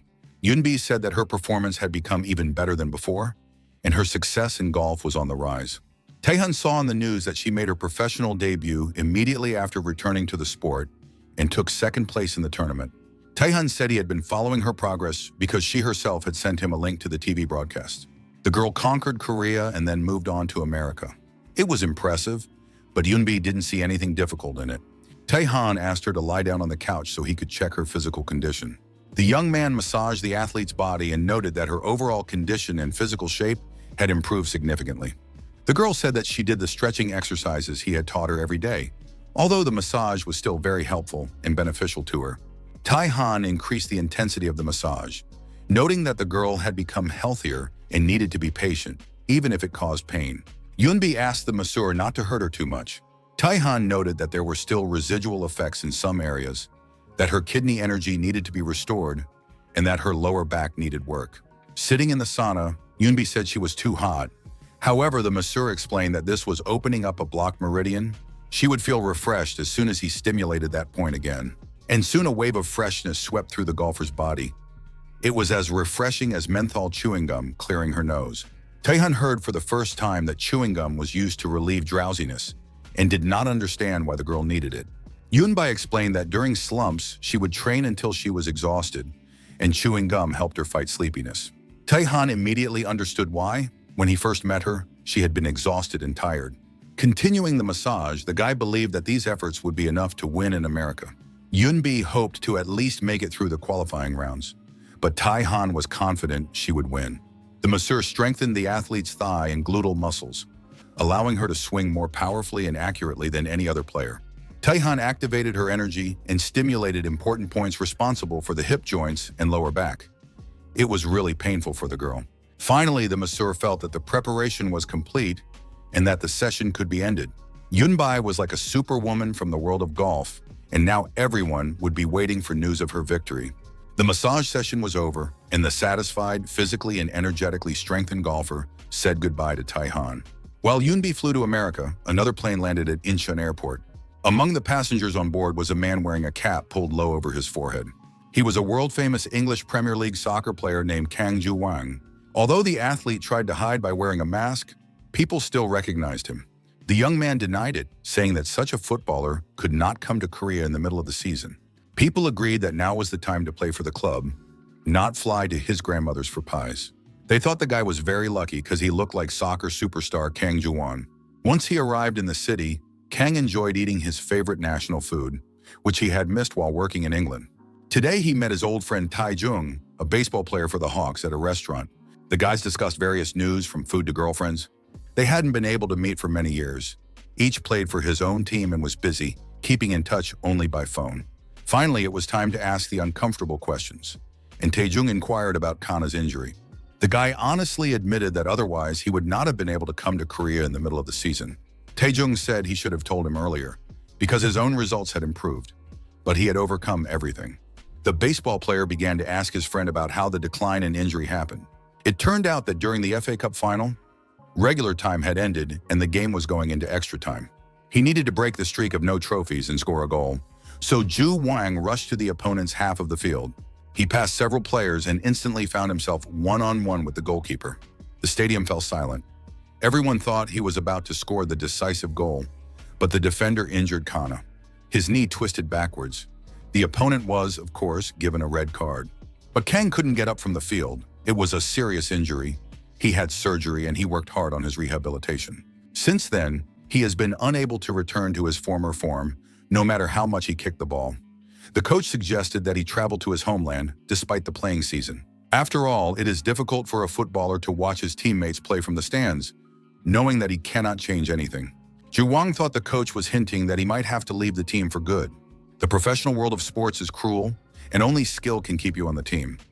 Now, Kang couldn't do his job properly. In addition, young players were coming up from below, so he had to accept the possible end of his career. Taejung thought for a moment and then said that the soccer player's coach seemed to be an excellent manager. Kang did not understand what he meant.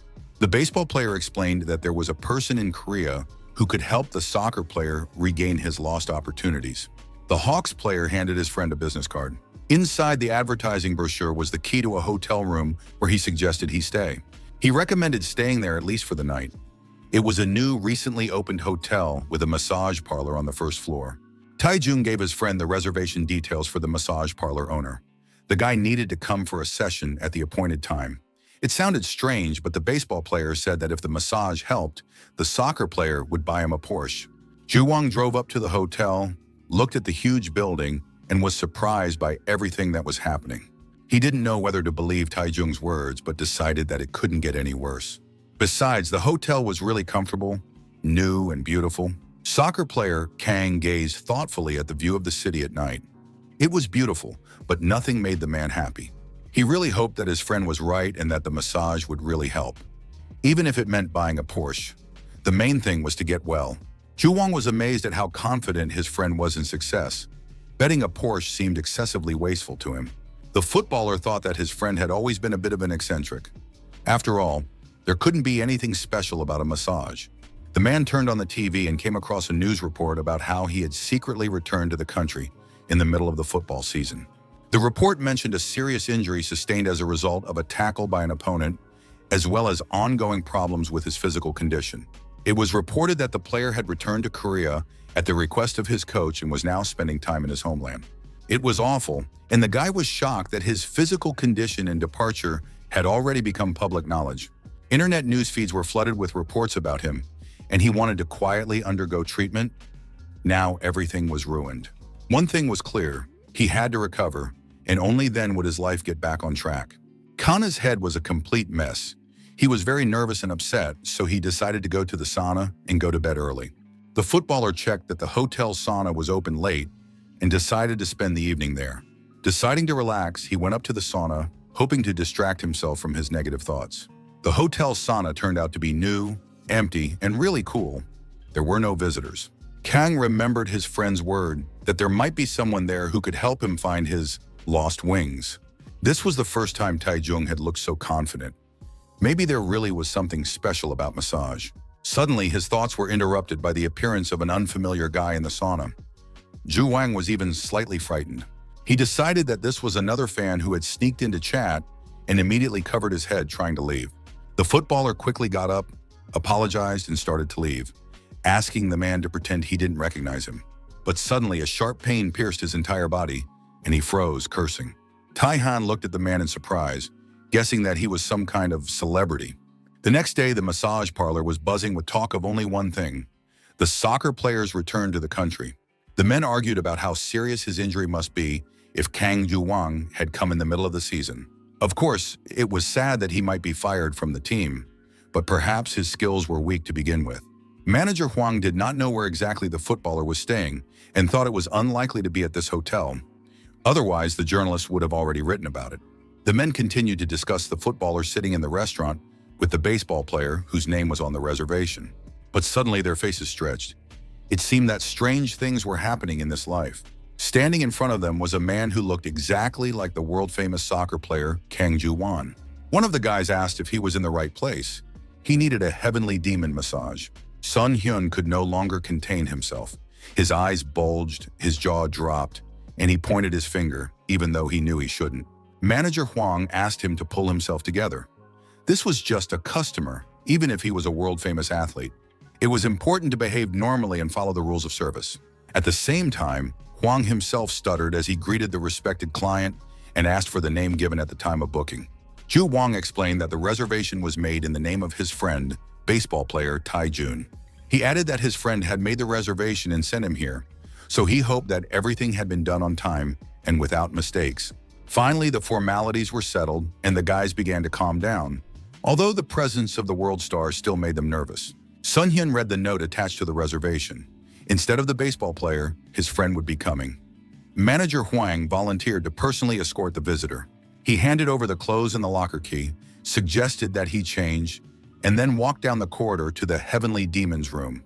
The manager also clarified that if the clothes did not fit, they would bring another size. As soon as Ju Wang disappeared into the locker room, the guys couldn't contain their excitement. They were thrilled, considering it a grand event for the salon. Tai-han went out to the reception area to meet the next client and did not understand what the commotion in the office was about. Sun Hyun was literally stunned to see the masseur not at his workplace and pounced on him, shouting, "To the office! And quickly, the best footballer from Tottenham is here." The footballer's future was now in Tai-han's hands. No more, no less. Ju Wang had already gone into the massage room, looked around and saw nothing unusual. His friend probably wanted to reassure him, considering the treatment effective. Tai-han followed him in, greeted him, and asked how long he had been waiting. The masseur remembered that he had seen this man somewhere before. Indeed, it was the guy from the sauna. He reassured the client, saying that there was no need to avoid him and that he hadn't told anyone anything. He only knew that the footballer had come on Taejung's recommendation. The masseur asked the client to lie down on the couch. The footballer was surprised as he had not yet said where he was feeling discomfort. The next moment, Tae-han poked Ju-won's knee with his slipper, saying that this was where the pain was. The guy literally fell to the ground. The touch on his knee was serious for him. Tae-han said that the athlete was physically fine, but his blood and energy were blocked and distorted due to his proximity to the blade. The masseur suggested that he fix them, for which he needed to lie down on the couch and not move, as he would be working on the pain points. The professional instantly worked through all the points, and the footballer immediately began to feel sleepy. Constant strenuous exercise with blocked energy leads to problems, and the masseur first had to absorb the murky energy. Tae-han had done this many times before, but this time the intense murky energy was the most difficult he had ever encountered. It was no surprise that the athlete had lost his abilities. He understood that Ju-won had not neglected his training even during his decline. The masseur explained that he would first touch the points to align the energy channels and release the blocked energy from above. Then he would clear the channels of the foot and direct the energy up the leg, and then concentrate it at the 3 miles point. Ju-won felt electricity rising in his knee. Tae-han warned, "Don't move. This is the most crucial moment." The masseur activated all his abilities, but the energy did not fill the 3-mile point. Due to a previous knee surgery, the energy continued to leak away. Tae-han explained to the client that his body was now like a broken pot. Not a toy children's pot, but a ceramic jug whose cracks needed to be sealed. To do this, the massage therapist had to work with the whole body, not just the injured leg. Tae-han massaged his head, shoulders, knees, and feet, and Ju-won felt a refreshing effect around him. It was time to activate the secret technique of the heavenly demon. It was a cloning technique that gave the impression that several people were working with the client at the same time. Head, shoulders, knees, feet, knees again, head again, shoulders. The energy was evenly distributed. The client did not notice the cloning technique as he was completely relaxed. The masseur was able to focus his internal energy on the knee. Tae-han used the gathered energy to strengthen the injured knee. He applied the cloning technique again. Several hands simultaneously filled the knee with energy. Towards the end, Ju-won woke up and felt as if a clot had fallen out of his knee. The sensations were so real that it seemed like crystallized murky energy that the masseur had extracted from his knee. It could explode if touched. Ju-won jumped to his feet and, not believing that this filth had been removed from his body, hit the clot as if it were a ball. The blow was so powerful that it knocked a wall out of the building. Tae-han believed that the force of the blow was an indication of how well the footballer had recovered. Ju-won stood near the broken window and tried to see where the remains of the murky energy had flown. At that moment, Tae-han pushed him in the back and said, "You don't need to know the details, just focus on flying back into the sky." With a wild scream, the guy fell from a height onto the asphalt, afraid to open his eyes. The next moment, he sat down on the couch with a cry. It turned out to be a dream. The sensations were so real that Ju-won couldn't believe it was a dream. The masseur suggested going to the relaxation room and drinking some restorative tea. The athlete swung his legs off the couch, and when his injured leg touched the floor, something amazing happened. The sensations in his knee changed, or rather, disappeared completely. A healthy person hardly feels the parts of the body that do not hurt. A cup of tea and sweets were waiting for him in the relaxation room. Ju-won enjoyed the taste, breathed deeply, and felt as if he had shed his old skin. His overall condition was so good that he could have played a match right then and there. The only thing left to figure out was how that jerk Tae-jung found out about such a cool place. The footballer immediately dialed his friend's number to tell him that he was not a gentleman for keeping the information about the masseur a secret for so long. From his enthusiastic voice, Tae-jung realized that his friend had already been for a massage and that everything had gone well. The masseur was truly amazing. The new problem was that now he would have to buy a Porsche. So Ju-won started changing his tune on the fly, saying that nothing surprising had happened. Tae-jung asked a few more questions, but his friend insisted, "There's no effect." The baseball player assured him that his friend should lie more convincingly and that he had already signed a contract to buy a Porsche, so he needed to get the money ready. Ju-won understood that it would be impossible to deceive his friend. He had already experienced the effect himself. The soccer player hoped to regain his skills as the baseball player had done, and even the purchase of a Porsche would not be a waste of money. Kang Ja-won approached the manager and asked if he could personally thank the massage therapist. Everything had gone great, and he was sincerely grateful. The manager said that the owner was busy with his next client, so it was difficult for him to come out. After some thought, realizing that the athlete was satisfied, manager Huang approached him with a request. The man asked if it would be possible to get an autograph, as he was collecting signatures from famous clients of the salon for a wall of fame. Zhu Wang agreed and asked what inscription to write. Manager Huang said something about a refreshing massage with a great effect and complete satisfaction, but at that moment, a monstrous monster with black energy peered through the door. Sun Hyun stood like a real ghost behind the door and watched what was happening with one eye. Zhu Wang noticed him, called him closer, and asked if he wanted an autograph too. The footballer offered to sign anywhere the guy wanted. Sun Heung-min was well prepared for this moment. He lifted up his work uniform, revealing a Tottenham Hotspur Football Club jersey underneath. It was the footballer's debut jersey, and at that time, few people knew him. Therefore, the athlete was genuinely surprised and impressed. It turned out that the masseur was a longtime fan and had kept the shirt all these years, hoping that one day he would be able to get an autograph. And now rumors had spread that the footballer was staying at the hotel. Sun Heung-min said that he fell in love with soccer thanks to player Kang Joo-won. It was very touching and heartwarming. The jersey reminded the young man not to forget his original passion for soccer. And now that he had received an autograph from his favorite soccer player, he would keep the jersey as a family heirloom. Suwon was the athlete's hometown, and after taking care of all his health issues, he went there to visit his parents. Zhu Wang rode in a taxi and tried to recognize the streets of the city. Of course, much had changed. Before, there had been nothing but fields, but he remembered how his childhood had passed. The young man asked the taxi driver to drop him off in the middle of the street. He realized that this was the place where he had found his original passion, the high school he had graduated from. The young man was looking at the familiar walls through the fence when suddenly a familiar voice called out to him. It was his first and only coach, who had worked at a regular children's sports school all these years. The men hugged and were very happy to see each other, and the coach said he had stayed there because he hoped that the world football star would one day return to his native land. The coach expressed his sincere support for his former student, saying that he understood how much the young man had been through recently and that he was genuinely happy to see him. After that, they visited the school stadium where Zhu Wang began his sporting career. In the coach's room, the coach treated the young man to tea, which he poured from a thermos, still the same one he had used for many years. Zhu Wang drank the tea with pleasure, and the best and kindest memories immediately filled the athlete's mind. The coach said that he had heard about the footballer's injury and sincerely sympathized with him. But then Zhu Wang announced that he seemed to have overcome the problem and that everything would be fine now. The coach advised the young man to take care of himself, because he had always pushed his body to the limit since he was a student, and if he continued in the same vein, he would not last long as a player. But then the coach noticed that he wasn't the only one who recognized his student. Other people had gathered near the coaching booth. They were new soccer students who were training at this stadium.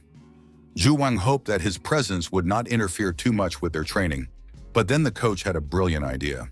He suggested that the footballer test his condition by playing a light game with the children, which would be a great experience for them.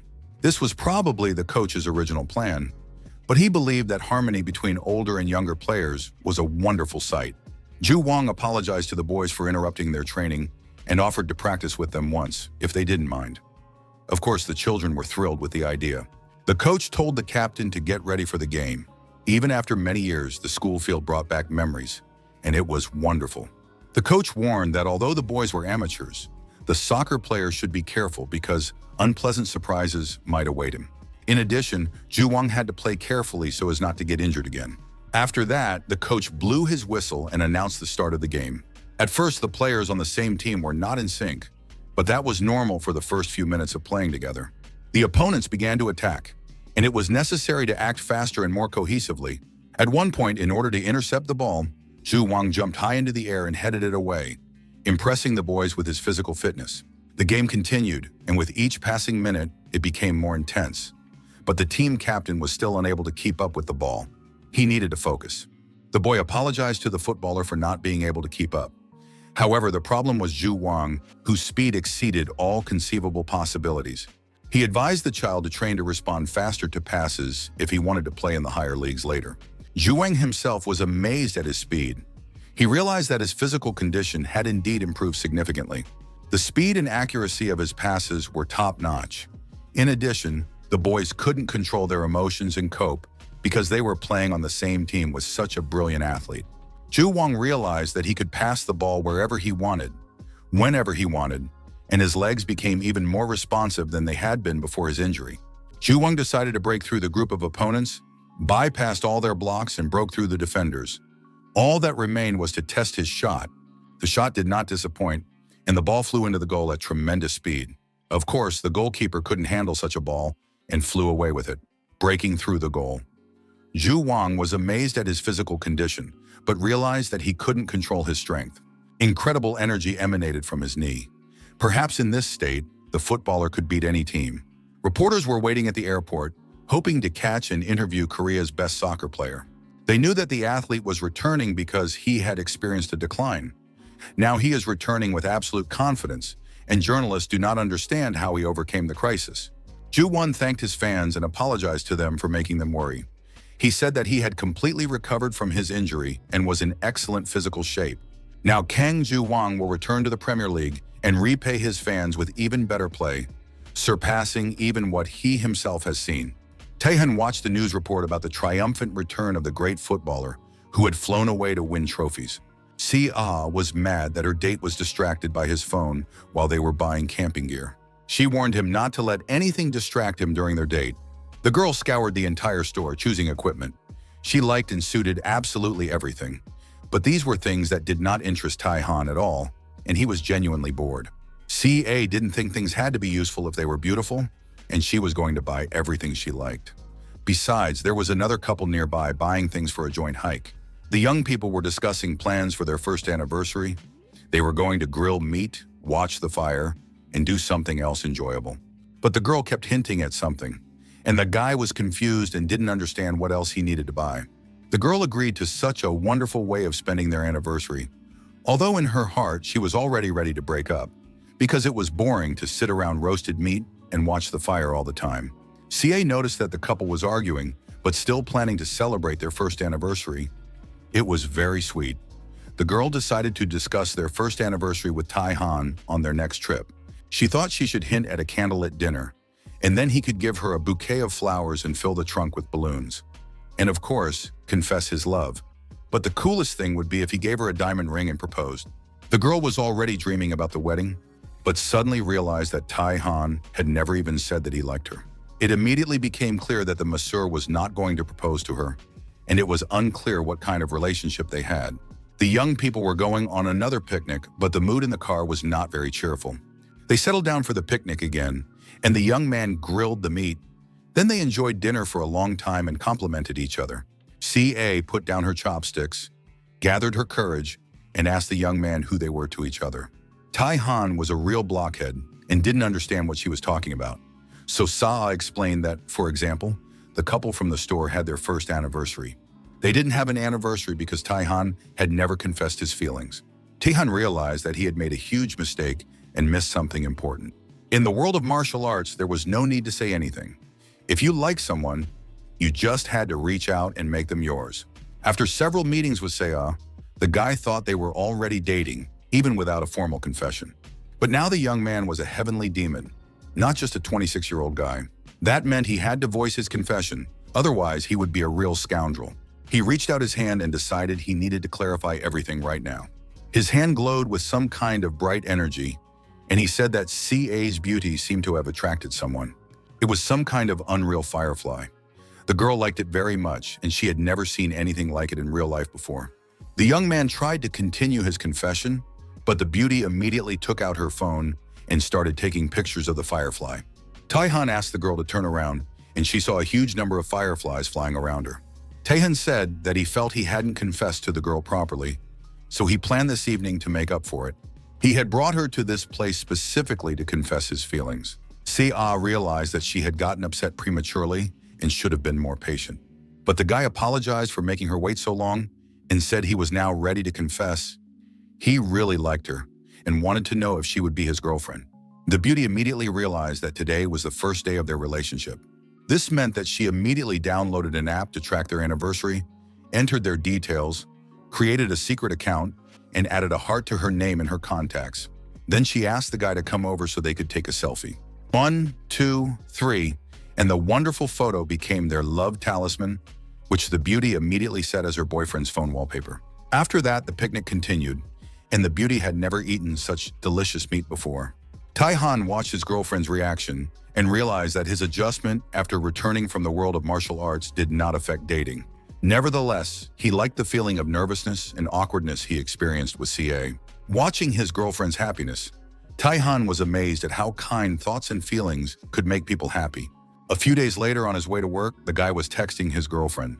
But these messages were exhausting him because he still couldn't predict Sae's reactions. The guy realized that he would be tired before he even got to work. The young man stopped texting, saying he had to go, and sped up. Tai-han used a secret technique of the heavenly demon and used instant teleportation. The young man took a photo of the building and sent it to his girlfriend, saying that he was already at work and couldn't be distracted by messaging. Now he could just walk calmly, realizing that young love was quite a challenge. He would probably have to increase his endurance to live up to all the qualities of a good guy. Approaching the elevator, the young man stopped next to two men who were waiting for the car to arrive. Suddenly, the elderly man felt very strange. It was as if he had begun to fall into some kind of pit. He was falling into it, and the light above him was diminishing. Soon the man felt that he had fallen into the water and was sinking to the bottom with his back down. The old man did not understand where he was or why he had fallen into the water, but he knew that he needed to get to the surface urgently. The man realized that he was running out of oxygen and couldn't breathe because he couldn't get out of the water. In the next moment, the old man's lifeless body sank into the water, and most likely it was death. And then when the man had given up hope of being saved and his lungs were full of water, someone's hand reached out to pull him from certain death. When he came to, the man saw the frightened face of his assistant, who was trying to revive him, asking if the chairman could see him. The man recognized the secretary, who explained that they were in the hotel elevator, and that the unfamiliar guy standing next to him had given him first aid when the chairman fainted. The savior turned out to be our hero, who was riding to work in the same elevator. The chairman thanked the rescuer for his help, and the masseur asked the stranger how he was feeling. Tai-han had already noticed that the stranger had a blocked coronary artery, which had caused the attack. Due to his age, the man had weak blood vessels and a weak heart, and although the crisis had been overcome for the moment, it was too early to rejoice. Tai-han asked permission to examine the man, realizing that it was difficult for the chairman to move at the moment. Tai-han activated his internal energy and directed it toward the patient. First, he pressed on certain points to clear the man's mind. Then he moved on to the points that prevent cardiovascular disease. And finally, he reached the points that correspond to the expulsion of cold energy. After that, the masseur suggested that the man stand up, and he followed his instructions, getting up from the floor. But it turned out that the fears were unfounded. The man felt great, was toned, and said that he felt literally renewed. At the same time, his boss began to appear slightly taller. Patting his subordinate on the back, the chairman did so more than strongly because he possessed energy that he did not even expect. Afterwards, the man turned to his savior and said that he wanted to thank him for everything he had done and invited him to lunch. Tai-han accepted the gratitude but declined to go to lunch, saying he had to work, and in turn, the young man invited the man to ask for help if he needed it. The business card had the name Heavenly Demon Massage written on it, and it turned out that he was a massage therapist. At that moment, the elevator reached the desired floor, and Tai-han left the men, saying goodbye. But at the last moment, the stranger called out to him. He was amazed that the masseur had helped him without even knowing who he really was. He was the founder and honorary chairman of one of Korea's leading companies, Mr. Chang Woo-yong. For many years, people who approached the man always wanted something and tried to win his favor with all kinds of bribes and entertainment. However, Mr. Chung did not feel anything like that from the young stranger in the elevator, and even at the last moment, he tried to leave without offering his business card or trying to establish a profitable connection. The young man bowed his head in respect and said that he was just trying to help the man who had fainted. After that, he advised Chairman Chan to be careful. Mr. Chan studied the business card for the Heavenly Demon Massage Parlor, and seeing the owner's name, was surprised at how young he looked. Could this guy really be experienced at his age? Mr. Chan decided to visit this establishment because he rarely met such interesting people.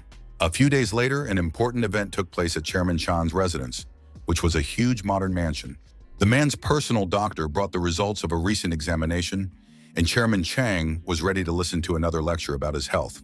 However, the doctor, with surprise in his voice, said that he was not going to scold his patient, but on the contrary was surprised by the results of his latest examination. In some unreal, almost magical way, Chairman Chan's vascular condition had improved significantly. The doctor described this phenomenon saying that the heart of his regular and most important patient seemed to have rejuvenated. The doctor was interested in what new things his patient had started doing, how he had changed his environment, and whether he had added anything to his diet. Chairman Chan immediately remembered that a few days ago, when he fainted in the elevator, an unfamiliar massage therapist had helped him.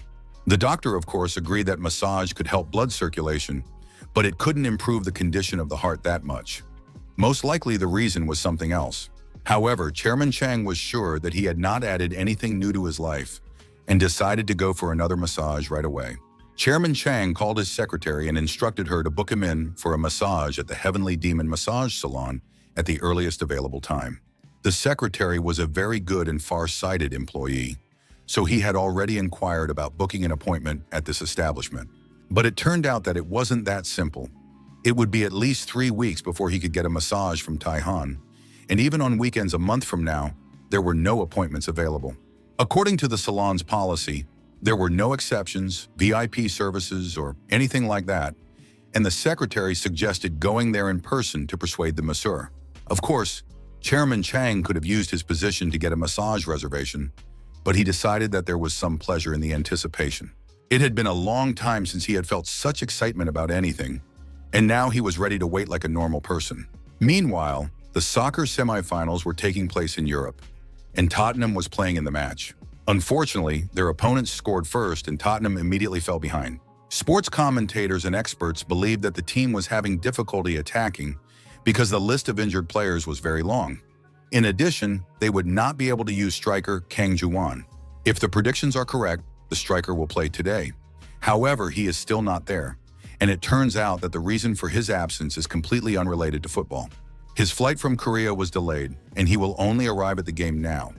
It's a shame and a pity, but the guy won't make it to the start of the match. However, he is on the list of substitutes, and maybe he will play in the match, but he will have to perform a real miracle. And if the young man fails to do so, he will be criticized for leaving the team in the middle of the season. And so the team owners will most likely part ways with him. The first half of the soccer match was over, and the players were resting in the locker room. The Brazilian soccer player understood that with everyone else out, the team's hopes were pinned on him. The guy was very nervous, and his calf muscles were so tense that he couldn't even run properly. The rest of the team was not in the best physical or mental shape. Their mood left much to be desired, and they even preferred not to joke around. The players tried to support each other, promising to play better in the second half, block everyone, and focus on scoring goals. After all, the game was not over yet, and there was no need to give in to negativity. The guys were getting ready to take the field after the break and were going to do everything in their power. However, the athletes' inner state was terrible due to nervousness and a high level of responsibility, because no one could guarantee that they would be able to score in the next half. And if they failed, the players would be heavily criticized, and it is very difficult to cope with such psychological pressure. But at that moment, a strong, friendly hand was placed on the Brazilian footballer's shoulder. Kang Ju-won thanked his friend for holding his own on the field during the first half. The friends hugged, and the Brazilian footballer was relieved to realize that he would not be alone in defending the team's honor. Rishi asked how his friend was feeling, as he had not been in the best physical condition before leaving. Ju-won reassured his friend that he was in good health and asked him to leave the second half to him, as he was going to show his best football. At that moment, the coach approached, having listened to his players' press conference, where he said that he had recovered perfectly and hoped that there would be no more health problems. Ju-won confirmed that he felt like Superman. The coach liked the guy's confidence. He understood that psychological attitude was very important, and Ju-won promised to show his best game in the second half. But to the surprise of everyone present, the coach did not put Kang on the field, saying that he needed to trust his teammates. The player would sit on the bench. As sad and painful as it sounded, the coach was absolutely right, because Ju-won was acting selfishly and thinking only of himself. He supported his friend, saying that they had trained a lot together and now Rishi had a chance to prove himself. Ju-won promised to warm up and wait on the bench, as the coach had said. But today was Rishi's moment to shine, and everyone wished him luck. The second half finally began, and fans of both teams eagerly welcomed the players. The commentators noticed Ju-won on the bench, but didn't understand why he hadn't been sent on yet. Perhaps he wasn't physically ready. The game continued, the match was coming to an end, the players were playing excellently, but it was completely fruitless.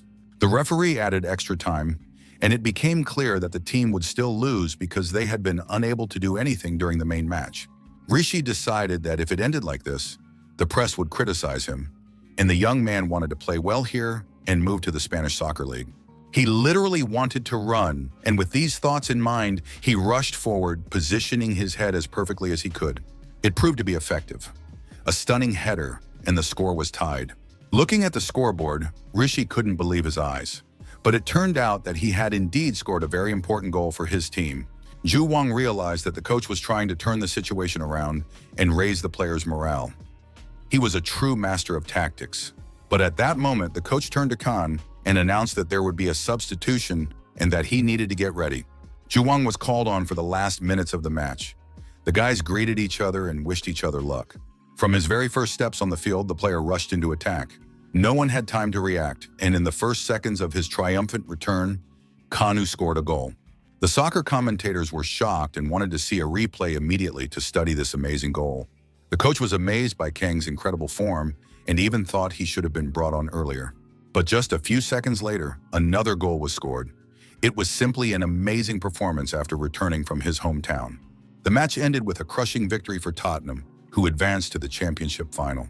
Although a week had passed since the game, the football fever continued at the Heavenly Demon Massage Salon. The employees watched their favorite players' game over and over again.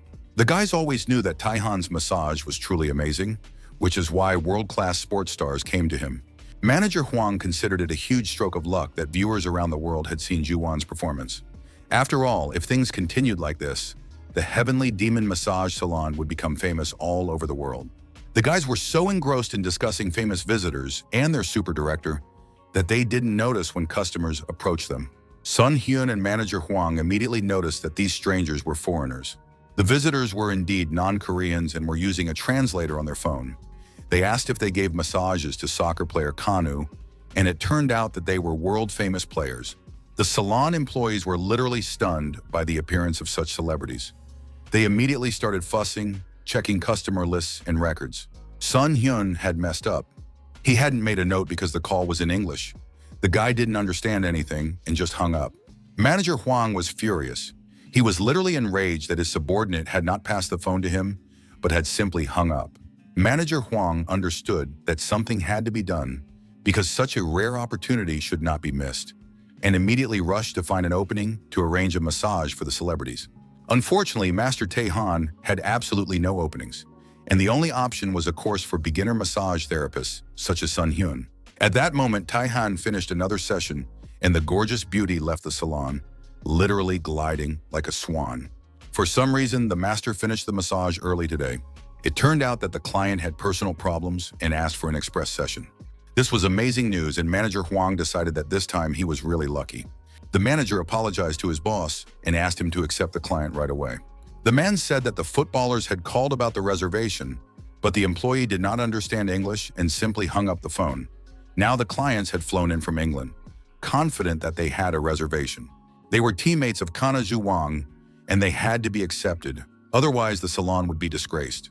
Taehan agreed that it was his employee's mistake and that he would accommodate the clients, so he demanded that the manager quickly arrange a session.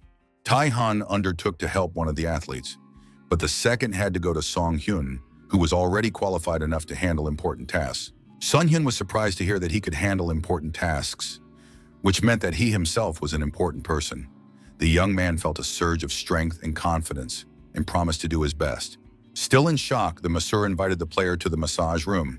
The masseur still had enormous problems with English and realized that he would not be able to cope without an interpreter. Son Hyung inquired about the footballer's general condition and asked what specifically needed attention, where the player felt discomfort.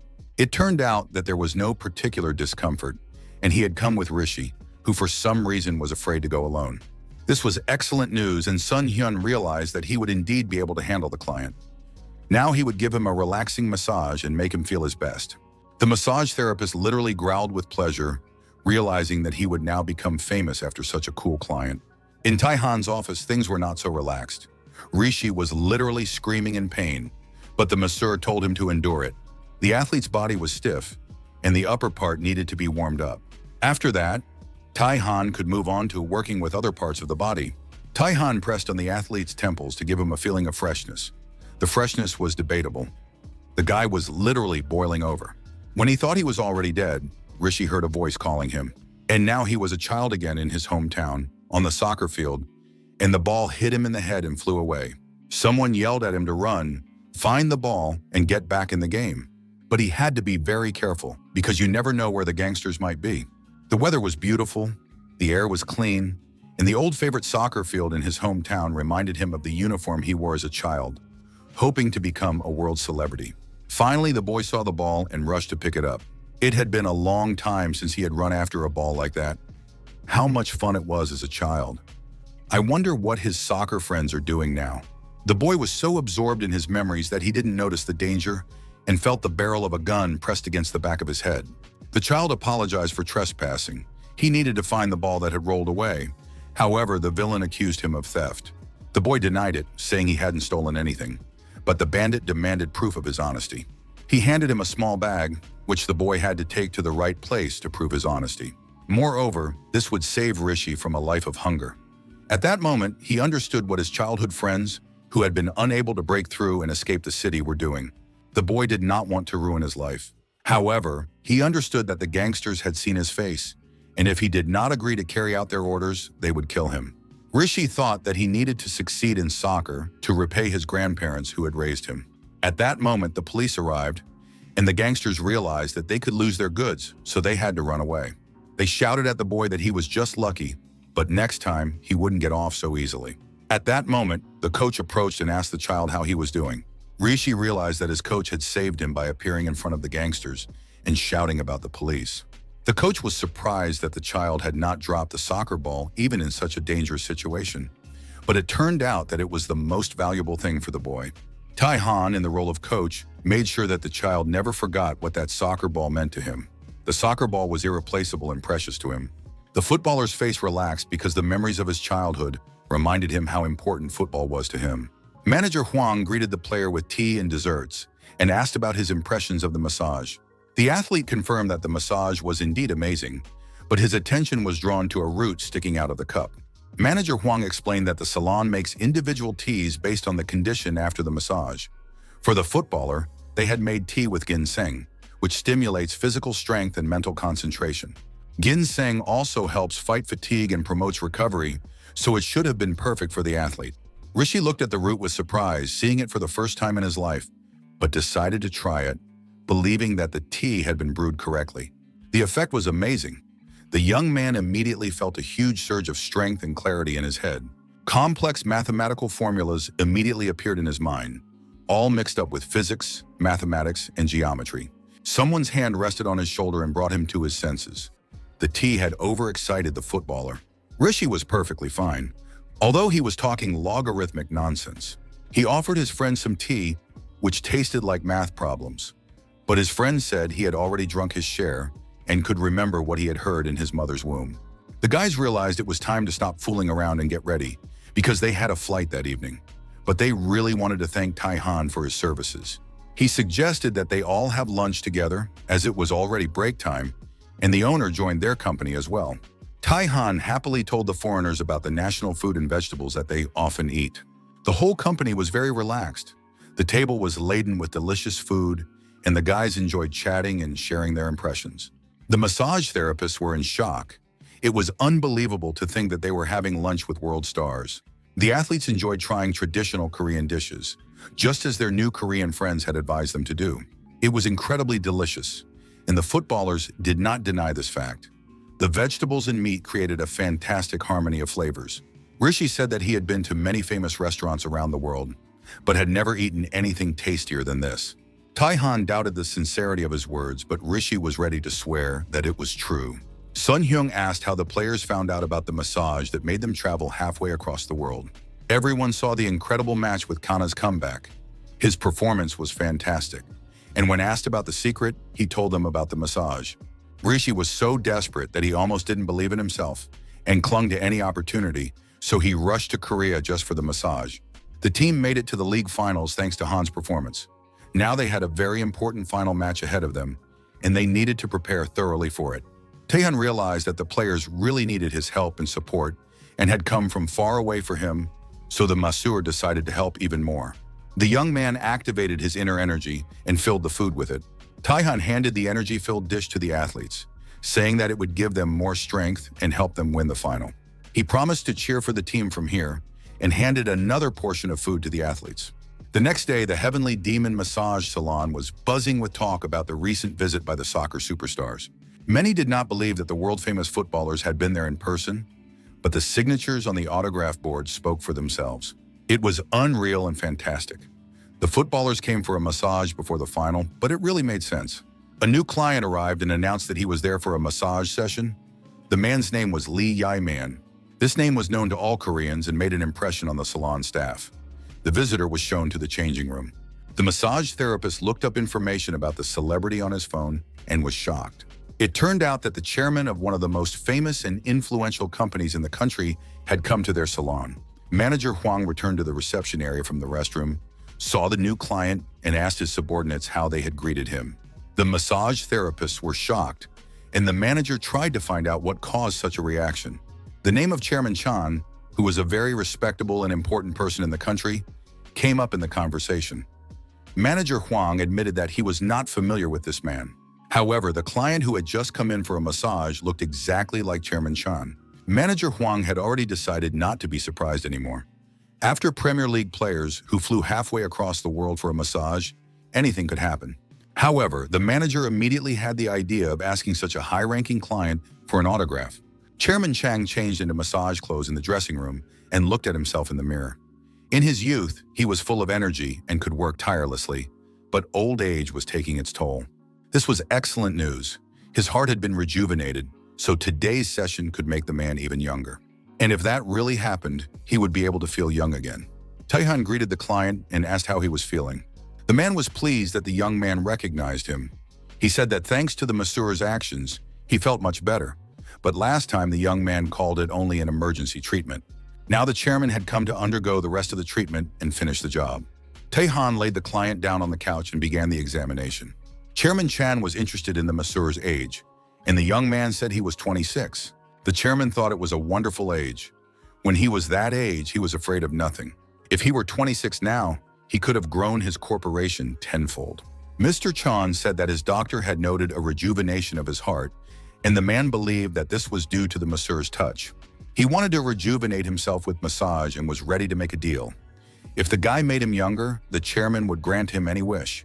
Taihan felt an ominous energy emanating from the man, which he had not noticed last time. The guy realized that excessive greed had led the man to trouble and refused to make a deal, saying that he would do the massage first and then they would talk. Without wasting time on conversation, Taihan concentrated his energy and began the massage. After a while, Chairman Chong said that he was beginning to lose strength during the massage and was frightened. Was this normal? The masseur reassured him, saying that everyone reacts differently and that with age, even massage can be harmful, so one must be careful. After that, Taihan wished the client a good day and continued the treatment. The bright sun shone in the man's eyes and he squinted and couldn't open them. He felt pleasant and relaxed, and the luxurious hotel only enhanced this feeling, especially since his family was nearby. Finally opening his eyes, the man noticed his hands and feet. Not a single wrinkle. He jumped up from the sun lounger, ran to the mirror and saw that his face had become younger. It was crazy. Indeed, he was not imagining things. The man had become younger. In that case, he could get to work sooner and work even harder, thereby expanding the company several times over. At that moment, his children ran up to him with their swim rings and asked their father to play with them in the water. The man remembered that he had come on vacation with his children, but he thought that if he worked even harder now, he would be able to spend more time with them later. He told the children that he was too busy and would come and play with them next time. When one of the children took him by the hand to drag him away, the father reacted negatively. He yelled at his son and accused him of almost damaging his laptop. With an angry expression on his face, the man told the child that he had to work and that he should go play with his sister until his father scolded him. The children were upset and frightened by their parents' violent and aggressive reaction and ran away in tears. The man's wife tried to talk to him, but he rudely told her to hurry up and do her chores because he was very busy and was doing everything for the family. The woman reminded him that they rarely had family vacations, and her husband was busy with work again. He was always busy, so he could at least spend a little time with his family on vacation. In response, he said that she was being immature because she knew that he was doing everything for the well-being of the family. The man was sure that the children would understand everything when they grew up, and there was no need to worry now. All he wanted to say to his wife was that he needed to work and asked her not to interfere. He advised his wife to focus on her responsibilities and look after the children. She replied that if work was so important to him, she would no longer invite him on trips together. This answer seemed reasonable and ideal to him. The whole day passed, and the sun was already setting, painting the sky in shades of pink. The man had just finished work and was about to relax when he suddenly noticed that the water in the glass and the glass itself were shaking. The sudden noise and screams caught Mr. Chan's attention. He ran out of the pool area and saw that an earthquake had begun, causing the hotel building to collapse. The man realized that his wife and 2 children were in the building and immediately rushed there. Mr. Chan knew he had to save his family before the building collapsed. The man could barely feel the ground beneath his feet. He ran, jumping over cracks in the asphalt, with debris falling around him and flames shooting up. His only wish was that his family would be safe and wait for his help. Finally, Mr. Chan reached the hotel room where his family was staying. He ran out into the hallway and began calling their names. The room was half destroyed. The chandelier had fallen from the ceiling, the floor was shaking, and his loved ones were nowhere to be seen. The floor was covered with glass, and the man continued to run around the room looking for his wife and children. Rescue workers, firefighters, and ambulances arrived at the building. People who had left the dangerous area waited on the lawn. One of the rescuers asked the guests to immediately report if anyone was injured and needed help. Mr. Chang approached the rescuer, looking very bad, tears streaming down his face. The man said that his entire family was still inside the half-destroyed building and asked the rescuers to hurry. Fortunately, his wife had managed to leave the building with the children and came to her husband. The whole family was crying with happiness and stress. When it became clear that everyone was safe, the children noticed cuts on their father's feet. He had run barefoot from the pool, searching for them in the ruined building, and had ignored the pain. Mr. Chang realized that his son had grown up when he started to worry about him. The man sat down next to his children and apologized for his behavior, for not being able to play with them during the trip, and promised to spend more time with them now. He suggested they have some fun, since the vacation was still going on. The children immediately suggested going to the night market for sweets and then going on a safari. Mr. Chan was ready to fulfill any of the children's wishes, realizing how scary it was to lose his family. From that moment on, he promised to do whatever the children asked. Soon the massage was over, and Tai Han asked Mr. Chan how he was feeling. The man replied that he felt no discomfort and that the massage was exactly what he desperately needed. After the session, it was time to pay, and Mr. Chang handed the young man his credit card. The chairman added that, according to the doctor, his heart had become younger. He came for a massage, thinking that it was all thanks to Tai Han's treatment, and now he had not only improved his health, but also gained insight. Tai Han was happy for his client and asked what new insights the chairman had gained after the massage. Mr. Chan realized that his time was limited and that he needed to use it wisely and effectively. In his youth, he cared little for his family, devoting all his time to work. Now that he was older, Mr. Chan couldn't change that, even if he wanted to. But now, thanks to the massage sessions, he was healthy again and would try to spend more time with his family. Tai Han felt that the harmful energy had finally disappeared and congratulated the client, saying that his family would be very happy. Mr. Chang was unsure, but remembered that he needed to call his son, dialed the number, and waited for an answer. Instead of the usual, "Hi, Dad," his son's voice said, "Yes, Mr. Chairman." Mr. Chang was stunned and demanded that his son call him Dad, but his son did not understand why his father was using informal language. The man asked if the weekend was free and suggested that the whole family go hiking. The son thought that something was wrong with his parent and that he should not overexert himself. Mr. Chan did not consider it overexertion and warned his son not to complain of fatigue during the hike, asking him to contact his sister and pass on the invitation to her. Mr. Chang ended the conversation, which seemed strange and unnatural to his son. Only later did he realize that he had not planned the hiking route, as he had never been to the mountains before.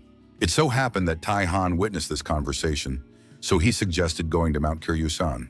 The young man said he had been there several times and that it was a great place for a family hike. He hoped that the energy of this mountain would have a positive effect on Mr. Chang's health. The chairman agreed to take advantage of this recommendation and added that all that remained was to find a restaurant where they could have lunch after their walk in the mountains. Tai Han also had a suggestion for that, a well-known noodle restaurant in the area, where there had been long lines of people waiting to get in lately. The men said goodbye, and Mr. Chan left the massage parlor with the light gait of a confident and healthy person. He realized what was most valuable in life, and his steps became truly light. Tahan thought that his own story was very similar. He also neglected what was most valuable, believing that he was working. By the way, it was his father's birthday coming up this weekend, and the young man decided to visit him.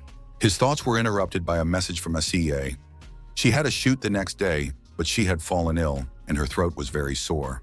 Tai Han rushed headlong into the utility room, using the energy of the heavenly dragon. A few seconds later, he came out with a jar in his hands, completely ignoring the shouts of manager Juan, who reminded him that the next recording was waiting.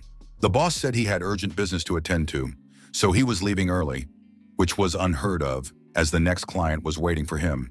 Tai Han asked the manager to apologize and transfer all clients to the assistants for massage, and to pay the masseur double the rate. As for the clients, they would receive the service today without using their coupons, and the establishment would give them an additional one-time coupon. A few minutes later, the young man was already at Sae's house. The girl's mother answered the door. Tai Han introduced himself and said he was Sa'a's boyfriend. The mother assessed the groom and liked him. The guy was really handsome and looked reliable, and it was immediately clear that her daughter had good taste. The woman led the young man into the kitchen and asked what had happened and why he had come all this way. Taehan explained that Saya was not feeling well and that he had brought her something useful. In his hands was a jar of ginger tincture.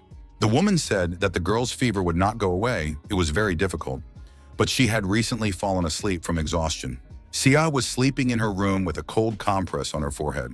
The young man did not want to wake her, so he asked his mother to give her ginger tea as soon as she woke up so that she would recover faster and feel better.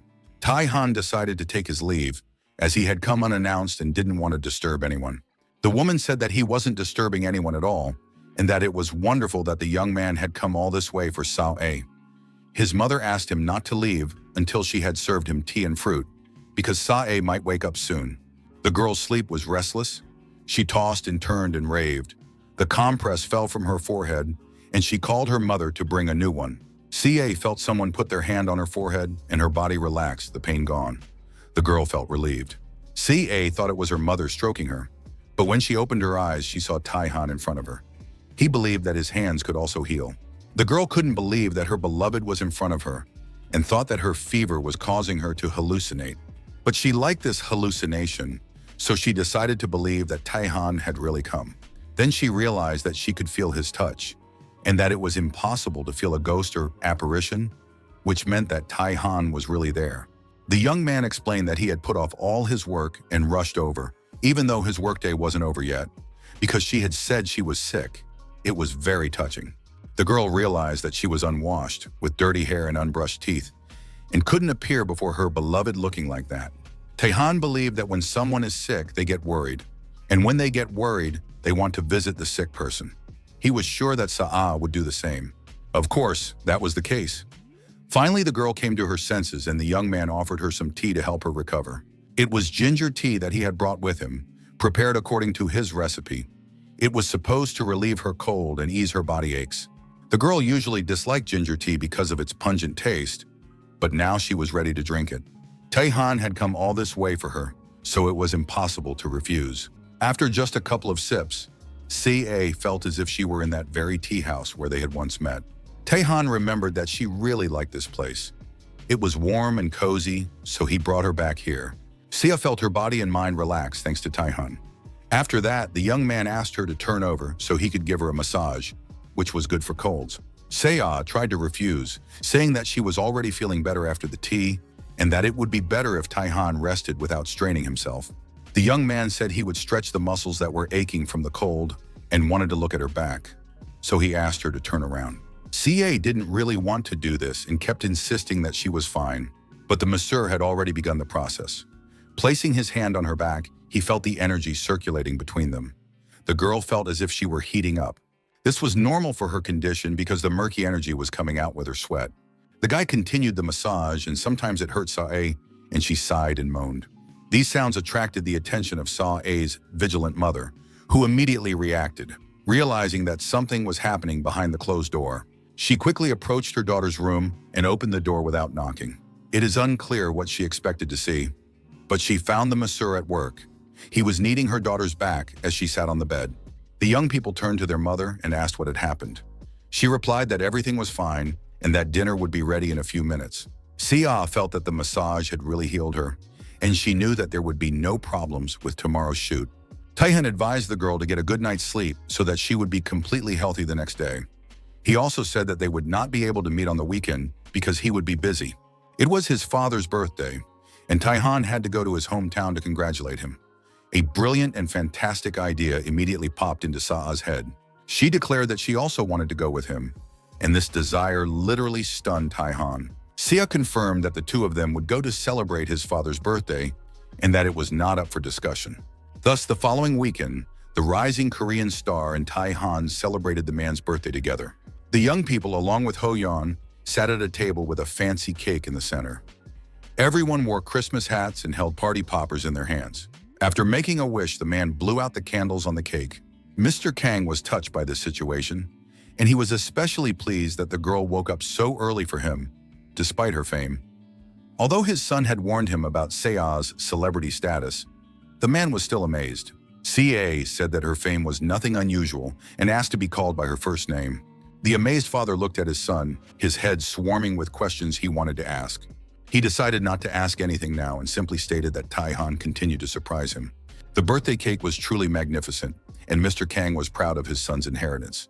The young man was just like his father. Mutual compliments, jokes, and laughter filled the restaurant when the first visitors arrived and the bell above the door rang. Chairman Chang said that the family had gone hiking in the morning, but had arrived in town earlier than expected and were now ready to eat. The noodle maker noted that the restaurant was not yet officially open. Taehyun recognized the guests and warmly greeted the chairman. The young man's father heard the word chairman and remembered that the man's face seemed familiar to him. He just had to figure out where he had seen him before. The restaurant owner racked his brains and realized that it was Chairman Chang Woo-yeon, the head of one of the largest groups in the country. Chairman Chang was pleased to meet the young man and asked how often he visited the restaurant. Taehyun admitted that it was actually his father's restaurant. Chairman Chang's family joined the conversation. The man explained that Taehyun was the benefactor who had helped him regain his strength and health for such hikes. After that, Chairman Chang introduced his family to the masseur, starting with his wife. The man's daughter, Ji-young, was the head of a hotel group. His eldest son was next in line to lead the group, and his name was Tae-hyun. Meanwhile, Taehyun's father came to his senses and offered the chairman a snack, inviting everyone to sit down at the table. After the Chang family sat down, the man approached to take their orders. Noodle chef Kang talked about the signature dishes that they prepare regularly. Everyone chose a serving of the signature noodles, as well as vegetable and meat dishes. Everything was prepared quickly and appetizingly. Taehyun tried one of the dishes and said that there was nothing special about it, just ordinary sweet and sour pork with a banal sauce. Mr. Chang immediately scolded his son for his criticism because they had done them a big favor by serving them before the restaurant opened. "Eat without complaining," he said. After that, the whole family ate the prepared dishes silently and with pleasure. Mr. Kang was so carried away by the noodles that he was transported back in his memories to many years ago, when his children ate with pleasure and sincerely shared their emotions with their parents. He promised that he would earn enough money to go to this restaurant every day. The father warned his children that he would not be able to play with them much because he would have to work to afford such trips, and this would continue until they went to college. But it turned out to be longer. Even though the children had already graduated from college, their father was still working hard to provide for the family. The son admitted that he resented this during his school years. But after becoming the head of the company, he realized that it was not an easy task. Now he is proud to be the son of such a respected father, and is not offended that he did not see him often as a child. His mother noted that this was normal. It was the price they paid for their father's pursuit of work in his youth, and the children did not learn to spend time with him. Mr. Chang thanked all the family members for finding the time to spend the day together. Jae-young, the chairman's daughter, said that the situation was becoming awkward and asked to finish the meal quickly. The girl recalled one of her birthdays when she sat at the table wearing a party hat and receiving congratulations. The whole family was together. Her parents had prepared a cake and gifts, and she wanted every day to be her birthday. Now she couldn't hold back her emotions. Tears rolled down her cheeks. She cried about lost time, even though the family looked friendly from the outside. The restaurant owner thanked his son and his girlfriend for visiting and was happy to meet the beautiful CA. At that moment, Jae-young approached them and addressed the restaurant owner. The man thought she wanted to order more. The girl asked for the bill, and the man realized that she was going to pay for the meal. But Jae-young shook her head and poked him with her phone. She said she wanted to invite him to work as a chef at the hotel's Chinese restaurant, promising any welcome bonus. Jae-young added that she could offer any salary, even $1 million, and everyone's eyes widened. At that moment, Mr. Chan's son intervened in the conversation, saying that the salary was too high for such a specialist. His sister sternly rebuked her brother, saying that they had never experienced such emotions from eating such food before. The girl was sure that they really needed this chef. If the noodle chef joined the hotel team, he would become its strength and center, and the restaurant would be included in Forbes' list of the best. Jae-young summed up her speech by addressing the chef. This is a great opportunity for everyone. She added that she would meet any of his salary demands, but in response, she heard a clear and concise no. Mr. Kang said that he was very flattered by the offer and sincerely grateful, but he had to decline. Jae-young couldn't believe what she heard and didn't understand why he was refusing. If the salary seemed too low, she was willing to pay more. The chef explained that it wasn't about the money. He couldn't leave a place that held so many memories. The restaurant captured the entire history of his family. Perhaps even the soul of his deceased wife remained there. In addition, the man had to pay off a debt. He had part of the money he had inherited. The restaurant is open and customers bring in income, which allows him to support his son. After such kindness, he cannot simply leave. Mr. Kang will stay here, repaying his family, friends, and beloved visitors by keeping the restaurant as it is. Chairman Kang intervened, saying that when fishing, you need to pull the rod so that the line does not break. The metaphor was clear. Sometimes you have to let go in order not to lose. The girl understood the meaning and agreed with her father's opinion. After that, Chairman Chang thanked the noodle maker for the delicious food and asked if he could visit him when he felt lonely. Chairman Chang assured Seo that he would not tell anyone that he had seen her there, and the girl was surprised to have met such a great man. Only Chairman Chang's son remained silent, looking at Tai-han with distrust, perhaps jealous of his father's admiration for another young man. After the guests left, Sa'a admired the chef's decision to turn down the tempting offer. The man explained that the visitors had brought him to his senses. People cannot be compared to money, and in choosing, one must always choose people. Taehan remembered his mentor's words, "Help those in need, and you will not be alone." Life seemed to be the embodiment of all wise quotes, but Taehan himself still had a lot to learn. A few days later, several athletes were checking in at the hotel lobby. The guys had already received their keys and were dreaming of a massage, but something caught their attention. Looking around, they noticed athletes from other teams. It seemed that rumors had spread throughout the industry. There was truth to these rumors, and it was no surprise that people were whispering about the massage master, Tai-han. Many athletes moved on to the next season at a high level after several victories. Of course, they expected this, but the sudden surge in competition made the start of the season more difficult. On the other hand, one can be glad that everything turned out this way. One footballer thought he would have to end his career after the season, but wanted to rest and prepare for the transition, as the previous season had been unsuccessful. All the negative publicity about him was true. Now he is back in top form and has decided to forget about retiring from the sport. But the hotel is full of players with the same thoughts. It would be great if Monsieur Tai-han could help them all with his amazing skills. Sometimes it seems that athletes are superficial, but in reality they are deep and understand the feelings of others. The success of the Tottenham footballer has boosted everyone else's self-esteem and inspired them. If the masseur helps, they will be able to reach the semifinals next year and go on the tour of America they have dreamed of since childhood. But even with Taehan's help, success is not guaranteed.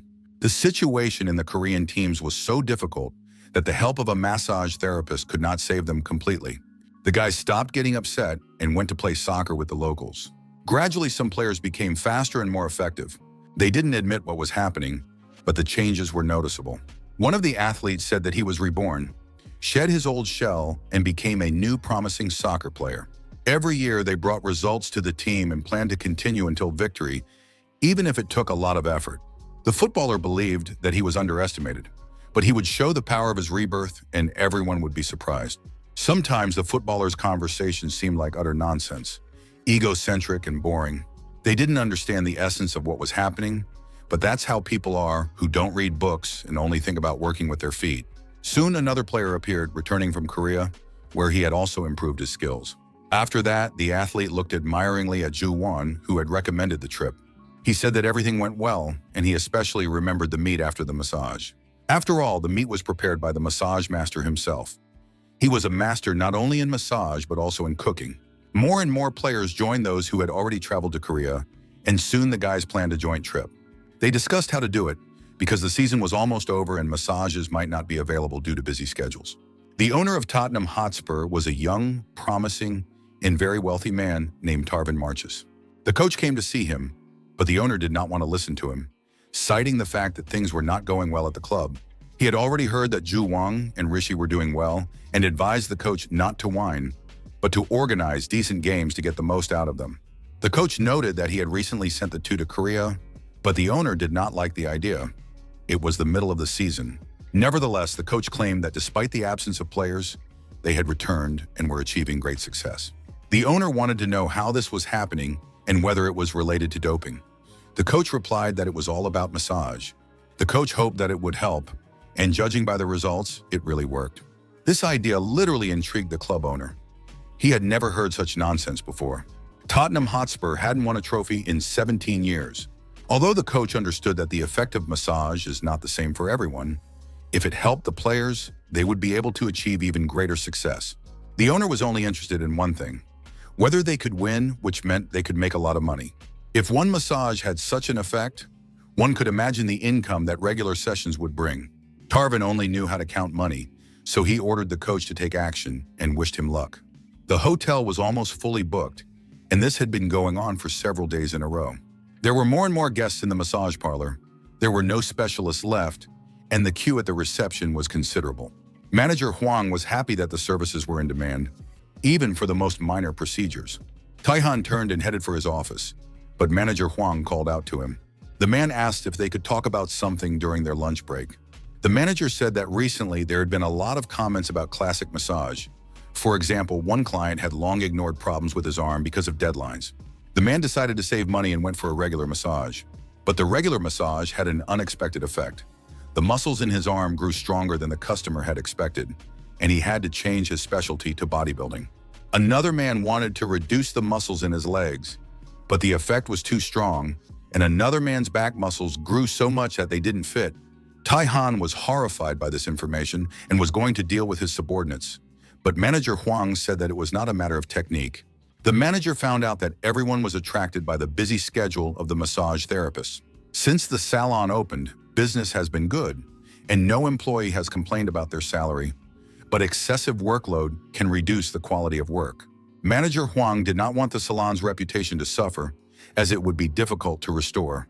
Taihan agreed with this point of view, but the manager already had a plan. He suggested that everyone take a week's vacation and close the salon completely, knowing that this was an unpopular decision. Naturally, the decision was difficult for the salon owner, who had to consider whether it was worth making. A meeting on business development strategy was taking place at the office center. It was clear that the company would not move forward with its current plans. The manager told the manager to leave the room and come to the next meeting with some good ideas. The company's shares had fallen sharply, and one of the managers explained that this was due to sales in the markets. The manager was stressed and noticed that his hair was falling out. Everyone knows that stress is linked to hair loss, but the manager yelled at the employee, demanding that he focus on his work. The manager explained that the shares had fallen because of a new company that had debuted last year and taken their place in the market. The manager wanted to know why they had been displaced, but received no answer. The subordinate shared a rumor. There is a well-known massage therapist who is used as a consultant for working with clients. The manager asked him to repeat it and tried to remember where he had heard about this masseur. He remembered a scene with his father, Chairman Chan, and a young massage therapist who opened a studio in a large hotel with the chairman's support. Manager Cho explained that the salon belonged to a young man who had helped Chan when he was unable to continue the business. Taehyun remembered that the name Divine Massage refers to the novels about the Demon King. The man found the name suspicious, but customer reviews showed that nothing bad was happening. The men didn't know how to feel about the establishment, and Manager Cho said he had found a way to learn more. Taehyun no longer wanted to listen and was about to leave the office. He decided that if his opponent had a plan, he needed to work on it, rather than lying around and losing in the stock market.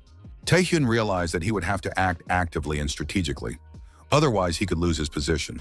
Soon, the man arrived at the hotel where Heavenly Demon Massage was located. He was sure that his intuition was right, and today he would learn about all the masseur's dark intentions. Entering the lobby, Tae-hyun thought that he had never planned to come to this place and hoped not to meet her. But luck was not on his side. His sister called out to him and said she did not expect to see her brother here. He must have heard good reviews about the hotel and decided to stop by.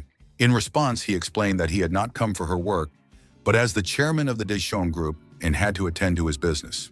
His sister did not stand aside and stated that he would soon be fired due to endless failures and that it was not his place to tell her how to do her job. The girl added that it was true and she wasn't making it up. Moreover, she had heard that no one needed his massage studios because of a new, more successful company. She thought he had come to advertise massage chairs, but she was ready to disappoint him. Her hotel only buys the best products, and his equipment would not be suitable. He replied that his company works exclusively with high-quality establishments, and her hotel would never become a customer. They parted ways, feeling hatred and anger toward each other. Jae-young didn't understand why her father had left the group to this loser, because she could have done better. But if the hotel grew, her father would understand who should run the corporation. She would always be a rival to her weak brother. Tae-hyun was annoyed. His sister owned only one hotel, but she was overly arrogant. At that moment, the masseur called out to him. He recognized Chan's son from Yeon. The young man asked why Tae-hyun was there, and he replied that he was just passing by. Nevertheless, he was glad to meet him. Tae-hyun admitted that he had his own plans and asked what the masseur was doing. The masseur said he was on his lunch break. After that, Tae-hyun bowed and wished the master a pleasant meal, then left. Everything was strange. When lunch was over, the next client was waiting to see Tae-han. The masseur was surprised to see Tae-hyun as his client. The man admitted that he had been referred for a massage for health reasons. In fact, he had come early to check out the place. He looked around the reception area and changing rooms and talked to other massage therapists and clients. Tae-han listened to everything and said that it was necessary to do the massage before the situation worsened. He thought it was a serious matter, but first he wanted to examine the man, so he asked him to take off his clothes. The client was surprised. He was already wearing a massage suit with only his underwear left on. Tae-han pointed to his head and said that it also needed to be prepared for examination. The masseur felt intense heat from the scalp, probably due to stress. He stated seriously that everything was clear from the appearance and insisted on an examination. Tae-hyun did not argue and took off the wig that hid his huge bald spot. Tae-hyun carefully examined his head and said that it was not too late to fix the situation.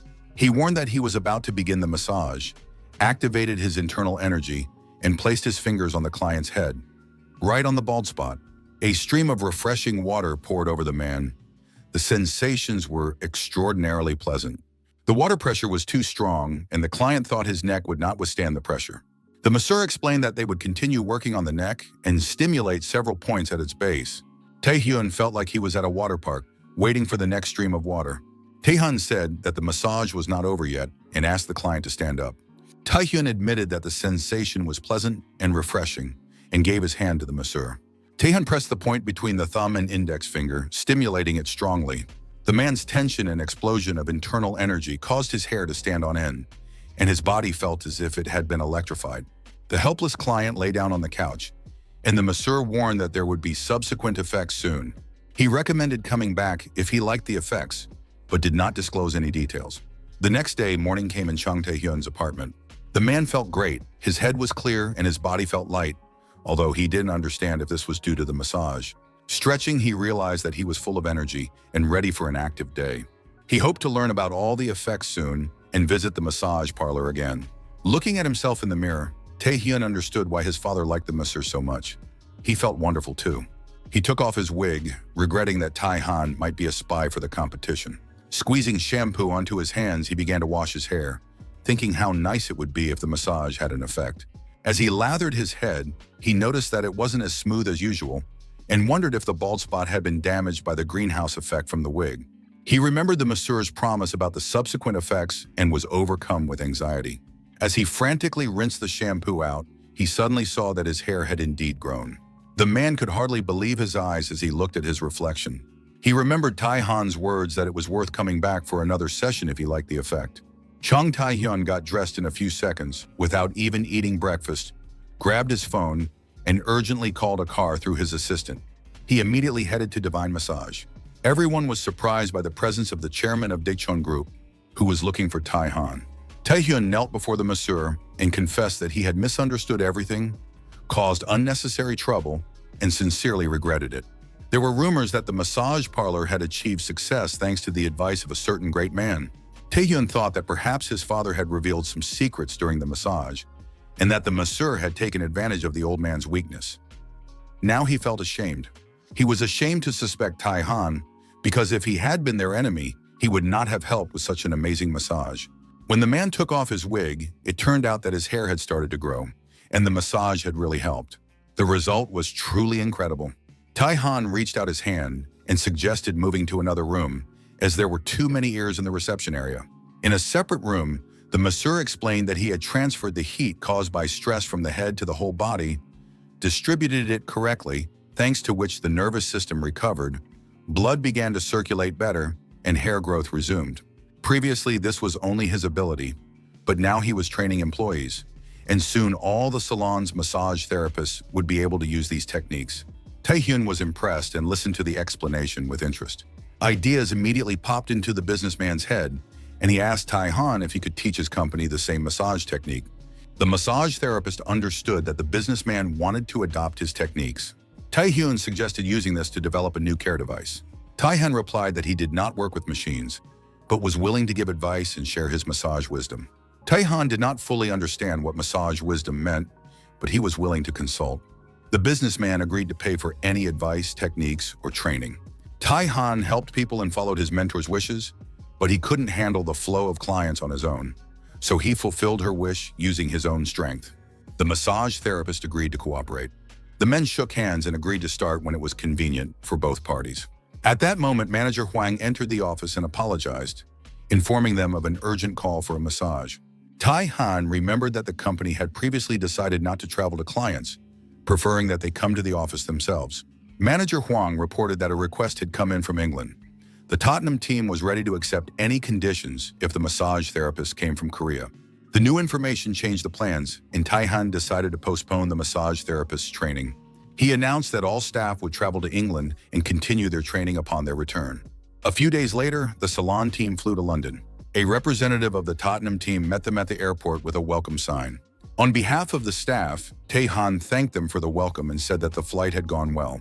The massage therapists were driven to the Marchesini estate, where servants were waiting to escort them to their rooms. Everything was magnificent, and the team did not hide their emotions. Team owner Tarvin personally greeted Taehyun and thanked him for accepting the invitation. Taehyun in turn thanked the owner for the invitation and the comfortable conditions for the employees. Tarvin immediately stated that the purpose of the visit was to win the European League. However, the team owner was surprised by Taehyun's young age and delicate hands, and began to doubt that he would be able to help. He was not sure that such a young master could be trusted with the players. Taehyun sensed the owner's coldness and nervousness. He realized that the strict and businesslike owner was actually very sensitive and hid his emotions. The young man decided not only to help the athletes, but also to improve the quality of life of their boss. He put his hands on Tarvin's shoulders and said that the massage would be not only for the players, but also for him. Taehyun promised that the club owner would like it. A little boy of about 10 was standing in the square, dressed in white Middle Eastern clothes with his head covered. He looked at his hands and body and realized that he had become younger. It was little Darwin Marches. Looking around, the child realized that he was in the courtyard of the huge mansion where he had spent his childhood. The boy hardly remembered the house, but deep down he missed it. Back then, he only played and didn't think about money. Suddenly, there was a growl behind him and monsters appeared. Two huge predators, a lion and a lioness, pounced on the defenseless child, ready to tear him apart in the first 30 seconds. But instead of attacking, they rolled the child onto his back and began to lick him, and the boy laughed and called them by their names, Max and Coco. The three friends hugged each other, and the child said how much he had missed his furry friends. The boy's father, as usual, ignored his request to play with him, saying that he was busy with work and would buy him new toys. Darwin's only true friends were the lions.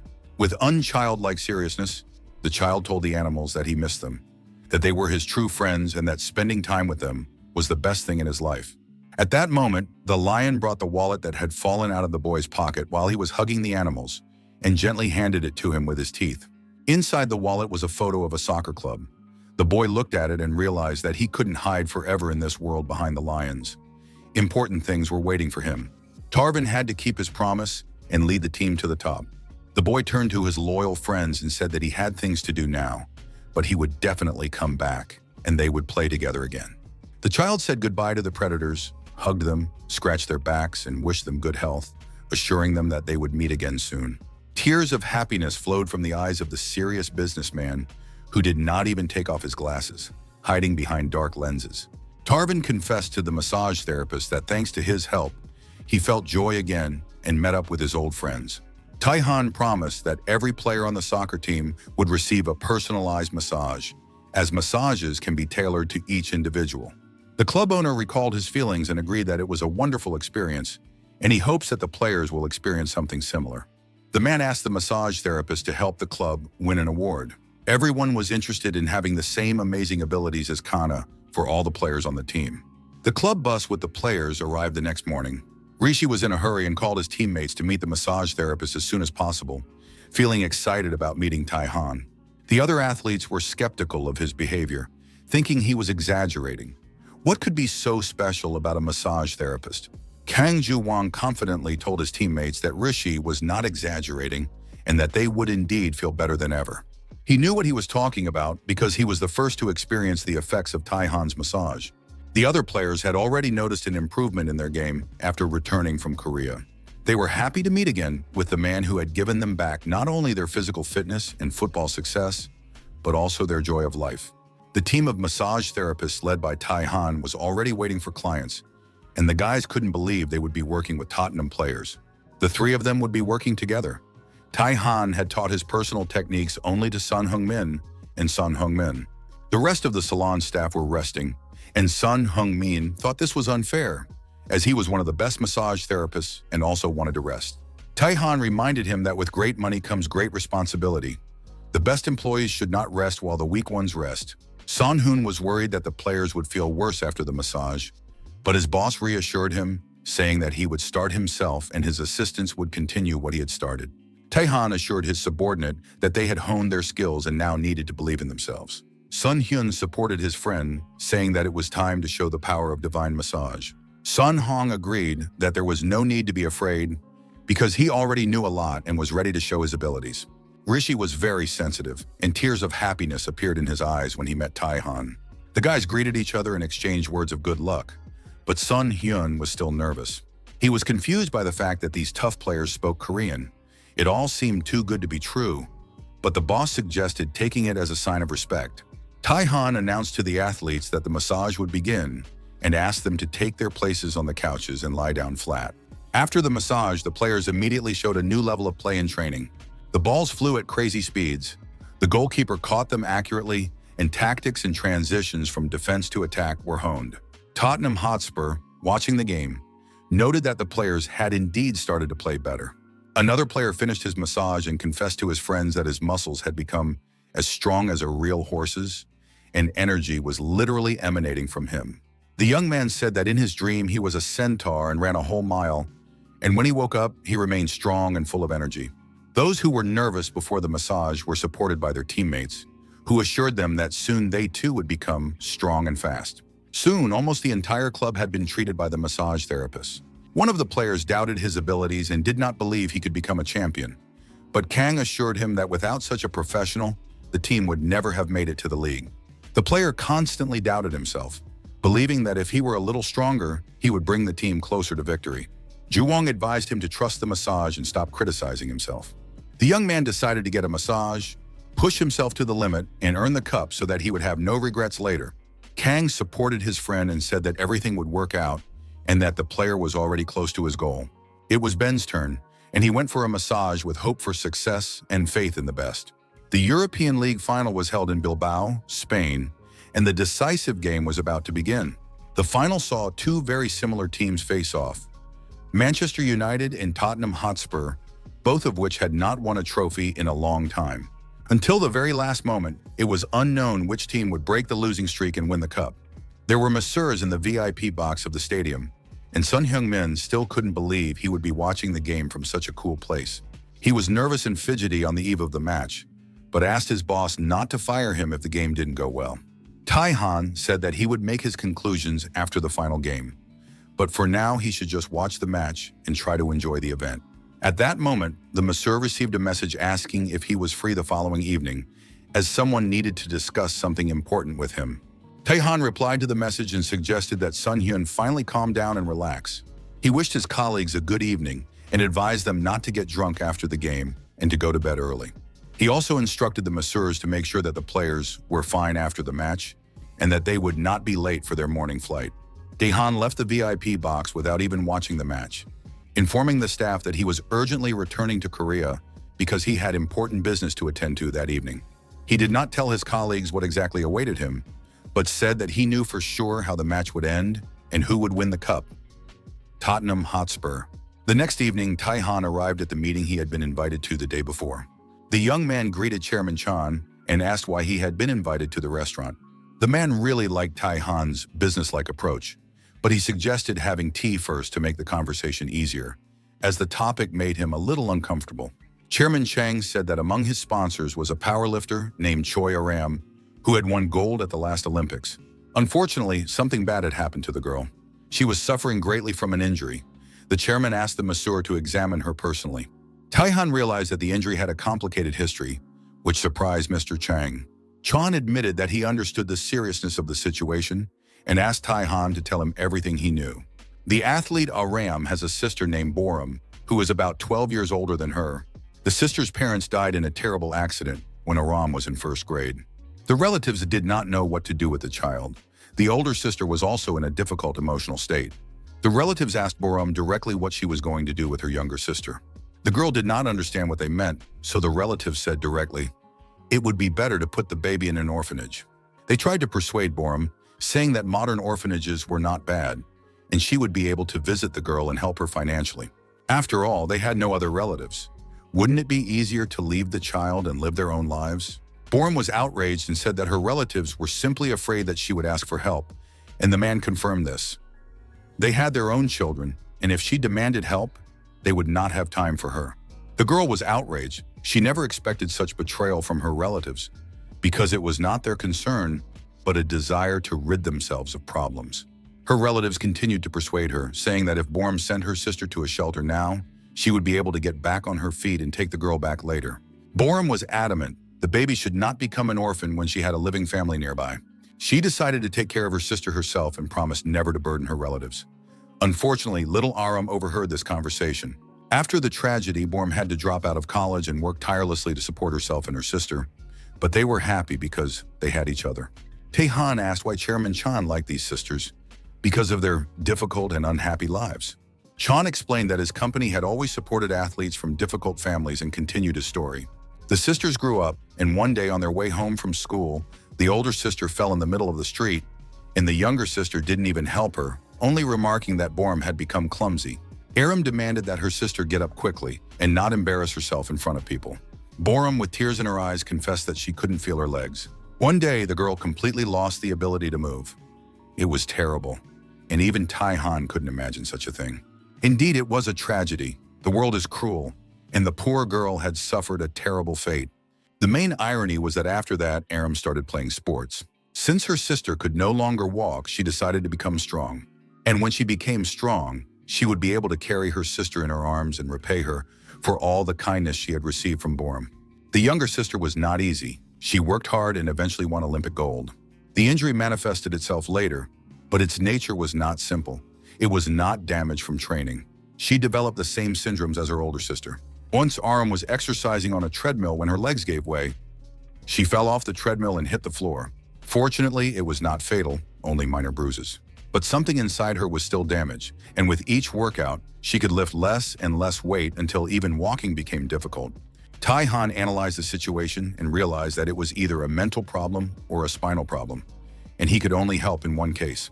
Chong admitted that his request sounded silly because even the most famous doctors couldn't help, but he asked anyway. Taehan became the man's only hope.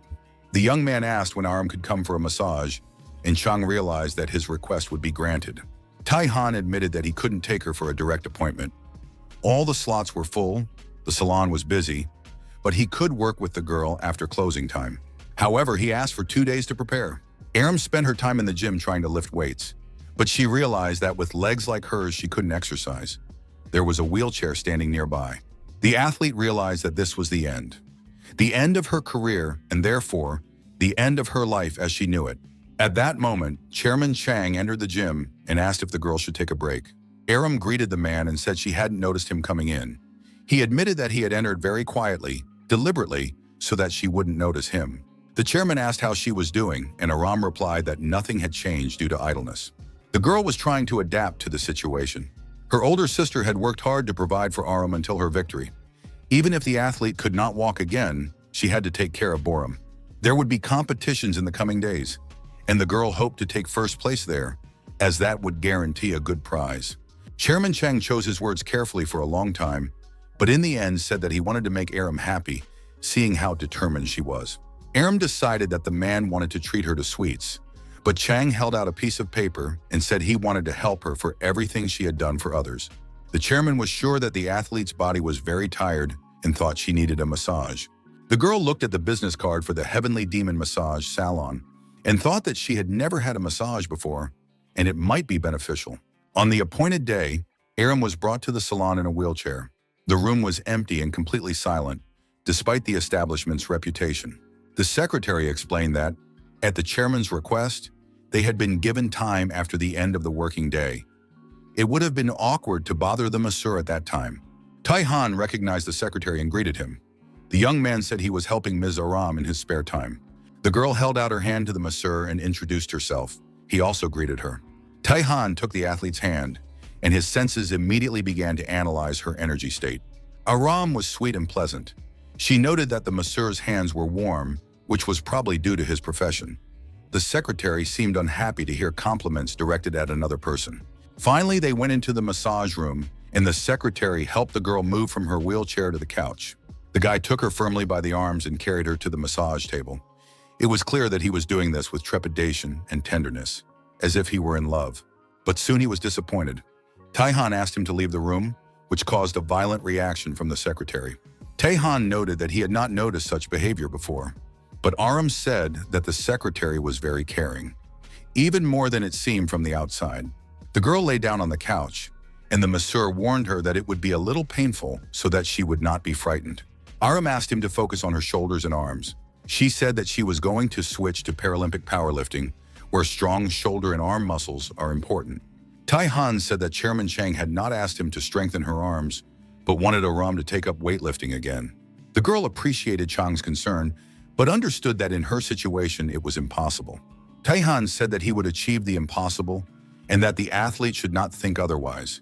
He placed his hand on her body and activated her inner energy. In fact, he understood her inner state when he first met her and shook her hand. Fortunately, the problem was not in her brain. That was exactly what she wanted to avoid. The flow of energy in the lower back area was blocked, so the lower part of the body was not responding. Tai Han was confident that he could restore sensitivity and began to stimulate the necessary points, causing Aram severe pain. The girl distracted herself from the pain by focusing on her memories and heard a voice calling her name. It seemed to her that she was riding in a car with her sister on the way to the memorial park and accidentally fell asleep. A lot of time had passed. Borum said that after her sister's leg problems, they hardly went anywhere, and Aram was constantly busy training. The girls decided to communicate more often, meet up, and visit each other now that they had time. The taxi driver noted that the sisters were very close to each other. Aram smiled cheerfully and confirmed that she was the best older sister in the world. Borum admitted that she couldn't help before because she didn't have the opportunity. The driver remarked that the sisters had to work hard to get through difficult times. They continued chatting when suddenly a young and foolish fawn jumped out of the forest. The driver tried to avoid a collision and braked sharply. The force of the impact was so great that Aram, who was not wearing a seatbelt, was thrown through the windshield. She flew off the cliff, not understanding what had happened, trying to grab hold of the air. When the girl came to, she realized that she had miraculously survived and remained unharmed. Her thoughts were preoccupied with her sister, who remained strapped into the car. Borum was unconscious. Aram shouted to her sister not to worry and rushed towards her, but realized that the path was not easy. She looked down and noticed that she was standing in a swamp. Her feet sank into the quagmire, and it was impossible to get out. Her body was gradually sinking deeper and deeper. At that moment, there was an explosion. Gasoline from the car ignited, and the car was engulfed in flames. Aram was very nervous, afraid for her sister, and did not understand why she could not get out. The girl noticed the driver who appeared near the fire. Aram shouted at him to save her sister, But it turned out that the driver had already pulled Borum out of the burning car and carried her to safety. Tears of relief streamed from Aram's eyes, but now she had to get out herself. The swamp had already sucked her in, up to her waist. The driver shouted for her to lie down, but the girl did not immediately understand what he meant. He explained that she needed to lie down and wait for her body to float up. It was scary. She could drown. The driver asked her to trust him and promised that everything would be fine. Tai-Han continued the massage and noticed that the energy channels had opened slightly. Now he needed to release the energy. He stimulated the energy flows and suddenly felt the energy rush to her immobilized limbs, even before he began to interact with the girl directly. The driver shouted again for Aram to lie down quickly, otherwise she would really die. Of course, it was scary, but Aram trusted the man and lay down on her back in the swamp. Gradually, she was able to move her legs up and down, and soon her body began to free itself from the quagmire. Lying on her back, Aram pulled her legs out and crawled to the edge of the swamp. Incredibly, she did it herself. The driver shouted for the girl to take a break, get to her feet, and carefully walk around the swamp. Aram agreed to listen to the man, relaxed and focused on his voice while he watched over her. After the procedure was over, Tai-Han asked if she enjoyed the massage. Aram apologized. She had to leave. She was worried about her older sister and asked to finish for today. The girl jumped up from the couch and ran out of the massage room. At that moment, the secretary was consumed with jealousy and drinking water in the reception area. Aram ran out there and asked if the secretary could call home, but saw the frightened face of the man, water dripping from his mouth. She thought that there was something on her face or that she had gotten dirty, but the secretary couldn't find the words. Finally, he spat out the water and shouted that Aram was standing on her feet. And only then did she realize that she had come on her own. The girl threw herself into the secretary's arms, sobbing with happiness. Neither of them understood how it had happened. Aram cried, but she understood that now she would be able to play sports again. The secretary was sincerely happy for her. The masseur entered the reception room, thinking that Aram had already run off to her older sister. Aram apologized to Tai-Han. She hadn't even realized that her legs were healthy and hadn't thanked him. Tai-Han said he hadn't done anything. The client's body had begun to heal itself from his touch alone. It seemed as if someone had shown her the way to recovery. Tai-Han reminded the girl that she was in a hurry to see her sister. They didn't have time to say goodbye. Soon the happy secretary and athlete rushed off to bring joy to all their friends. A few days later, visitors who had not been to the memorial park for a long time appeared. Aram said that this was fate. They had struggled for a long time and finally managed to get here together. Now the situation had improved, and they would be able to visit their parents more often. The secretary told Aram that he was happy to spend the day off with their company and ride in the car. The sisters drove to their parents' burial site and apologized for not visiting them for so long. Aram looked at her father's photo and felt as if she had seen his face somewhere else very recently. The girl realized that she had been right to trust that man. She mentally thanked her father and promised that she and her sister would live well. She also asked her father to continue guiding them through life. The office of the Heavenly Demon Massage Salon was crowded, as always. Manager Huang suggested to his boss that they open small massage parlors in different parts of the city. He was confident that true professionals with good training would focus on the basic principles and promote massage services. Massage therapists should follow standard marketing methods. The same methods work in any field. Tai-Han realized he was lucky to have a manager who was willing to explore opportunities for small businesses. Manager Juan was pleased to receive a compliment and words of support from his boss. He thought development was a good idea. In any case, it was important to move forward gradually. They would discuss this in more detail in the near future. Tai-Han said he had plans for the evening. Chairman Chang had invited him to dinner. There would be many interesting and important things ahead, but the main thing was to be true to himself and his principles.